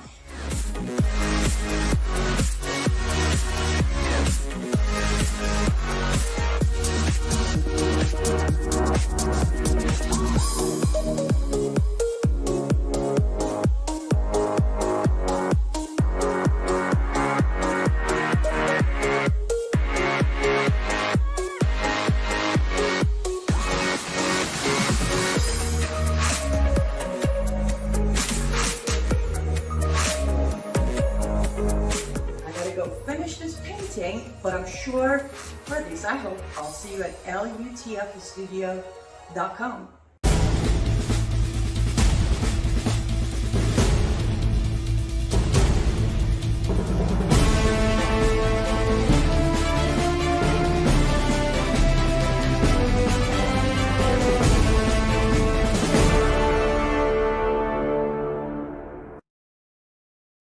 Hello, everybody. Welcome back to another episode of Live Up to Freedom right here on Patriot.tv, wherever you're watching us. And I want to make sure you know we are everywhere. We're on Roku, Fire Stick app, Patriot.tv app, our website, Patriot.tv. You can watch us on Rumble. You can find some of these shows on YouTube. Have you subscribed to our YouTube channel? What are you waiting for? An invitation? Well, here's your official invitation. Go on YouTube, find Patriot TV Network. It's all one word, Patriot TV Network. Subscribe to our YouTube channel. Lots of exciting things coming to our YouTube channel. And again, thank you for joining me today. I hope you have had a great weekend so far. And one of my favorite things to do right here on Live Up to Freedom is when I say, riding shotgun with me today is the man, the myth, the legend, the one and only Michael Lauber. How's it going, Michael? Oh, just another day in paradise over here. Greetings, fellow thought criminals. Thank you for joining us over here on Patriot TV today. Yes, we got a good one today. Okay, so things are going to be a little different today, guys. Okay, I am not in control of my show, and Michael's not in control of the show. We have Mr. President of my show today who will guide us through the show. How is that going to work? Well, he will put up either videos or memes, and me and Michael are going to react. How? I don't know. So sit tight, buckle up, anything's a go. We will keep our mouth clean. I promise you that much. But other than that, I think it's going to be a fun ride. What do you think, Michael? Oh, absolutely. It's time to celebrate the meme lords that help us mock and meme our political enemies right into their cry closets. There's an old saying that, a picture is worth 1,000 images. And I think that's why memes are so powerful, is you can convey a message in a simple image with just a few words on it. And as they say, the left doesn't know how to meme. It can't be a wall of text. It's got to be something simple that once you look at it, you get exactly what the message is supposed to be. And funny enough, I am not a big fan of memes, as you know, Michael. I always say, yes, memes are out there, and I know, and I do some memes sometimes of my own things, my sayings or whatever. But I want to say last 3 weeks, this meme war has picked up, has taken itself to the whole new level where I am now the meme girl. Like, we send each other memes, and then you're like, yes. Oh, this one's a good one. I think in last week you have sent me a good, 40, 45, and every single one cracks me up. So good job, meme lords out there. Keep it up, because I'm enjoying it now. With that being said, shall we dive in? Oh, yeah. What do we have? The perfect campaign slogan. Tim Walz hid in his basement. Well, Minneapolis burned, and then Harris bailed them all out. And again, that is where the fiery but mostly peaceful protest originated. As in the background, that building you're seeing burning, that's a police station. That's the one that Tim Walz ordered them to stand down and let the protesters burn to the ground. So what better slogan than Harris Walz, mostly peaceful? And I should immediately apologize for this, such a loud laugh. It is okay. My reaction to tragedy is laughing, nervous laughing. You keep up over time. You learn which laugh is the fun laugh, which one is the oh no, I did not just see that. And by the ways, I might be dreaming. I might have made this up in my own imagination, but wasn't Tim's wife who said that she would leave windows open to hear the burning tires or something? Am I making that up? Or did I really see that? No, she really said it. She tweeted it. It was something along the lines of she was leaving the windows open at the governor's mansion so she could smell the burning tires and hear the sounds of the people struggling in the streets, as they burn down the city. This is the same person who their daughter leaked where the National Guard would be so people could avoid consequences and potential arrest once Walz was finally forced to act and do something about it. At the end of the day, he allowed these rioters, these George Floyd protesters, to do over $2 billion worth of damage to the Twin Cities. But, it was politically expedient at the time. They wanted to show that they were all really mad at Donald Trump, and this is how you respond. A riot is the language of the unheard, as the leftists like to say. So, it was their duty to burn down the city. And now, because we are so smart, we are one of a kind of nation, we're all sitting back and possibly giving the potential to this Tim guy and Harris gal to have the chance to mostly peacefully burn down the whole country. Yeah. And it may not all be literal fires and riots, but I imagine there'll be a lot of that too. But either way, if our money is completely worthless and you can't get what you need at the store anyway, the country will be in shambles and falling apart.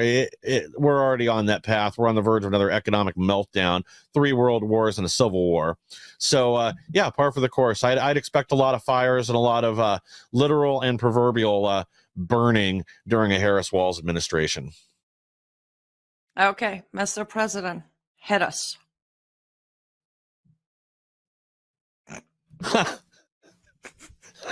That's too dark of a black. I can't see who's who. Who's who? Wait, okay.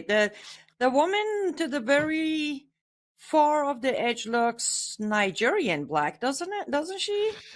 Oh yeah, for sure. Really dark. I mean, of course, Kamala herself is. Actually, I was thinking the other day, if I stand next to Kamala, she probably fade away as I'm so white compared to her. Like my whiteness is gonna wash her off. She will never ask me for a picture, but if I stood next to her, she would look even darker. What is this black thing? She's not black, right?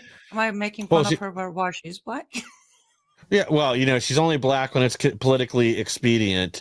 When she was voted in or elected as senator and then appointed as VP or installed as VP, she was Indian, Asian, whatever. But now that they need to exploit the black community again to make sure they come out and vote for her, now Kamala is black. Even though, like, you listen to any of these interviews, she couldn't name a rapper a couple weeks ago or week ago. Tupac. Oh, no, this is more recent. She couldn't name a modern rapper she listens to. Instead, tried to dodge the question, pretended I caught her off guard. She spent 15 seconds talking in circles and trying not to cackle. Oh, yeah, and then, you had her old statement to the Breakfast Club. She said when she used to get high and she'd listen to Tupac and Biggie while she was in college. Well, there's a problem with that. That was in 1985. So Tupacalypse came out in, I think, 1993. Or was it 91 or 93? And then Snoop's first album came out in either 93 or 95. I think 95. But basically, either she's a time traveler or this is just another, story, another pandering story to add to the list of many pandering stories that Kamala Harris likes to tell so she can exploit the black community for their votes, who she clearly doesn't care anything about. I mean, with her time as DA in in California, she put more black men in prison during her time per capita than anybody previously in that role. She kept people in prison beyond their length of their term, their sentence, so she could exploit them to fight wildfires, and then told a judge it's okay because they needed the prison labor. So, slavery runs in her blood anyway. Her family, her black roots from Jamaica were as plantation owners, exploiting the black population there to grow sugarcane. So I guess, it's in her blood. Slavery through the prison system is just something Kamala or the Harris family is used to. So it was just par for the course for her. Right, but here, I just pulled a Biden on you. Let me try that. Yeah. But here's the thing. My point is even because this discussion has been going on. I do, of course, make a joke that she's more black than I am, where, as you know, I'm pretty tan or olive skin, Middle Eastern, whatever. But the point is, what does this black word even means anymore? Is it the skin tone? Is it the darkness of the skin? Is it the genes and isn't the race? They have messed up this black word. I don't even know what it stands for anymore. Is it Africans? Is it African Americans? Is it what is it? Well, I can tell you what it means in the literal sense right now. It's when she pulls that card, you're not supposed to criticize her anymore, or criticize something she said, or a policy. It's just a shield that they can pull up when they need to try to shut up any opposition. That if you disagree with something she says or policy position, you're a racist. It isn't because you disagree with the policy. It's only because Kamala Harris is black that you're in opposition to whatever it is she's pushing forward. Well, I have a message for Kamala. Hussein Obama, by appearance, by race, by behavior, by everything, is a black man. And I criticize that guy publicly, openly. So you can take a number, wait in the line of people who will hope and wish that one day I will not criticize you based on whatever it is you identify as. I will criticize you if you're not pro-America, if you're not pro-American. I will not like you. I am not with her. I am without her. I do identify as with her though. Okay. Mr. President, we're ready. Let's go. Hit us. The one thing about all of us is we like hard work. Hard work is good work. Hard work is good work. The thing that we like about hard work is we have fun doing hard work. What? Wait, okay, I know. Salad, soup. Was she Word salad. mocking an accent or trying to be what she is? I've never heard her talk like that. What just happened? It's an act. It's pandering. She pulls out the black scent whenever she needs it, or she thinks she's needed. I think she was speaking in Detroit there. So she's trying to be relatable, trying to exploit them for their votes. Wait, again, she was trying to be black? Yeah. That was the Kamala Harris black scent. Oh, it's so funny because, as you know, I started my life in Chicago. So I learned a lot of slangs in Chicago. And when I was in California, I remember some of the black people, like literal black people, would be like, why do you try to be black? I was like, what? I try to be like that. Like, you walk around and say, they ain't. I'm like, oh, is that a black thing? I learned it in Chicago, so I just use it. They're like, well, you shouldn't. But it's okay for Kamala to very poorly try to be black with talking like that. What is she implying, that black people can't make a proper sentence and pronunciation? Well, exactly. I mean, this is again coming from people who don't think black people are capable of getting an ID to go vote. Again, it's the having these lowered standards for imaginary reasons. Like right now, I don't know anybody that doesn't know how to go to the DMV and get an ID. You need an ID to get into a Kamala Harris rally. But, if you're black, you can't get one to go vote, apparently, or if you believe what the Democrats say. But, again, that's who they are. No, that was weird. I'm sorry. That I did not connect. She's trying to be black there. And let's not mention, should I even start talking about we have fun and doing hard work? Really? You couldn't make your way to border, woman. What hard work No. is she? I mean, I know what kind of hard work she's talking about, but that's not the type of hard work that gets you results. Well, actually, scratch that. It does if you're a Democrat. Never mind what I said. Exactly. Ready? We're going to get hit by one more before our sponsor break, I think. Perfect. Oh, Michael, that has you written all. You did that one, didn't you? I might have That's found you. that one and sent it in. But yeah, that's who I expected on these white dudes for Harris calls. The same guys that run around as furries or Teletubbies on the weekend. But that's another thing. If there were all Wait, these I like need to ask a question. Hold on. Is that like a real picture? Like that wasn't Photoshop? Like these guys are literally like standing there looking like that? I hope this is AI generated, but anymore I wouldn't be surprised if this is real. I hope it's photoshopped, but where the world is today, I'm not so sure. Well, I'm just gonna say it. I'm gonna offend a few people. You see, this is exactly why I'm single. Just saying. Yeah. Exactly. Can't If this is the direction the world's going, I don't want to be a part of it. Somebody stop this planet. I want off. I actually thought it's like made, like they put faces on those. You know how they do it, like put a face of somebody else or had somebody else. And like if this is real people, and yes, I am absolutely 100% body shaming. Just in case if you think I'm not, I am body shaming these men, and what are they? I mean, oh gosh, diet, Yeah, if you step surgery, I don't know, do something. Yeah, when you step on your scale and it just says diabetes, it doesn't give you a number, you've got a real problem.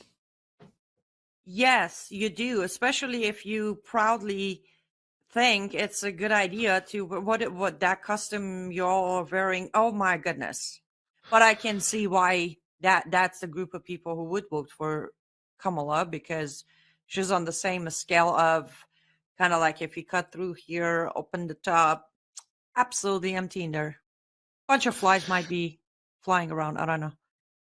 Yeah, well, and those are people that are going to need that free government health care coming up, because they're going to need a lot of metformin and whatever else you use to treat diabetes with. And they certainly don't want to work out. And you better not be fat shaming them, especially if you're a doctor.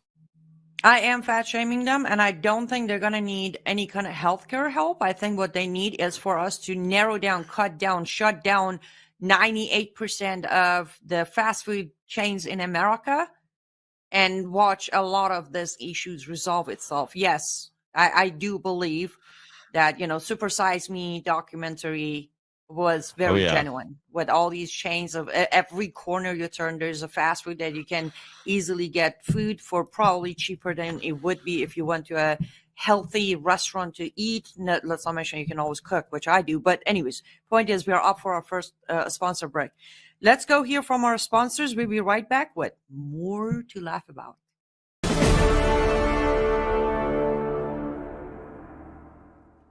Throughout history, the spirit of patriotism has prevailed. The battles may have changed, but the values remain the same. Today, in 2024, we find ourselves at a pivotal moment where the call for unity, freedom, and a better future echoes louder than ever. For more than 10 years, Patriot Mobile has been committed to supporting the values that make our nation great. With affordable plans and reliable nationwide coverage, Patriot Mobile is not just a wireless service. It's a call to action for those who believe in the American dream. Because this year is not just any year, it's the most important year since our nation's founding. Choose a wireless carrier that shares your values. Choose Patriot Mobile.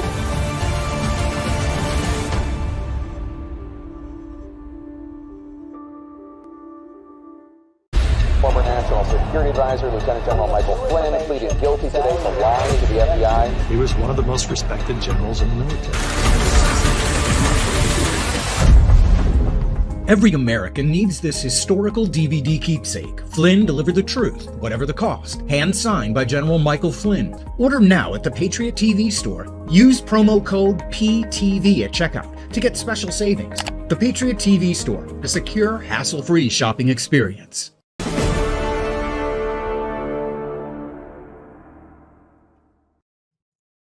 welcome back to Live Up to Freedom Meme War episode. Yes, we're doing meme war. I don't know. I guess that's what we're doing, but we're just having fun with a bunch of memes. But before we get back to getting hit with memes and videos by our president today, I just want to quickly say, same promo code, right? PTV, Patriot TV, PTV. Switch your cell phone services to Patriot Mobile. You know why? Because then in that case, you do have great service and you're supporting a patriotic company that is not listening into your calls and tracking your information and selling it to other people. And of course, do I even need to tell you to support General Flynn? I don't. So PTV is your promo code on both of those products. Michael, you ready to get hit? Oh, yeah, absolutely. Let's do it. Yeah, for the party of democracy that has been telling us for, close to 10 years now that Trump is an existential threat to democracy. Nobody voted for Kamala Harris, not in the primary, not in the primaries last time. She dropped out after Tulsi Gabbard just cleaned her clock at the debate. I don't know that she got any votes in that cycle, and she definitely didn't get any votes in this cycle. But democracy, right? Here's what's most ironic for me. That the whole Kamala thing being a horror of my head. And as you know, I have a phobia of clowns. So that meme was perfect. Yeah. to see two of my phobias in one meme was priceless. I am as afraid of Kamala presidency as I am of clowns.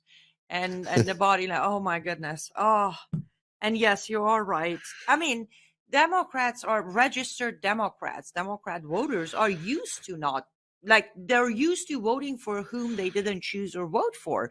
I mean, it has been done over and over and over. I would say, okay, Hussein Obama, the first round, they did vote for him. It was their choice. But other than that, most of the time, it's just last minute. What 2016 was Sanders, Hillary, and then Bernie Sanders. It's like the same.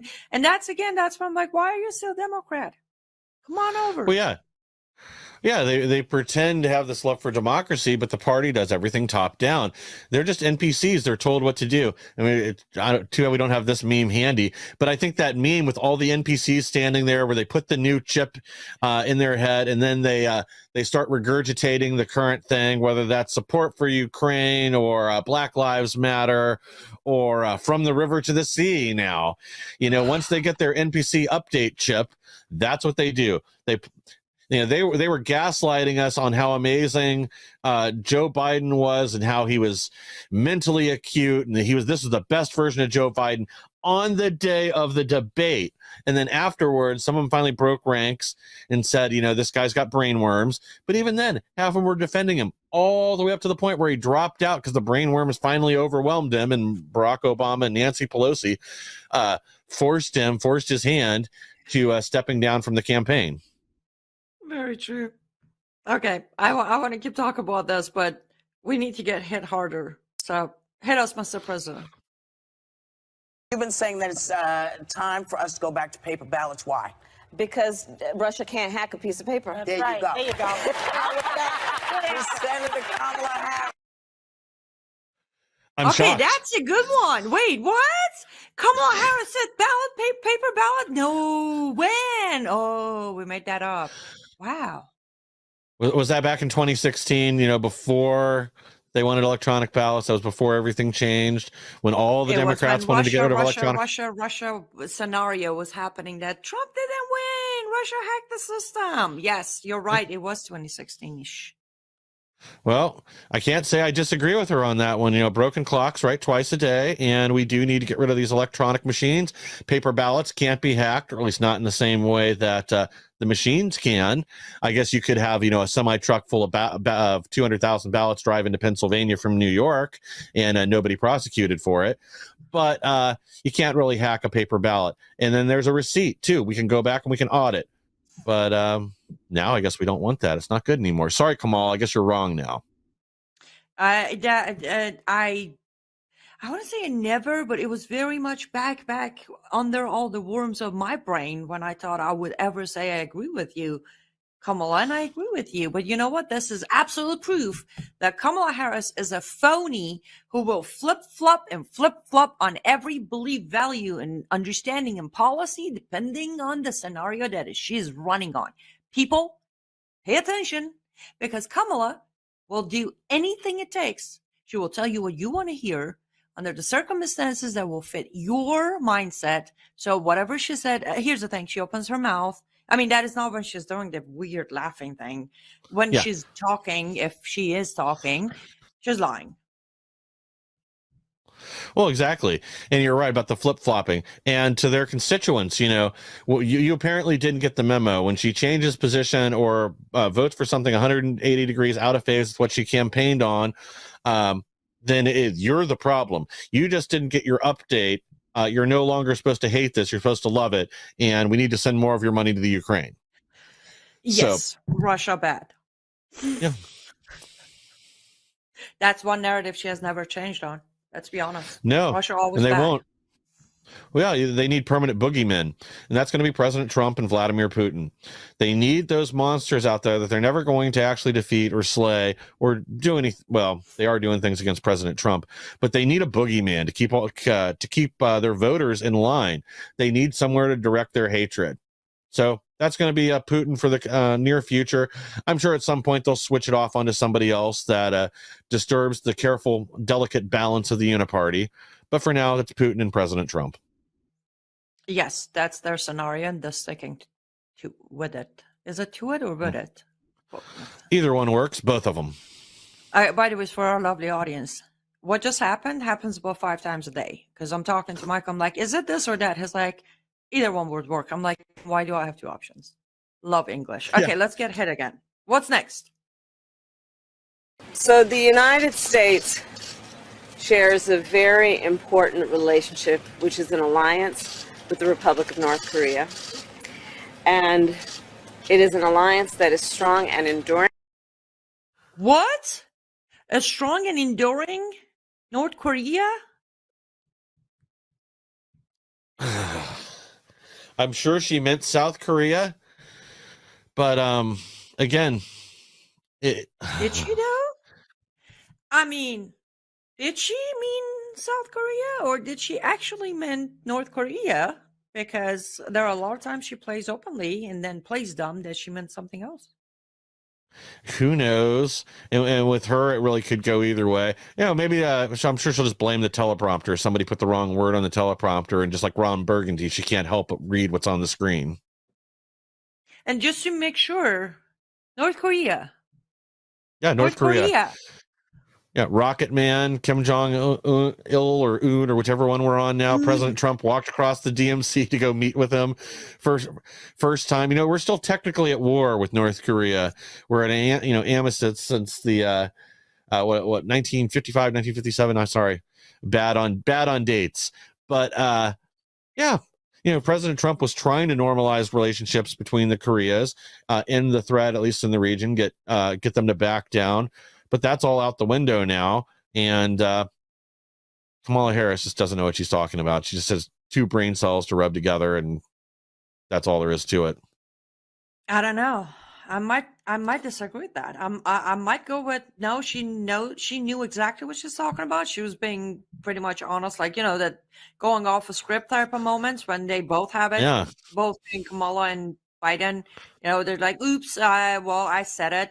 So later, if you try to tell me I never told you the truth, I actually did tell you the truth, but then I blamed it on something else because I like to create confusion for exit strategy. But I really think she meant it. That strong and enduring was so genuinely coming out of her, which makes sense. North Korea, friends with Iran, friends with Hamas, friends with, if you look China. at it, I'm buying it. I don't think this was a mistake. Well, it may be the truth. Walls spent a lot of time in China. They're looking into why he was over there so frequently while he was still in the National Guard. That's her new buddy. Everybody's well aware of all the dealings with Hunter Biden in China. And again, North Korea is a Chinese ally. They're basically, they're not exactly a proxy state. They're kind of their own little entity. But yeah, I wouldn't be surprised they start cozying up to all of America's enemies because, again, the slogan for the Democrat Party ought to just be "Death to America." They ought to just go borrow that from the IRGC and the mullahs and just make that the official slogan of the the Harris Walls campaign. Man, I can't even talk. I almost said Biden Harris again. What's I'm the rubbing difference? off on you. Yeah. I'm not. Okay. I'm gonna get ready. Okay. Are you ready for next one? Oh yeah. Bring it on. That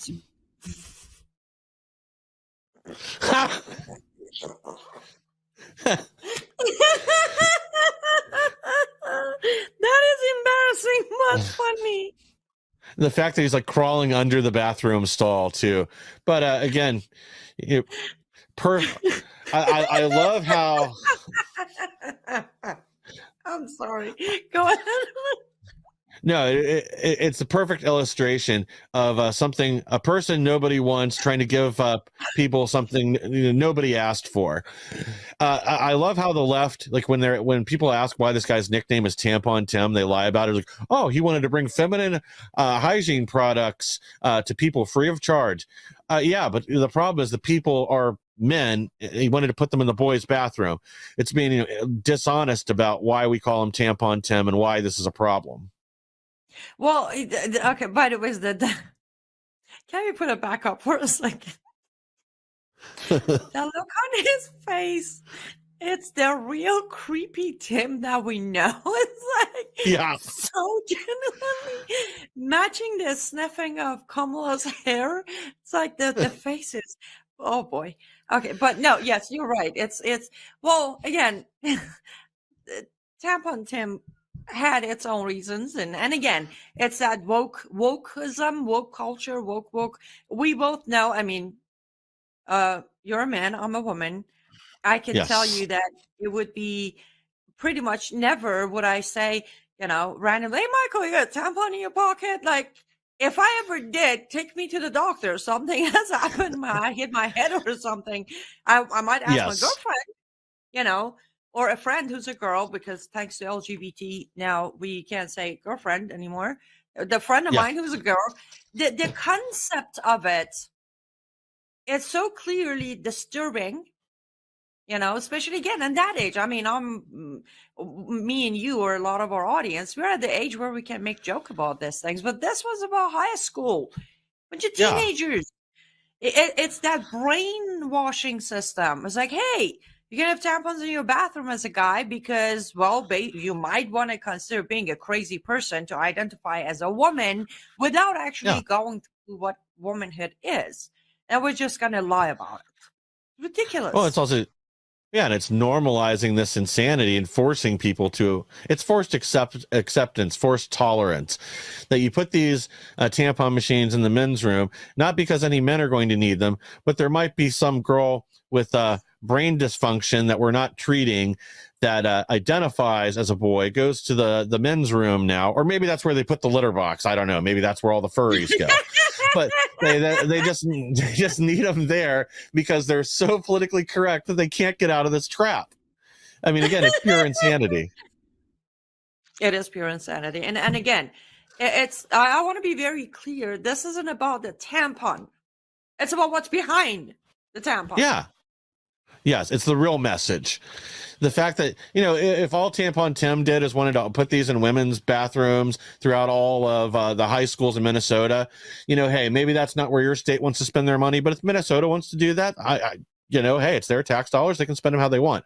But when you force them into like the men's room and you force people to play pretend with everybody that's imagining there's something that they're not, that's where there's a problem. Yes, it is. Okay, Mr. President, hit us. We're ready, I think. Yeah, exactly. Yeah, if you're thinking about opening a small business, especially in a city, don't. Well, hold on.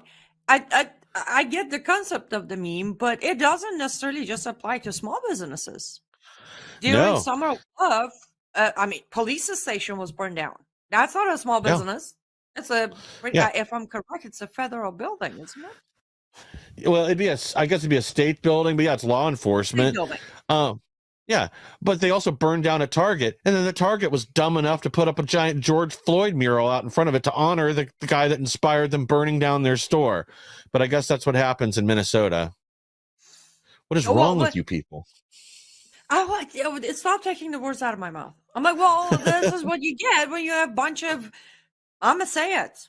I'm unfiltered, right? I'm going to say it. You know, you open the gates, you flood the country that is first world country, or I guess I know how to say it in Farsi, but you know, it's a country with values, with law and order, with the Constitution, culture, and you flood the country with people who are coming from war. Nothing against that. I grew up in Iran, Iraq war myself, but you just let them in.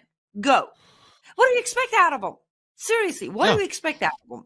Nobody's teaching them what's what. And nobody's telling, I mean, for love of all things American, apparently if you tell somebody that you got to work on your English, then you're racist. No, I'm not. Right. As someone who's got an accent and trips over words at least 10 times a day, I'll tell you what, the best thing I did after coming to America was learning the language so I can communicate with my fellow Americans instead of saying, you know, well, you go learn my language. But that's the problem, especially with Minnesota, with Michigan, with Los Angeles, California. It's like majority of the population are coming from understanding of nothing except burn it down. Yeah. Well, that's the thing too. You know, Tim Walz let it happen. Trump offered to bring up the National Guard ahead of time. That was shot down. There was zero enforcement the first few days of the George Floyd riots, and then finally then he went like overcorrected too far the other day, where he was other way, where he was sending police out with pepper ball guns, and they were shooting people in their houses. Like I've told you the story. I had a friend that lived a few blocks off of whatever that main drag is, where all the stores were in St. Paul or in the Twin Cities. Anyway, like her and her roommates got shot at with pepper ball guns because they were outside during night 4 or 5 of the George Floyd riots, watching the police finally start to round up the crowds. But you're right about something else too. Like, you know, if you import the third world, you become the third world. And part of the problem there is, again, you're right. It's people. If you show people a better path and how they do respond, or the right way to respond when something happens they disagree with, then you don't have riots. But you're certainly like allowing people to burn down their cities for social justice doesn't make any sense. You're basically crushing all these minority business owners and small business owners, and large businesses too. But you devastate the economy in the area. You remove all opportunity. A lot of these businesses were never able to reopen. And I know that specifically in Minnesota, a lot of businesses didn't cover the insurance, the portion of insurance that would have normally been paid back to them for the destruction, because the government didn't act and refused to send in law enforcement. The insurance companies said, well, we're not responsible for this damage. It's the government. Sue them. Yep, exactly. Talking about burning down, I'm pretty sure me and you, Michael, will burn in hell for making fun of so many people today, but I'm good. But we do need to take our last sponsor break. Let's do that, and we'll come back. And Mr. President's going to hit us with even more memes and videos. Don't go anywhere.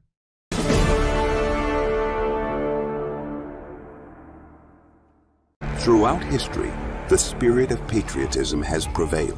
The battles may have changed, but the values remain the same.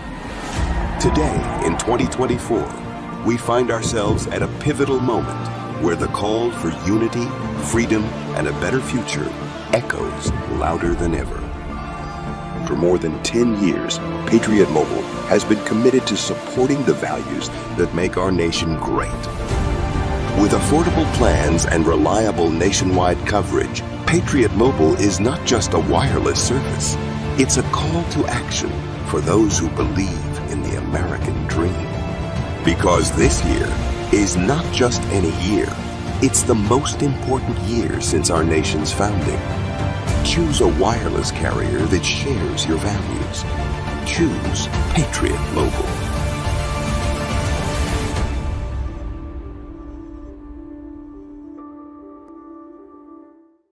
Former National Security Advisor Lieutenant General Michael Flynn pleaded guilty today to lying to the FBI. He was one of the most respected generals in the military. Every American needs this historical DVD keepsake. Flynn delivered the truth, whatever the cost. Hand signed by General Michael Flynn. Order now at the Patriot TV store. Use promo code PTV at checkout to get special savings. The Patriot TV store, a secure, hassle-free shopping experience.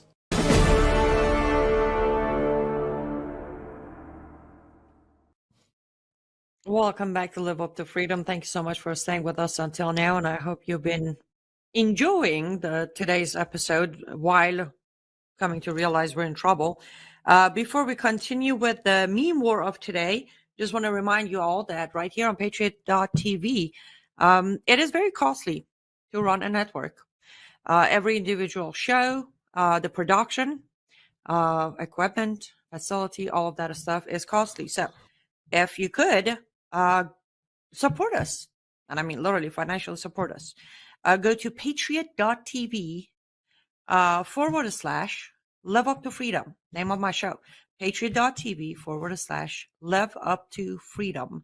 You will, on that page, you can watch the last 2 episodes of Live Up to Freedom. Also, there are 3 tiers of membership that you can pick from, which is monthly, annual, and 2 years. I personally think that 1 year is a great deal, of course, for us and also for you, because there are special gifts you will receive when you sign up for 1 year membership. So please do consider becoming a Patriot TV Defender and go become a member. Perfect. Marco, anything you'd like to add? No, I mean, again, we talk a lot about supporting the businesses that support your beliefs. This is a good opportunity to do that and to help support all the people who are out there putting themselves in risk sometimes to bring you the news and the stories the mainstream media doesn't want you to talk about and doesn't want you to hear. Yeah, you're going to get a lot of information here, especially on this program on Live Up to Freedom, that you're not going to see elsewhere when it comes to the real threats from the Middle East and Islamic terror here and around the world. You'll get honest, real talk about it, about what's happening over in the UK right now, how that could be coming our way very soon. So again, it makes a difference. It's inexpensive. It costs less than a double quarter pounder with cheese from McDonald's. You can afford it. Yes, support the most Islamophobic show there is out there. That's Love right. the freedom. Proudly. That's right. Okay, let's get back to it. I am ready. Hit us, Mr. President.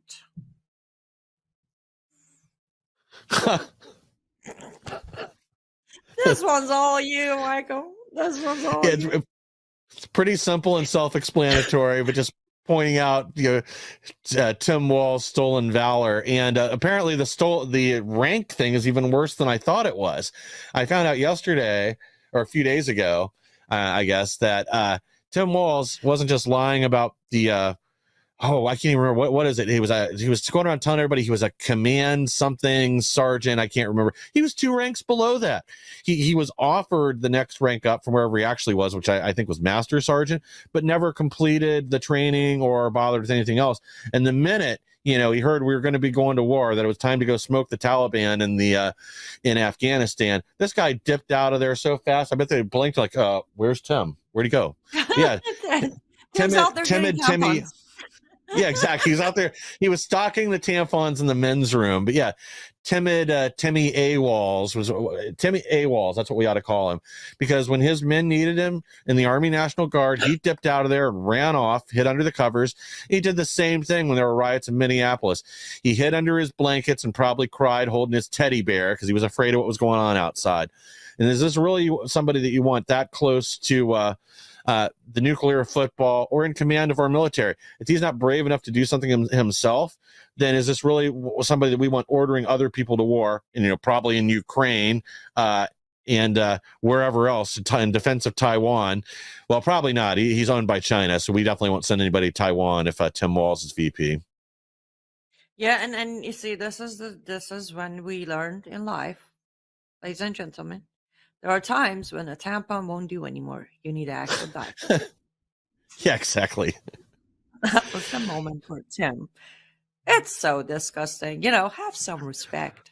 For who? Wait, never mind what I said.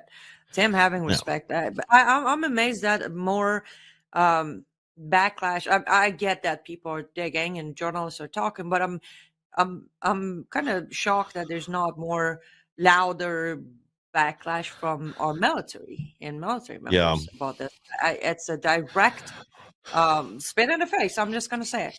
It is. Yeah. Well, I also think there's been a big effort to kind of shut them up and quiet them down.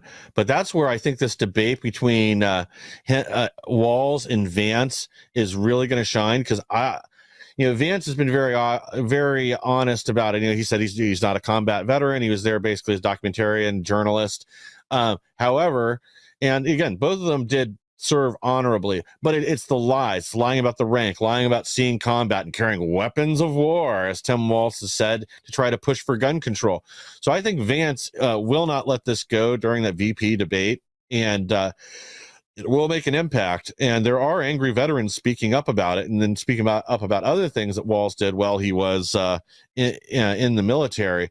But our mainstream media, they don't want to talk about it. They don't want to cover it. It's only positive news about Kamala and Walz. Didn't you get the memo? I did, but then I deleted it. Deleted it. It went to my spam. Okay, let's go for the next one. Get ready. Here we go.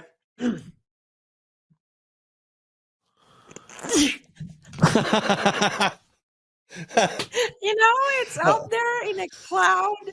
That is it's not here anymore. It's over there in a cloud where it's not real anymore. It's like up there in a cloud. I'm like, cringe. Yeah. Oh, I know. And these are supposed to be the smartest people in the world. It says who? Wait, did you not get the memo? You don't need to be smart to be a leader anymore. You just need to hate the country to be a leader nowadays.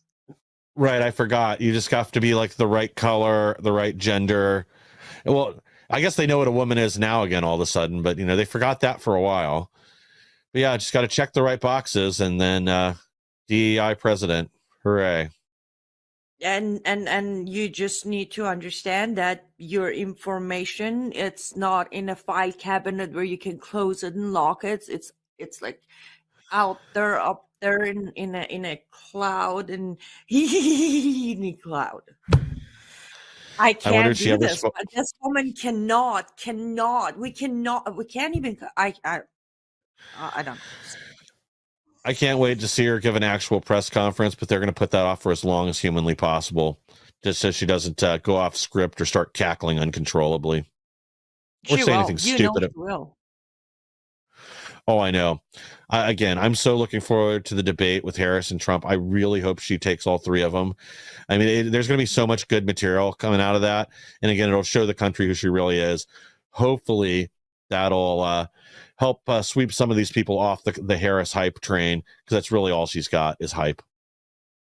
Yeah, but don't forget, we got to be very careful, and we got to be paying attention, and we got to be broken records repeating, because the mainstream media and the left, they're going to pick half sentences from Trump, turning him around to make him sexist, to make him racist, to make him hateful, to make him bigoted.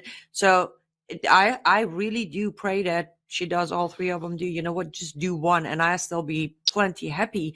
But we got to be very careful how we put information out. We need to be on top of it, talk about it nonstop. Do not let the wave of manipulated, out of context clips and sentences to take over, because that happened during 2016. Yes. Yeah, well, you're exactly right. If the mainstream media won't do their job, all we need to do is show people clips of Kamala Harris and Tim Walz actually talking. If they're not going to put policy positions up on her website or a platform or anything else, I guess it's our job to just illustrate what she really thinks, whether that's about where your data is stored in the imaginary clouds, or these just horrible policies on equity, leaving the open border, that all illegal aliens deserve medical care. Any of the hundreds and hundreds of clips of Kamala Harris out there speaking her mind on a myriad of issues. I guess it's just going to be up to us to put those in front of the voters, since the media refuses to. Yes, it is. Let's see if we can squeeze at least one or two more of these imageries or videos before we run out of time. Here we go. We're ready. And there's no sound or fume. There is nothing. Yes. Yeah, and that's so all there is for all of to us it. who are used to Every morning filling our tank, you usually can smell it, and you can hear it. You can hear the guzzling sound. Right. None of that. None of so that. how do I know it's actually working? It is. Oh my God. Did she expect to like feel the electricity getting pumped into her car? Maybe. And does it smell like coal since that's where most of it's generated? Oh, she was just standing there thinking she might get electrocuted, and then she knows it's Yeah. working. You gotta be careful. Sometimes the electricity splashes out of the pumps. Oh my God. She's holding on to that thing so tight. It's like, let it go. Let it go. Yeah, It's you can't let it get away. That's a lot of lightning going into that car. It might just fly off of there. You know, it's not like plugging an extension cord into your, you know, and she's going to be there for a long time. You know, your electric vehicle doesn't gas up like your car in, you know, a minute or two. She's going to be standing there for a few hours holding that gas pump. They should have just left her there, let her stand by the car for 4 or 5 hours till it was all juiced up. Oh. And the fact that she's like, no smell. Well, yeah. I mean, oh my gosh. Yeah. And I guess here's my other thing. Like, well, one, like, how can you not have that? Like, I don't own an electric vehicle, but I understand, you know, in principle, at least, how they work and how a battery recharges. If you're really this out of touch with humanity at this point, maybe she should hire somebody just to teach her what the normies do, how people deal with day-to-day life. I'd hate to see her like go to a grocery store and try to check out. Would she even understand how credit cards work now that you don't, you know, they have a chip in them, or that you can do tap and pay? the first thing that hits me is like, you know, the fact that she's holding on means she actually either never gassed her own car, because even with gas pumps, you know, there's a little pin thing. You put it down, Yeah. you go, I don't know, buy your thing or sit back in your car, whatever. And you don't have to, even with gas, you don't hold on to. I mean, I'm sure there are people who do, but if you do, here's the new information, FYI, the little pedal. You pull it down. Yeah, the little metal tab. And it will Yeah. stop for you. Boom, you're good. Hands off. You don't have to stand there holding it. You know, just let it go, do your thing, come back. She is. She is, but she cannot be the president of this country. It can't. I need to find an island. Yeah, exactly. I'm gonna start shopping for islands.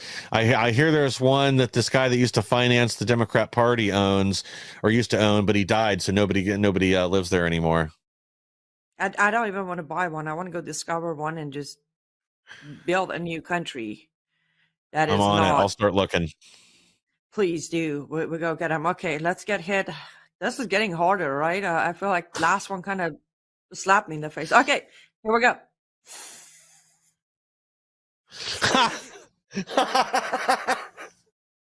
Oh my gosh. Sad, but very funny. You know, I almost feel bad for this lady, because from what I've been told, she's not really Secret Service. She's Homeland Security.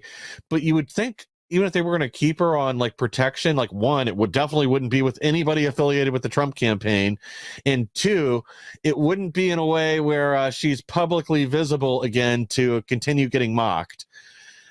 Well, I'm sorry. I don't feel sorry for her. For one, I would never be in her position, not because I'm very qualified to be in position from height, weight, health. As you know, I'm a bit shorter. Just putting it out there. Yeah. But if I ever was in her position as a person, I would walk in there and resign myself. I would be like, okay, decide how much I'm going to be mocked for the rest of my life. The way I handled this situation, I need to go and, I don't know, whatever, bag grocery. I don't care. Anything else that is not protecting another human's life. Yeah, just tell your supervisor, you're giving me a job I'm not physically capable of doing. I'm not big enough to block bullets from Donald Trump. I'm not competent enough with a firearm to be allowed to have one and running around with it at this rally while I'm pointing it at people and then can't seem to get it back in my holster. So yeah, she definitely needs training. And again, like, you know, we've said before, I think I was on your show before when I brought this up, where, like, I'm not saying like women can't be in the Secret Service, because you do need people to do crowd control. You need people that can, there are other thing is treasury issues, counterfeiting. They need a law enforcement side of that too. She could be out there going through the crowd, looking for crooks, since apparently nobody else could spot them. Maybe if they had somebody competent out there looking for threats, they could have found this ahead of time. We wouldn't have ended up in this position. But yeah, putting her back out on Vance's security detail, I don't know who was thinking, but again, that's why we need to restructure these agencies from the ground up. Well, I will disagree with a few things. Number one, she does have the body to shield President Trump and JD Vance at the same time if they're being shot chest down. Yeah. She's got plenty of body to shield bullets. But true. I would say, again, I use myself as an example. I stand at 5'10", about 152 pounds, pretty fit. But I think, depend on whom I'm going to protect, even with my height and my weight and my training and my quick respond and draw fast, President Trump is not, I wouldn't be able to protect him. Not because I wouldn't want to. It's just physically, as a woman, I don't have the force it takes to lift or cover or move any of that. So I personally think, no, we shouldn't do that unless it's a man who identifies as a woman. But I do seriously think all the laugh we had today was amazing. But behind almost every single laugh, there's a seriousness of we are in trouble. I hope President Trump and VP pick JD Vance consider having their own teams, because clearly the more incompetent you are, the more they're going to send you back out there with them. So, and I do believe, that meme is correct. Let's pray for JD Vance, for President Trump, for everybody out there right now who's going through this inhuman act of let's take him out just because we can't defeat him. Last words of wisdom under a minute goes to you, Michael. Well, I'm actually going to bring up another story that just happened with the Secret Service detail for JT Vance. So this just happened a few days ago, but they had a woman on his detail who apparently just had a baby. She left the detail without telling anybody to go breastfeed her son or daughter. And this is who we're putting to protect the front-running candidates for president right now. So yes, this country needs fixed from the bottom up, and we need Trump in the office to do it. There's a lot of great humor comes from pain, and that's why we're laughing, as many comedians will tell you. But yeah, this country's in a very bad place right now, and it's going to be up to us to get the truth out to everybody we know, get them out to the polls and vote so we can get Trump back in office in 2024 and finally get this country on stable footing, or we will not have a country to protect in 2028. Amen. Well said. Guys, we got to run. Follow Michael on X at Real Mike Lauber. Catch his show Saturdays and Sundays, Michael Lauber and Derek Evans, The Insurrection, 2 p.m. Eastern Time, right here on Patriot.tv. Check out our sponsors. Get behind us. Become a member if you like. And also, if you have memes or videos that you would like us to do shows like this on, send them over to liveuptofreedom@gmail.com. That is liveuptofreedom@gmail.com. Stay safe, stay vigilant, and may God bless you, and may God bless America. Goodbye.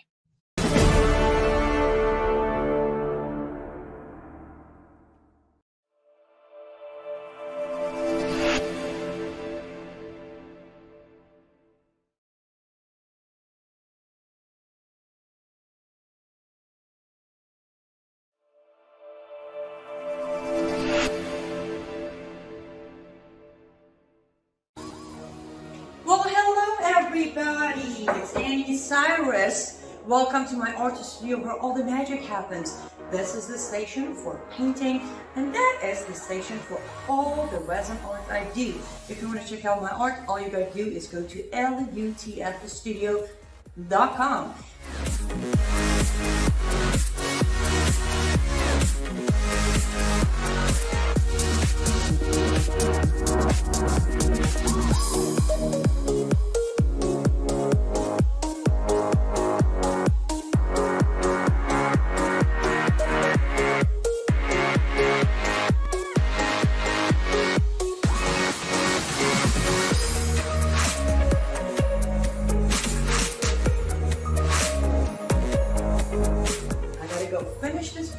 late, but I'm sure, for at least I hope, I'll see you at lutfstudio.com.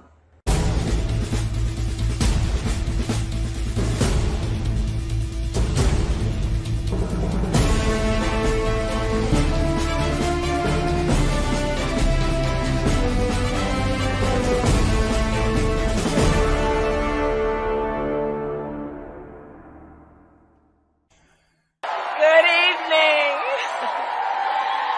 Good evening. Good evening.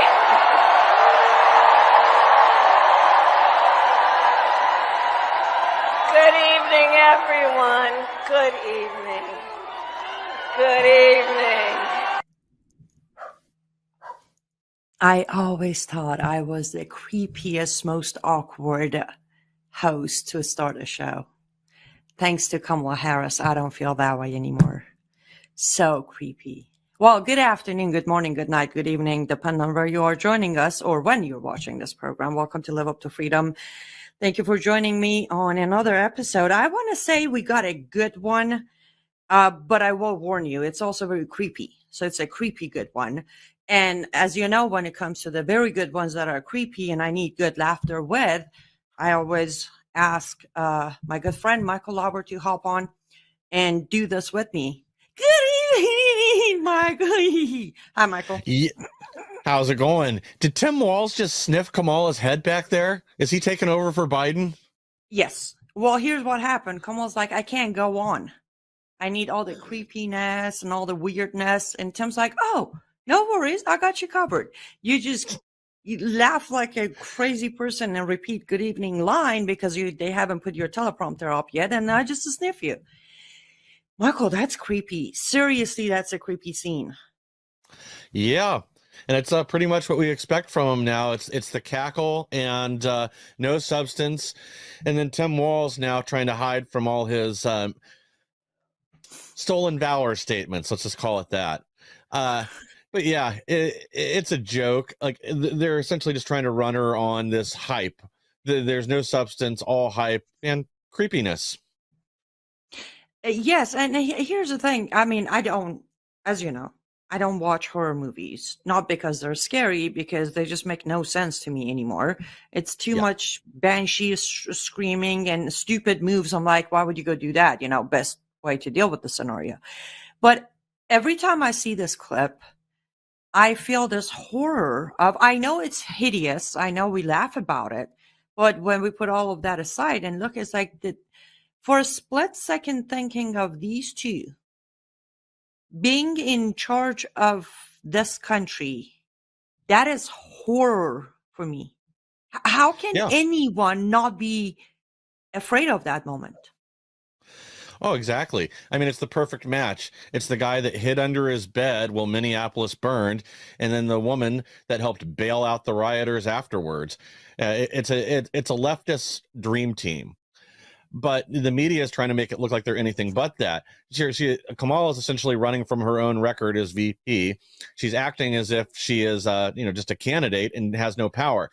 She's making these promises to do things like implement Trump's elimination of tax on tips. She released their economic plan earlier this week, and that's an absolute disaster. It's an implementation of socialism. They want to price controls and everything else. And I mean, if you want to cause cascading business failures, like that's how you do it. It's a nightmare, but we have zero honesty in our media, and it isn't being covered in reality. Instead, it's just the endless hype train. Yeah, and here's the thing, and so does my audience. I have my reservations about JD. I do. Sure. I'm not jumping to any conclusions yet. I'm praying that all we see is truth. However, I would say with JD, I could go with, let's give the guy a chance, because there isn't much. I mean, this guy is young. He's actually younger than me. He's young. He's new to this stage of politics, So I can say, let me give him a chance.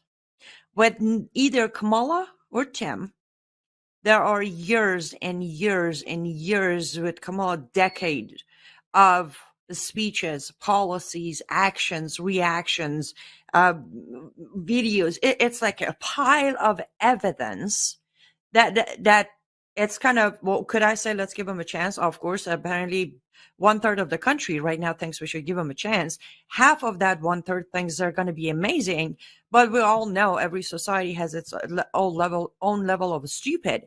That excluded from discussion. Evidence is on the table. There's I will fix everything when I get in the office. Well, Kamala, you're already in the office. How can one believe? And one of the things, me, you, with like-minded people here on Patriot TV, all of us as a Patriot TV family, we fight against wokeism, woke culture, PC culture. We believe in our freedoms. And one of the things that we're going to quickly go and actually listen to her own words, but Kamala has proven to be in love with wokeism. Let's hear her own words on wokeism, and then let's me and you talk about her love for wokeism. We have to stay woke. Like, everybody needs to be woke. And you can talk about if you're the wokest or woker, but just stay more woke than less woke. Yeah.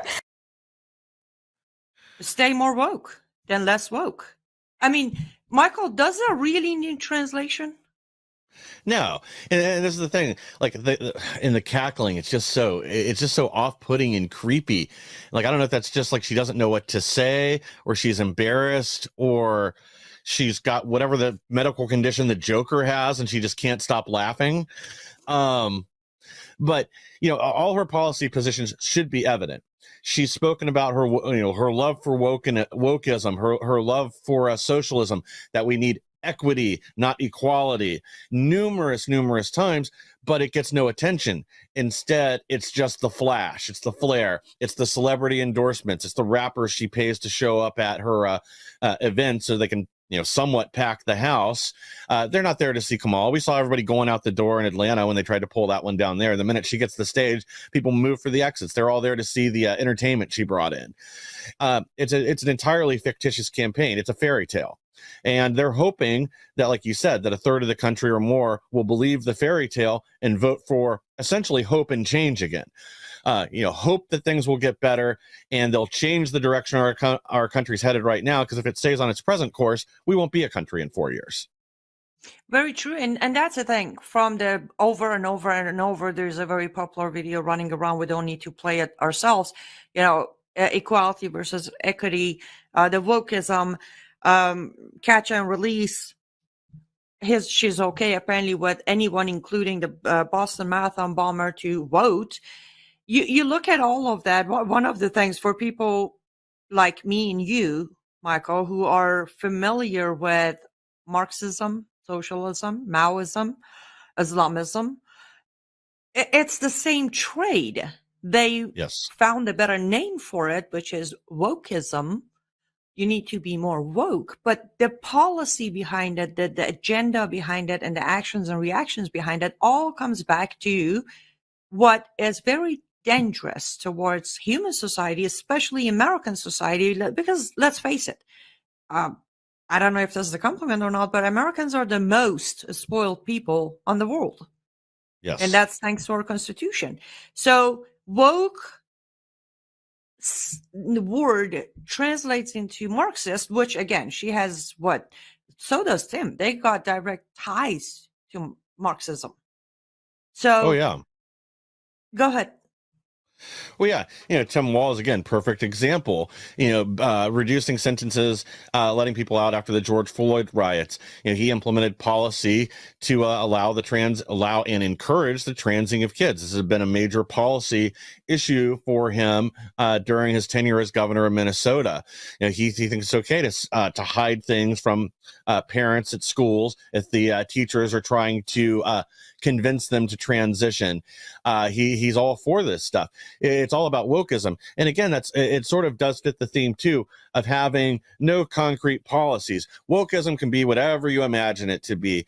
It's, for the less hardcore people in the leftist camp, it's, this elusive equal rights. It's protections for gays and lesbians. But in reality, like what they actually mean is much more radical than that. Therefore, Tim Walz is for policies, abortion up to the point of birth, maybe beyond. They've let, I don't know if it was 7 or 8 infants die on the table now during botched abortions where the child was born alive in Minnesota. We've already talked about his policy with schools, putting tampons in the boys' bathroom.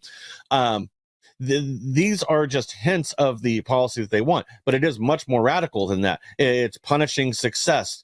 It's taking from one group to give to another more favored victim group. It's leaving the border. Kamala has stated she doesn't want to just leave the borders open.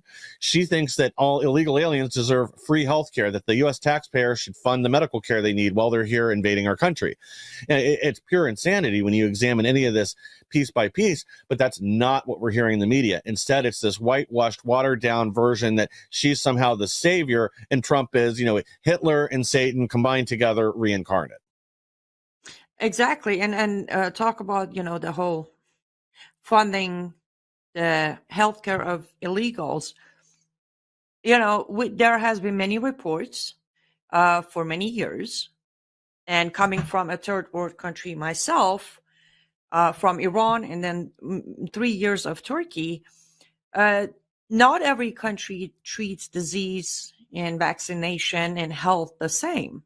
Some of these illegals who are pouring into our borders, or Europe, doesn't matter, especially Middle Easterns, they bring diseases that should not enter the country. It shouldn't. And we, as you said, brush over it, and we just pretend like it doesn't exist. And again, I'm sure a lot of people out there, including myself, are like, heard it all, so what? But that's the problem. There is so much lies and propaganda and twisted truth being spread every day that me and you, Michael, we have to sound like a broken record, play the same video over and over, remind people the same thing over and over, over and over, over and over. This is what Kamala did. This is what Tim did. We talk about Minnesota, both their reactions. And I actually told you a few days ago that now I'm starting to think we might be facing the summer of jihad instead of summer of love. Ties to, their not love necessarily, but their support of Islamization, from Hamas to Iran to pro-Palestinians, all of that, their hatred for Israel and anti-Semitism, both Tim and Kamala, be specific names. Actually, let's take a look. She tried to talk in Michigan.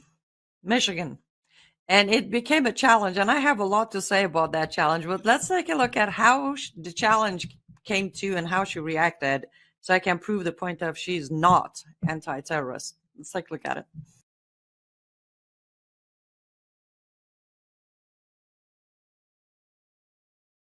Tax breaks to billionaires and big corporations.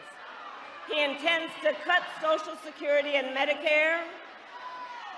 He intends to surrender our fight against the climate crisis, and he intends to end the Affordable Care Act. You know what? If you want Donald Trump to win, then say that, otherwise I'm speaking.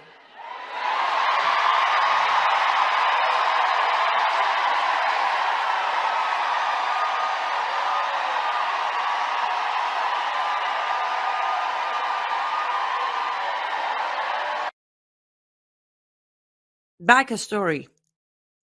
Huge group of pro-Palestinians chanting, "We won't vote for genocide. We will not vote for genocide." From river to the sea. This is what is being chanted when she reacts to, if you want Donald Trump to win, then say that, otherwise I'm speaking.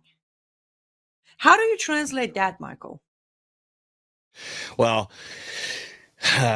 she's they're playing a very delicate game right now, trying to balance the Hamas faction of the Democrat Party versus the majority of the Jewish vote that votes for Democrats. She's playing a very dangerous game. But if you look at, again, her record or Tim Walz, Tim Walz has done everything he can to ensure that little Somalia there in the Twin Cities flourishes, and we get reps like Ilhan Omar. He's done plenty of things to cultivate more of that and protect the Islamic wing of the DNC up there. It literally is. It's the red-green movement in action. And and you're seeing it there in Minnesota. But Kamala's no better. She her own daughter's been part of this pro-Hamas protests on college campuses. She's spoken out, against the Jewish people's right to self-protection and defense. But on the campaign trail, she wants to shut them up because the majority of the Democrat Party does not want to wipe Israel off the map. However, there is a faction, I've heard different numbers, but we'll just pretend it's around 20% because that seems to be consistent, that is extremely anti-Jewish, anti-Israel, and very anti-Christian for that matter, too. It's all coming from the hatred's all coming from the same place. And she's trying to balance her public image with what she really wants to do. I mean, that's my big takeaway from it. And I agree, and I will add this. We all know there are plenty of self-hating Jews in America who are Democrats, and they keep voting for people like Kamala. But if Kamala is forced to say, listen, I will not support Israel and I will support Hamas, she's going to lose those voters. So let's not bring this topic up. Let me talk and lie as much as I can. When we take power, then we hope wipe Israel off the map. For now, she needs all the self-hating Jews, Democrat Jews, to vote for her. We are up for our first sponsor break. Let's take a quick commercial break. When we come back, well, plenty more to say, so don't go anywhere. We'll be right back.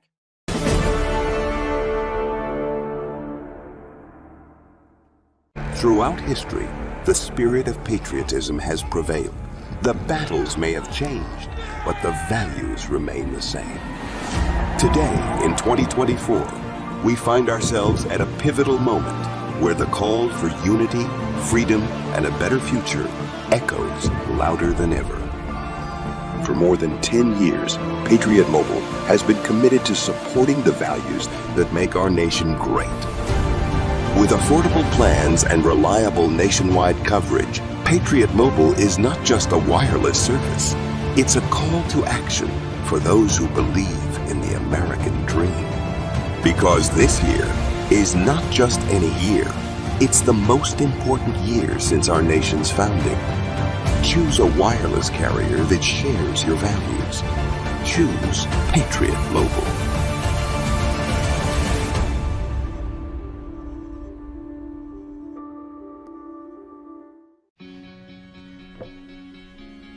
Looks like you've been sleeping well. Megan, he's back. The My Pillow guy. And you're looking good. Still feeling good. Well, just when you thought it couldn't get any better, we've got the best pillow ever, My Pillow 2.0.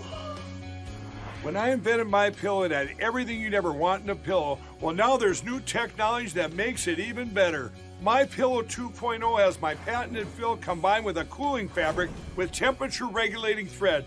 My Pillow 2.0 is truly the next generation of My Pillow. The best sleep just got even better. Whether you have a MyPillow or not, you need to get the brand new MyPillow 2.0. Call or go to MyPillow.com now. Use your promo code, and for a limited time when you buy one, you'll get a second one absolutely free. You're sleeping even better. And cooler, too. And you're looking good. Feeling good. I knew you would. Visit MyPillow.com.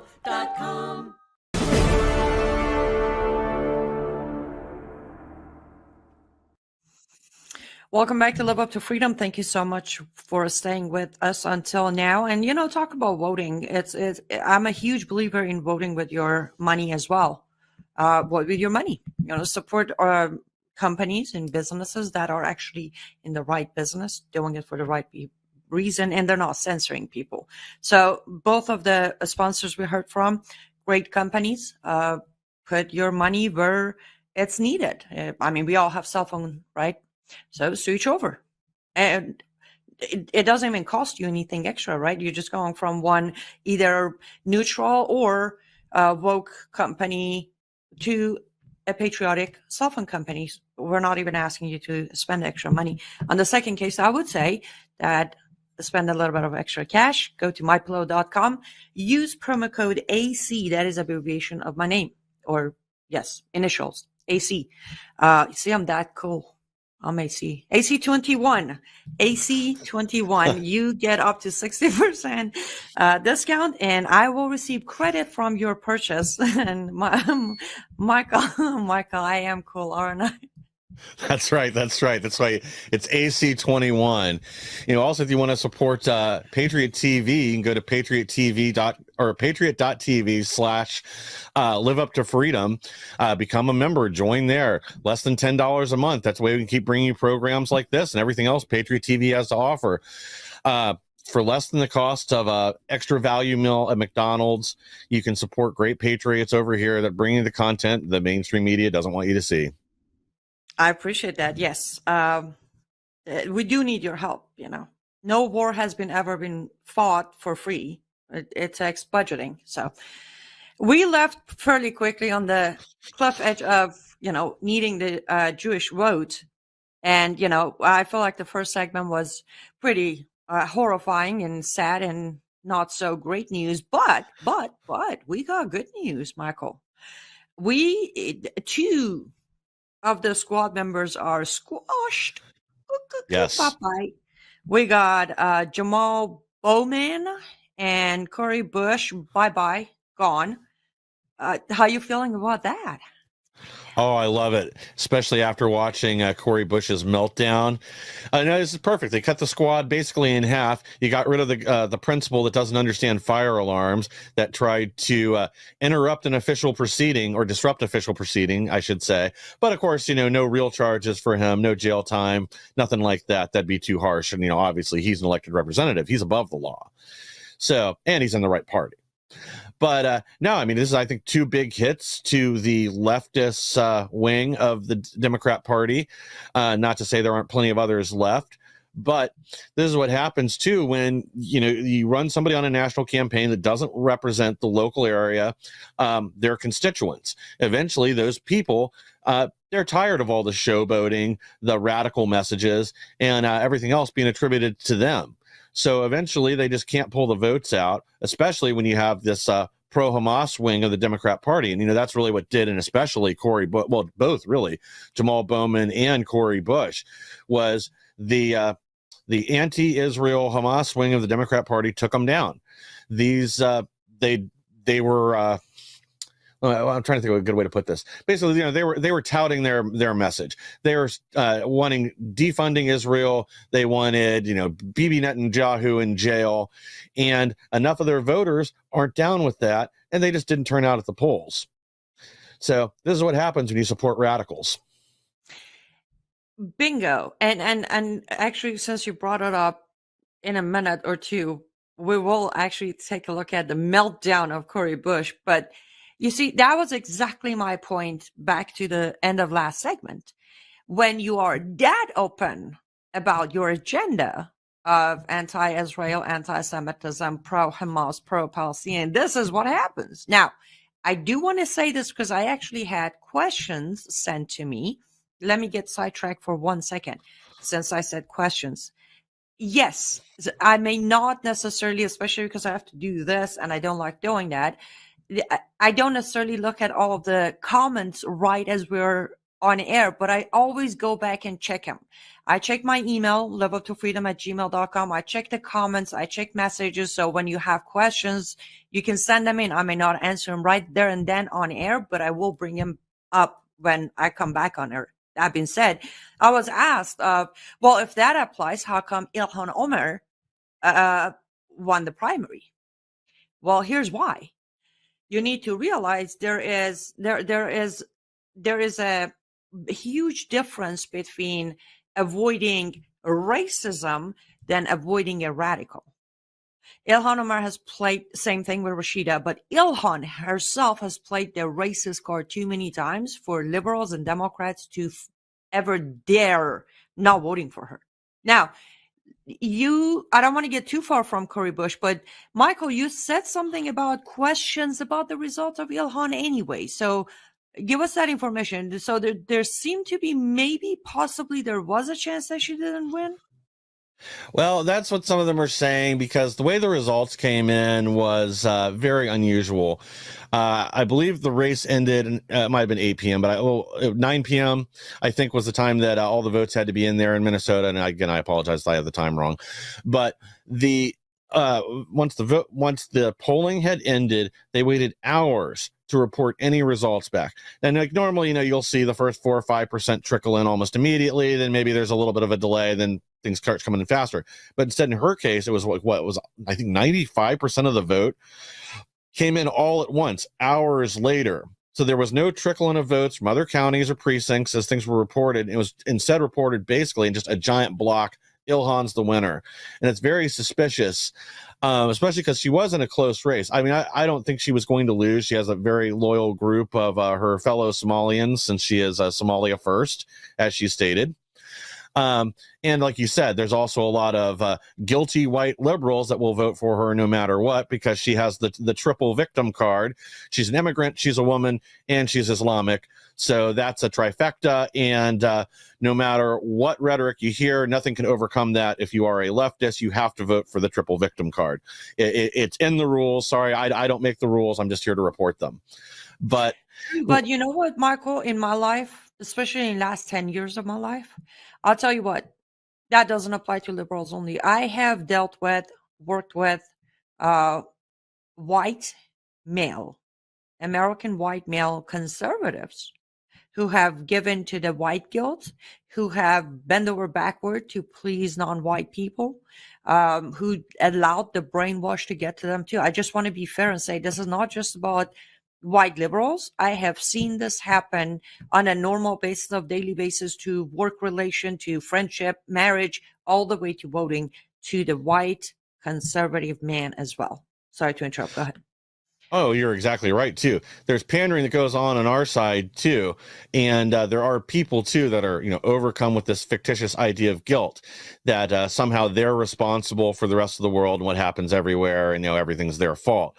But by and large, I don't think there's as many people that fall for it on the political right. I want people to rise and fall by their own merits, what they contribute. But there's definitely a cult on the left that will vote for somebody just because of what boxes they check, because it makes them feel good about themselves. And I don't know if it's this white savior complex or just the years and years of propaganda that have got to them.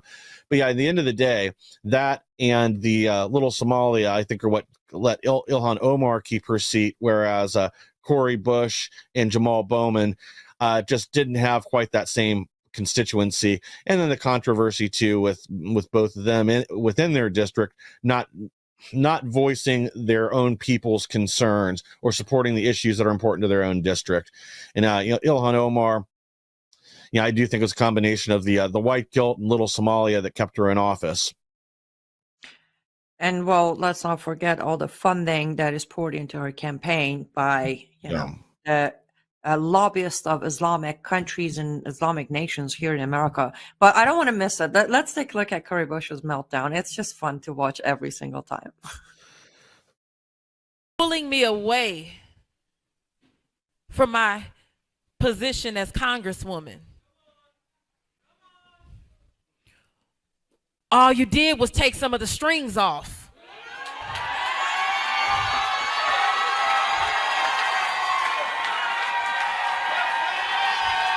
Let's be clear. Let's be clear. Let's be clear. Let's be clear. Let's be clear. Let's be clear. Let's be clear. Let's be clear. Let's talk about what it really is. Because see, now I don't have to worry about some strings that I have attached, and as much as I love my job. But all they did was radicalize me, and so now they need to be afraid.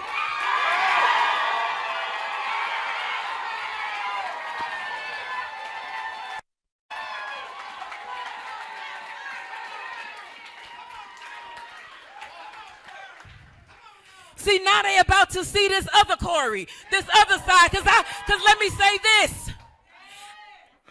I just grew up a whole lot more over the last few weeks. Just grew up a whole different way. And so what they are about to get, they think. So the thing is this. The thing is this. I don't think that anything There is nothing that happens in my life that happens in vain. So if this happened, it's because it was meant to happen. And let me say, it's because there's the work that I need to do. And let me say this.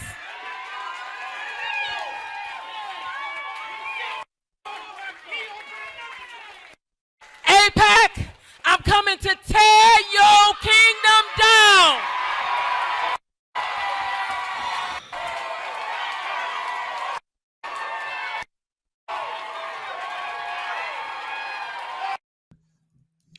I am coming to tear your kingdom down. Ouch. Ouch. I gotta give it to her though, Michael. First of all, I don't know. I can watch this over and over, and yes, I do laugh because I think it's ridiculously over dramatically written script. But you gotta give her, she's got the attitude.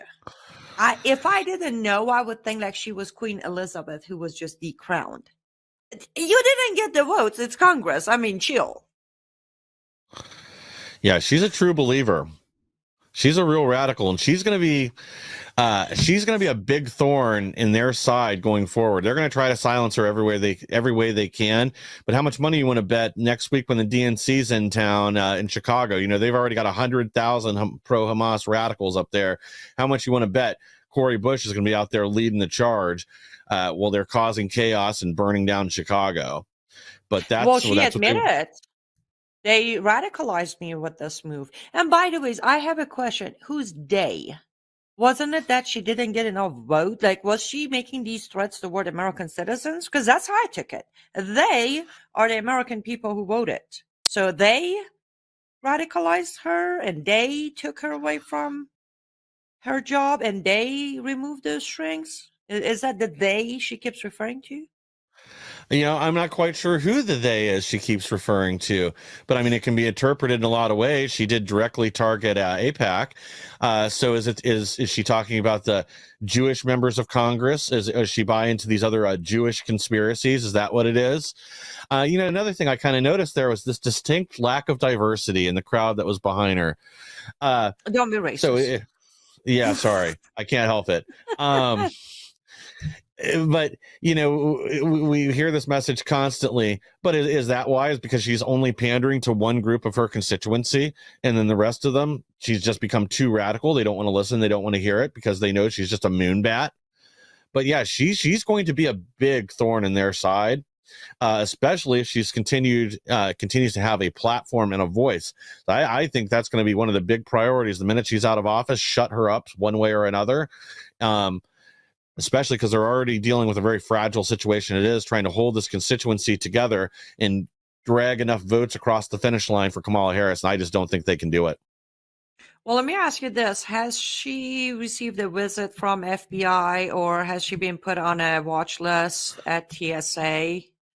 I doubt she did, but shouldn't she? No. They're too busy trying to arrange the next Governor Whitmer kidnapping, or, you know, they've got people like Tulsi Gabbard speaking out that they've got to put on the Quad S list. That's for those of you who don't know, that's the TSA list. That's where they give you the full cavity search every time you fly. So yeah, she isn't that type of radical. She's not on their radar. She's the right type of radical, at least for now. Yeah, but when if any, let me think of a few names: Tulsi Gabbard, Marjorie Taylor Greene, Congresswoman Boebert, any of these ladies would get on a stage and say, anybody, AIPAC, ASAC, ATAC, anyone, I am coming to tear your kingdom down. Immediately, there would get a visit. Immediately, there would be questions. Immediately, they would be plastered all over the place and any possible platform with radical, right-wing, far-right, nationalist, racist, bigoted person, this. And I know I take the long, sarcastic way to get to it, but aren't you tired of these double standards? The two-tier justice? Well, if the left and the Uniparty didn't have double standards, they'd have no standards at all. I mean, so again, like but you do make the perfect point. Like pretend Anna Paulina Luna had said something like this about AIPAC. Headlines for the next week would be that she was anti-Semitic and needed to be thrown out of Congress. Saying Cori Bush, if she were in a different political party, if she were a Republican and made exactly the same statement, she would be, forget finishing her term, she would be out of Congress by Monday. They would vote to expel, just like they did with George Santos. So any deviation from the norm on the right, you're castigated, you're thrown out. On the left, it's okay to say whatever you want, no matter how radical it is, as long as they somehow think it's going to help their agenda or help them win. Because really, like, their only goal is power. They don't really have standards. They don't care when she says something like this, but let it be somebody on the right, let it be Lauren Boebert or whoever else, and somebody's kingdom will come crashing down, but it won't be AIPAC's. And here's the thing: it's proven fact. Marjorie Taylor Greene was removed from her committee for a tweet she put out years before, that she actually acknowledged that was a misinformation, that she didn't tweet it herself. She retweeted it from somebody else's page, and it was not right information, and it wasn't even anti-Semitic, if you ask me. But it happened. She was removed immediately from the committee. But again, what do I know, right? I'm just some right-wing, radical, white nationalist, Islamophobe bigot who is going to ask her audience to stay with us while we take our last sponsor break. Don't go anywhere. We'll be right back.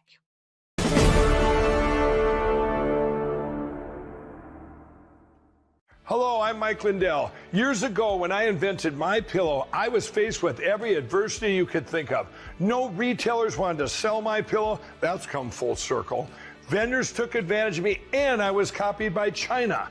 Well, by the grace of God, I was able to get through all that and learn from it. I have a passion to help other U.S. entrepreneurs, and that's why I created my new platform, mystore.com. We have hundreds of products from amazing entrepreneurs, and to celebrate, I'm going to put my pillows on mystore.com right now. You can get my standard My Pillows regularly $69.98, now only $19.98 with your promo code. Or you can get my standard queen size regular $79.98, now only $29.98. Or you can get my premium king size regularly $89.98, now only $34.98. So go to mystore.com and use that promo code on your screen to get huge discounts on all my store products. Thank you and God bless. Former National Security Advisor Lieutenant General Michael Flynn pleaded guilty today to lying to the FBI. He was one of the most respected generals in the military. Every American needs this historical DVD keepsake. Flynn delivered the truth, whatever the cost. Hand signed by General Michael Flynn. Order now at the Patriot TV store. Use promo code PTV at checkout to get special savings. The Patriot TV store, a secure, hassle-free shopping experience.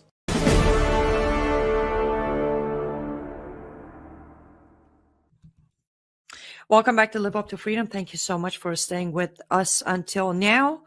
So until this segment, we talked about probably things you probably heard other places of conservative Christian alternative medias by other podcasters, broadcasters, and patriots. This last segment, me and Michael are going to dive into things that I'm almost sure you have not heard anywhere else, unless you're like me, bilingual, researching other platforms. But before we do dive in, this time I'll do the thing.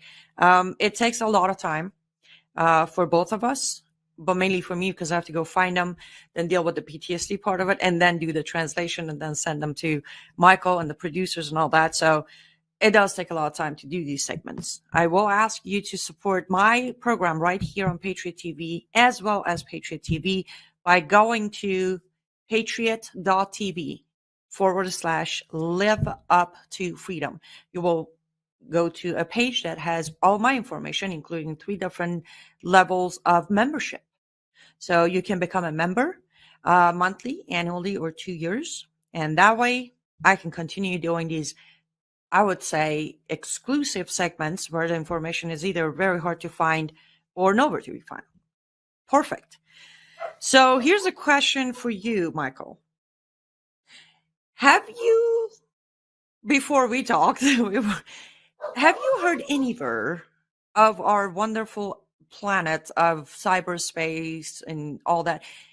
Did anybody talk about after Ismail Haniyeh was killed in Tehran on the inauguration of Iran's president?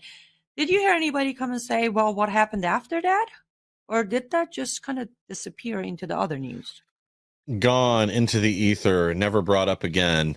I think I saw one or two stories day of just reporting that it happened, but zero coverage afterwards. Yeah. And you know, again, I understand with our side of aisle, it's hard. There aren't too many of us who are, you know, familiar with the language of the Middle East or different languages. But it's just so amazing. It's like, yay, and good job. Don't get me wrong. I still ask the question of if you did it, if you knew, if you had the information, you went as far as doing it as by you, I mean, the Israeli government, for love of all things, peace, you could have just done it about 6.5 hours earlier when the inauguration was taking place. You could have taken out the supreme leader of Iran, the president, and Haniyeh all together. But again, I'm sure there's more politics to it than I'm putting efforts to understand. Point is, this all happened, and all we heard on our side, Michael was like, yay, another terrorist down, victory, victory, victory, victory. Well, I would like to take a moment and introduce all of our audience to the new Haniyeh. Let's go meet him, and then we'll talk about him.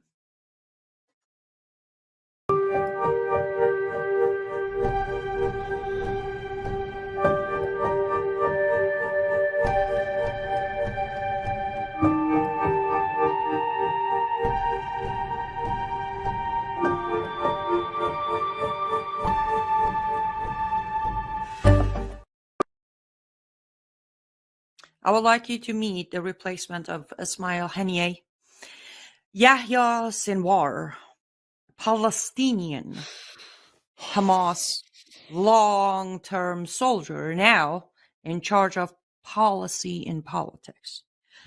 Before I go any further into his bio, his existence, Michael, I'll let you, no disrespect here, as an American, just watching a few seconds of a person, how do you feel about him? What are the things that popped out on you on this few seconds of video?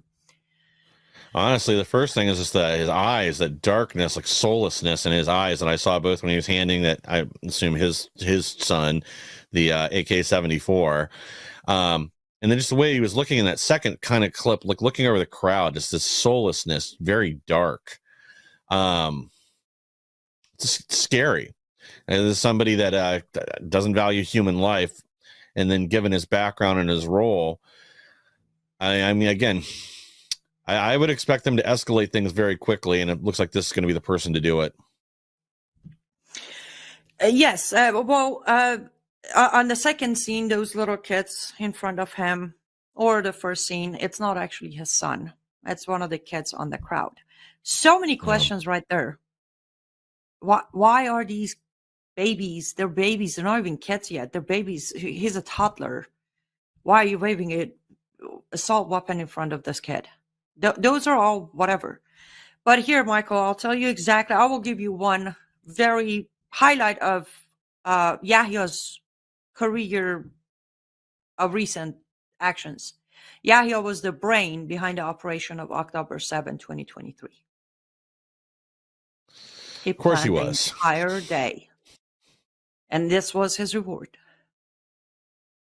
He had no other qualification for this position because of planning and pulling it off. On October 7, 2023, he got this promotion. So this guy's responsible for thousands of deaths. And again, he's rewarded for it. They attacked innocent civilians. They flew into a concert and hit unsuspecting teenagers, 20-somethings. They went door to door with these kibbutz, killed children that were trying to hide. This guy's a monster. Hopefully the IDF and Israel smoke this fool fast before he can do any more damage. But yeah, you can see it. You can see it in his eyes. This is a soulless monster. And he's been given more power and more control to enact more terrorism to the Israeli people. And I'm also sure, now that this promotion, who's to say he won't be planning of similar attacks or just other attacks in general at other places around the world.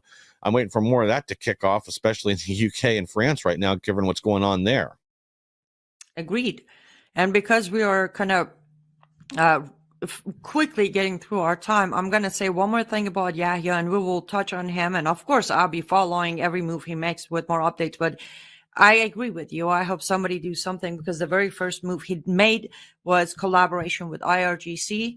They are now building another proxy group in Jordan. So Israeli government is already aware of this movement happening, but please hurry up. And I understand after Yahya, there will be hundreds of other Yahyas and Soleimanis to be replaced. But, well, that's why I say go for the head of the snake. Take out Iran's IRGC and we should be fine. But now I want to touch on something else. This one, actually, I appreciate the fact that it was close to you and you worked so hard with me during the uprising of Mahsa Amini in 2022, when a young woman was killed, Mahsa Amini, for lack of hijab or proper hijab. And Michael, again, as you know, the Western media went quiet. Everything is good. Life is back to normal. I have a video clip for us to take a look at, as for those who think Mahsa Amini was the first and the last, and that Iran stopped picking on women's hijab and stopped harming them. Let's take a look at this video. There we go.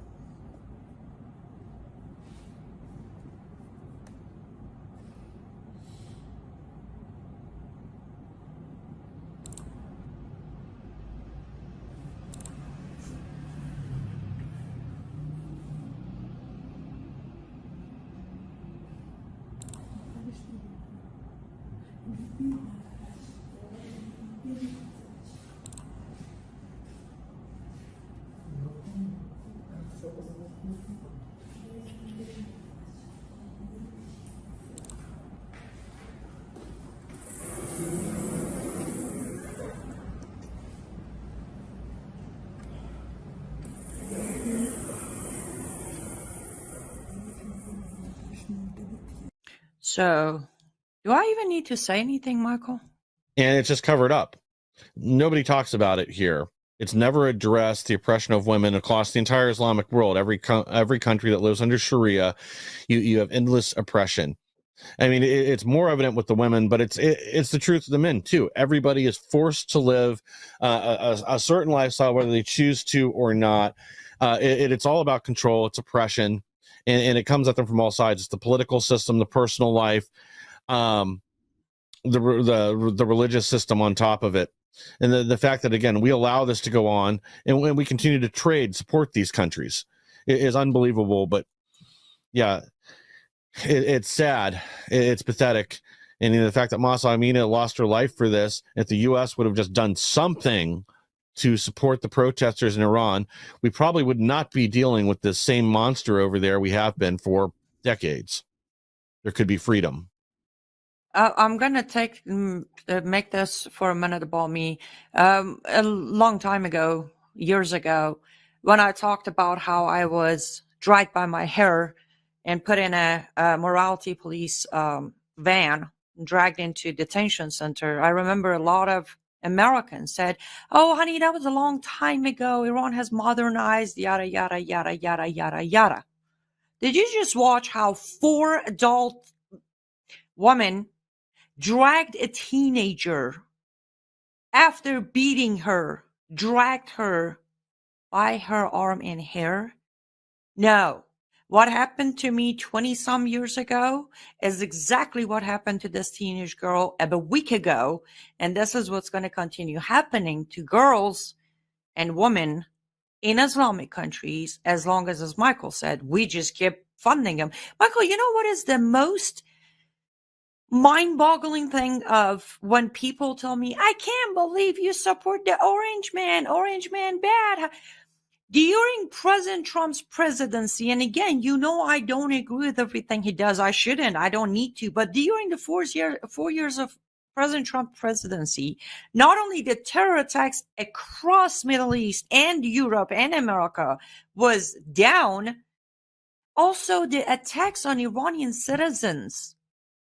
They wouldn't even dare create any kind of uprising inside Iran because they knew President Trump's going to back him up, unlike Obama during the Green Movement and unlike Biden during Massa Amini uprising. That's the thing. When I say we need President Trump, part of it is my own desire for these girls to have for them not to have to go hide behind a little box that's giving them no protection to try to get away from the morality police, get away with that because they don't have a hijab on. I'm sorry if I'm screaming. It's just frustrating when people don't get it. They're humans. Well, it's the truth, too. And the frustrating element, too, is people ignore it here. And instead, they pretend Islam is something different than the reality that it is. That they pretend, oh, yeah, I know a Muslim guy that runs the whatever store down the street. He's nice. And, he probably is. But he's also Americanized. He's not practicing the same thing that they are in the Middle East, or chances are. That if he were going to go back to Iran or wherever, he would be killed. But they deserve to live their own life, not to live in fear, not to be watching out for the morality police vans that get drug off, beaten, raped, or even worse, stoned to death because they decided not to wear the hijab, because they wanted to make a choice about their wardrobe. It's not like they're not running around in bikinis or doing anything else that would upset the moral balance there. They just don't want to wear a hijab. They want to live a normal life, be a normal teenager, and that's denied to them. But again, we pretend this isn't the reality. It doesn't get reported. And you're right, too. Sorry, go ahead. No, go ahead. Finish your thought. You're right about President Trump. President Trump sent a message of strength. And he also knew that if there were to be, mass riots and an uprising in Iran again, that's when we leverage our strength. We help push those people across the finish line, take out the dictators, end the largest funder of terrorism across the Middle East, and you make the whole world a better place. Maybe it doesn't solve the problem entirely in one fell swoop, but it gives us a huge advantage to make the world a freer, safer place for millions and millions of people across the Middle East and across the rest of the world. Amen. And talk about that, it wasn't just Iran. It was many Middle Eastern countries, including, Afghanistan, the very first disaster of Middle Eastern move right before going back to Iran negotiation was Biden literally silver platter, hand over the country to Taliban. And on that note, there has been so much tragedy since then. But as we are in the month of August, and as you know, Michael, I like to try my best to remember those who have lost their lives in oppression and hands of Islam and Muslim leaders. Let's take a few minutes and watch a video as we remember a very, very brave young woman who lost her life to Taliban, but she never gave up on her God-given rights.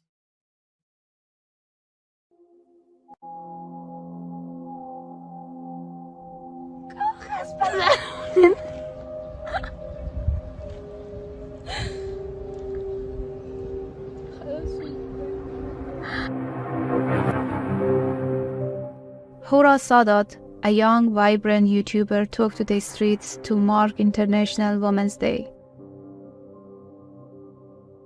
امروز میفهمین چی روزی است؟ چی روزی است؟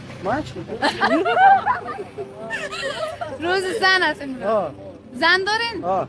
چند تا؟ یک تا.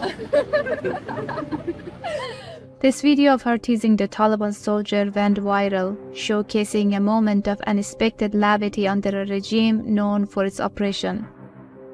Hura Sadat's YouTube activities showcased a fearless young woman who dared to live seemingly freely under the Taliban rule. Her popularity surged, but so did the danger. 16 months later, the laughter had faded. Hura and her sisters were arrested by the Taliban on fabricated charges of moral corruption. Released after a month of detention, Hura died days later in August 2023.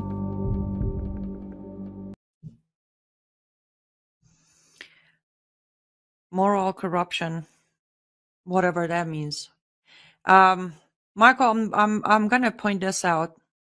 Hura Sada was born after we supposedly liberated Afghanistan from Taliban. She got to grow up in somewhat freedom, YouTuber.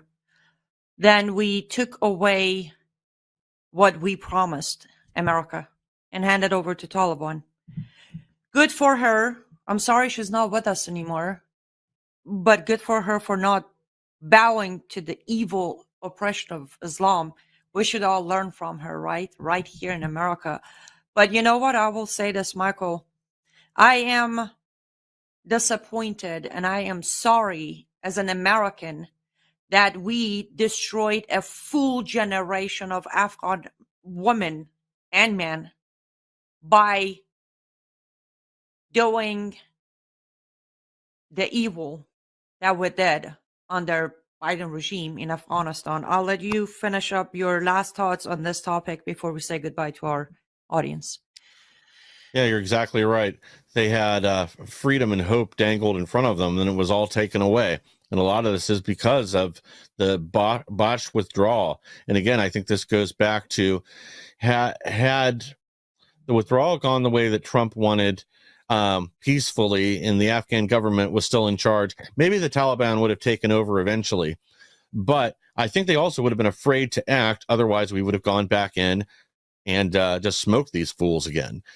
But when you let people down, when you ignore our obligation to them, this is what happens. And then this poor woman, you know, she seemed happy to begin with, just lost her life. The happiness was sucked out of her, and instead, the country is now in total chaos and oppression again.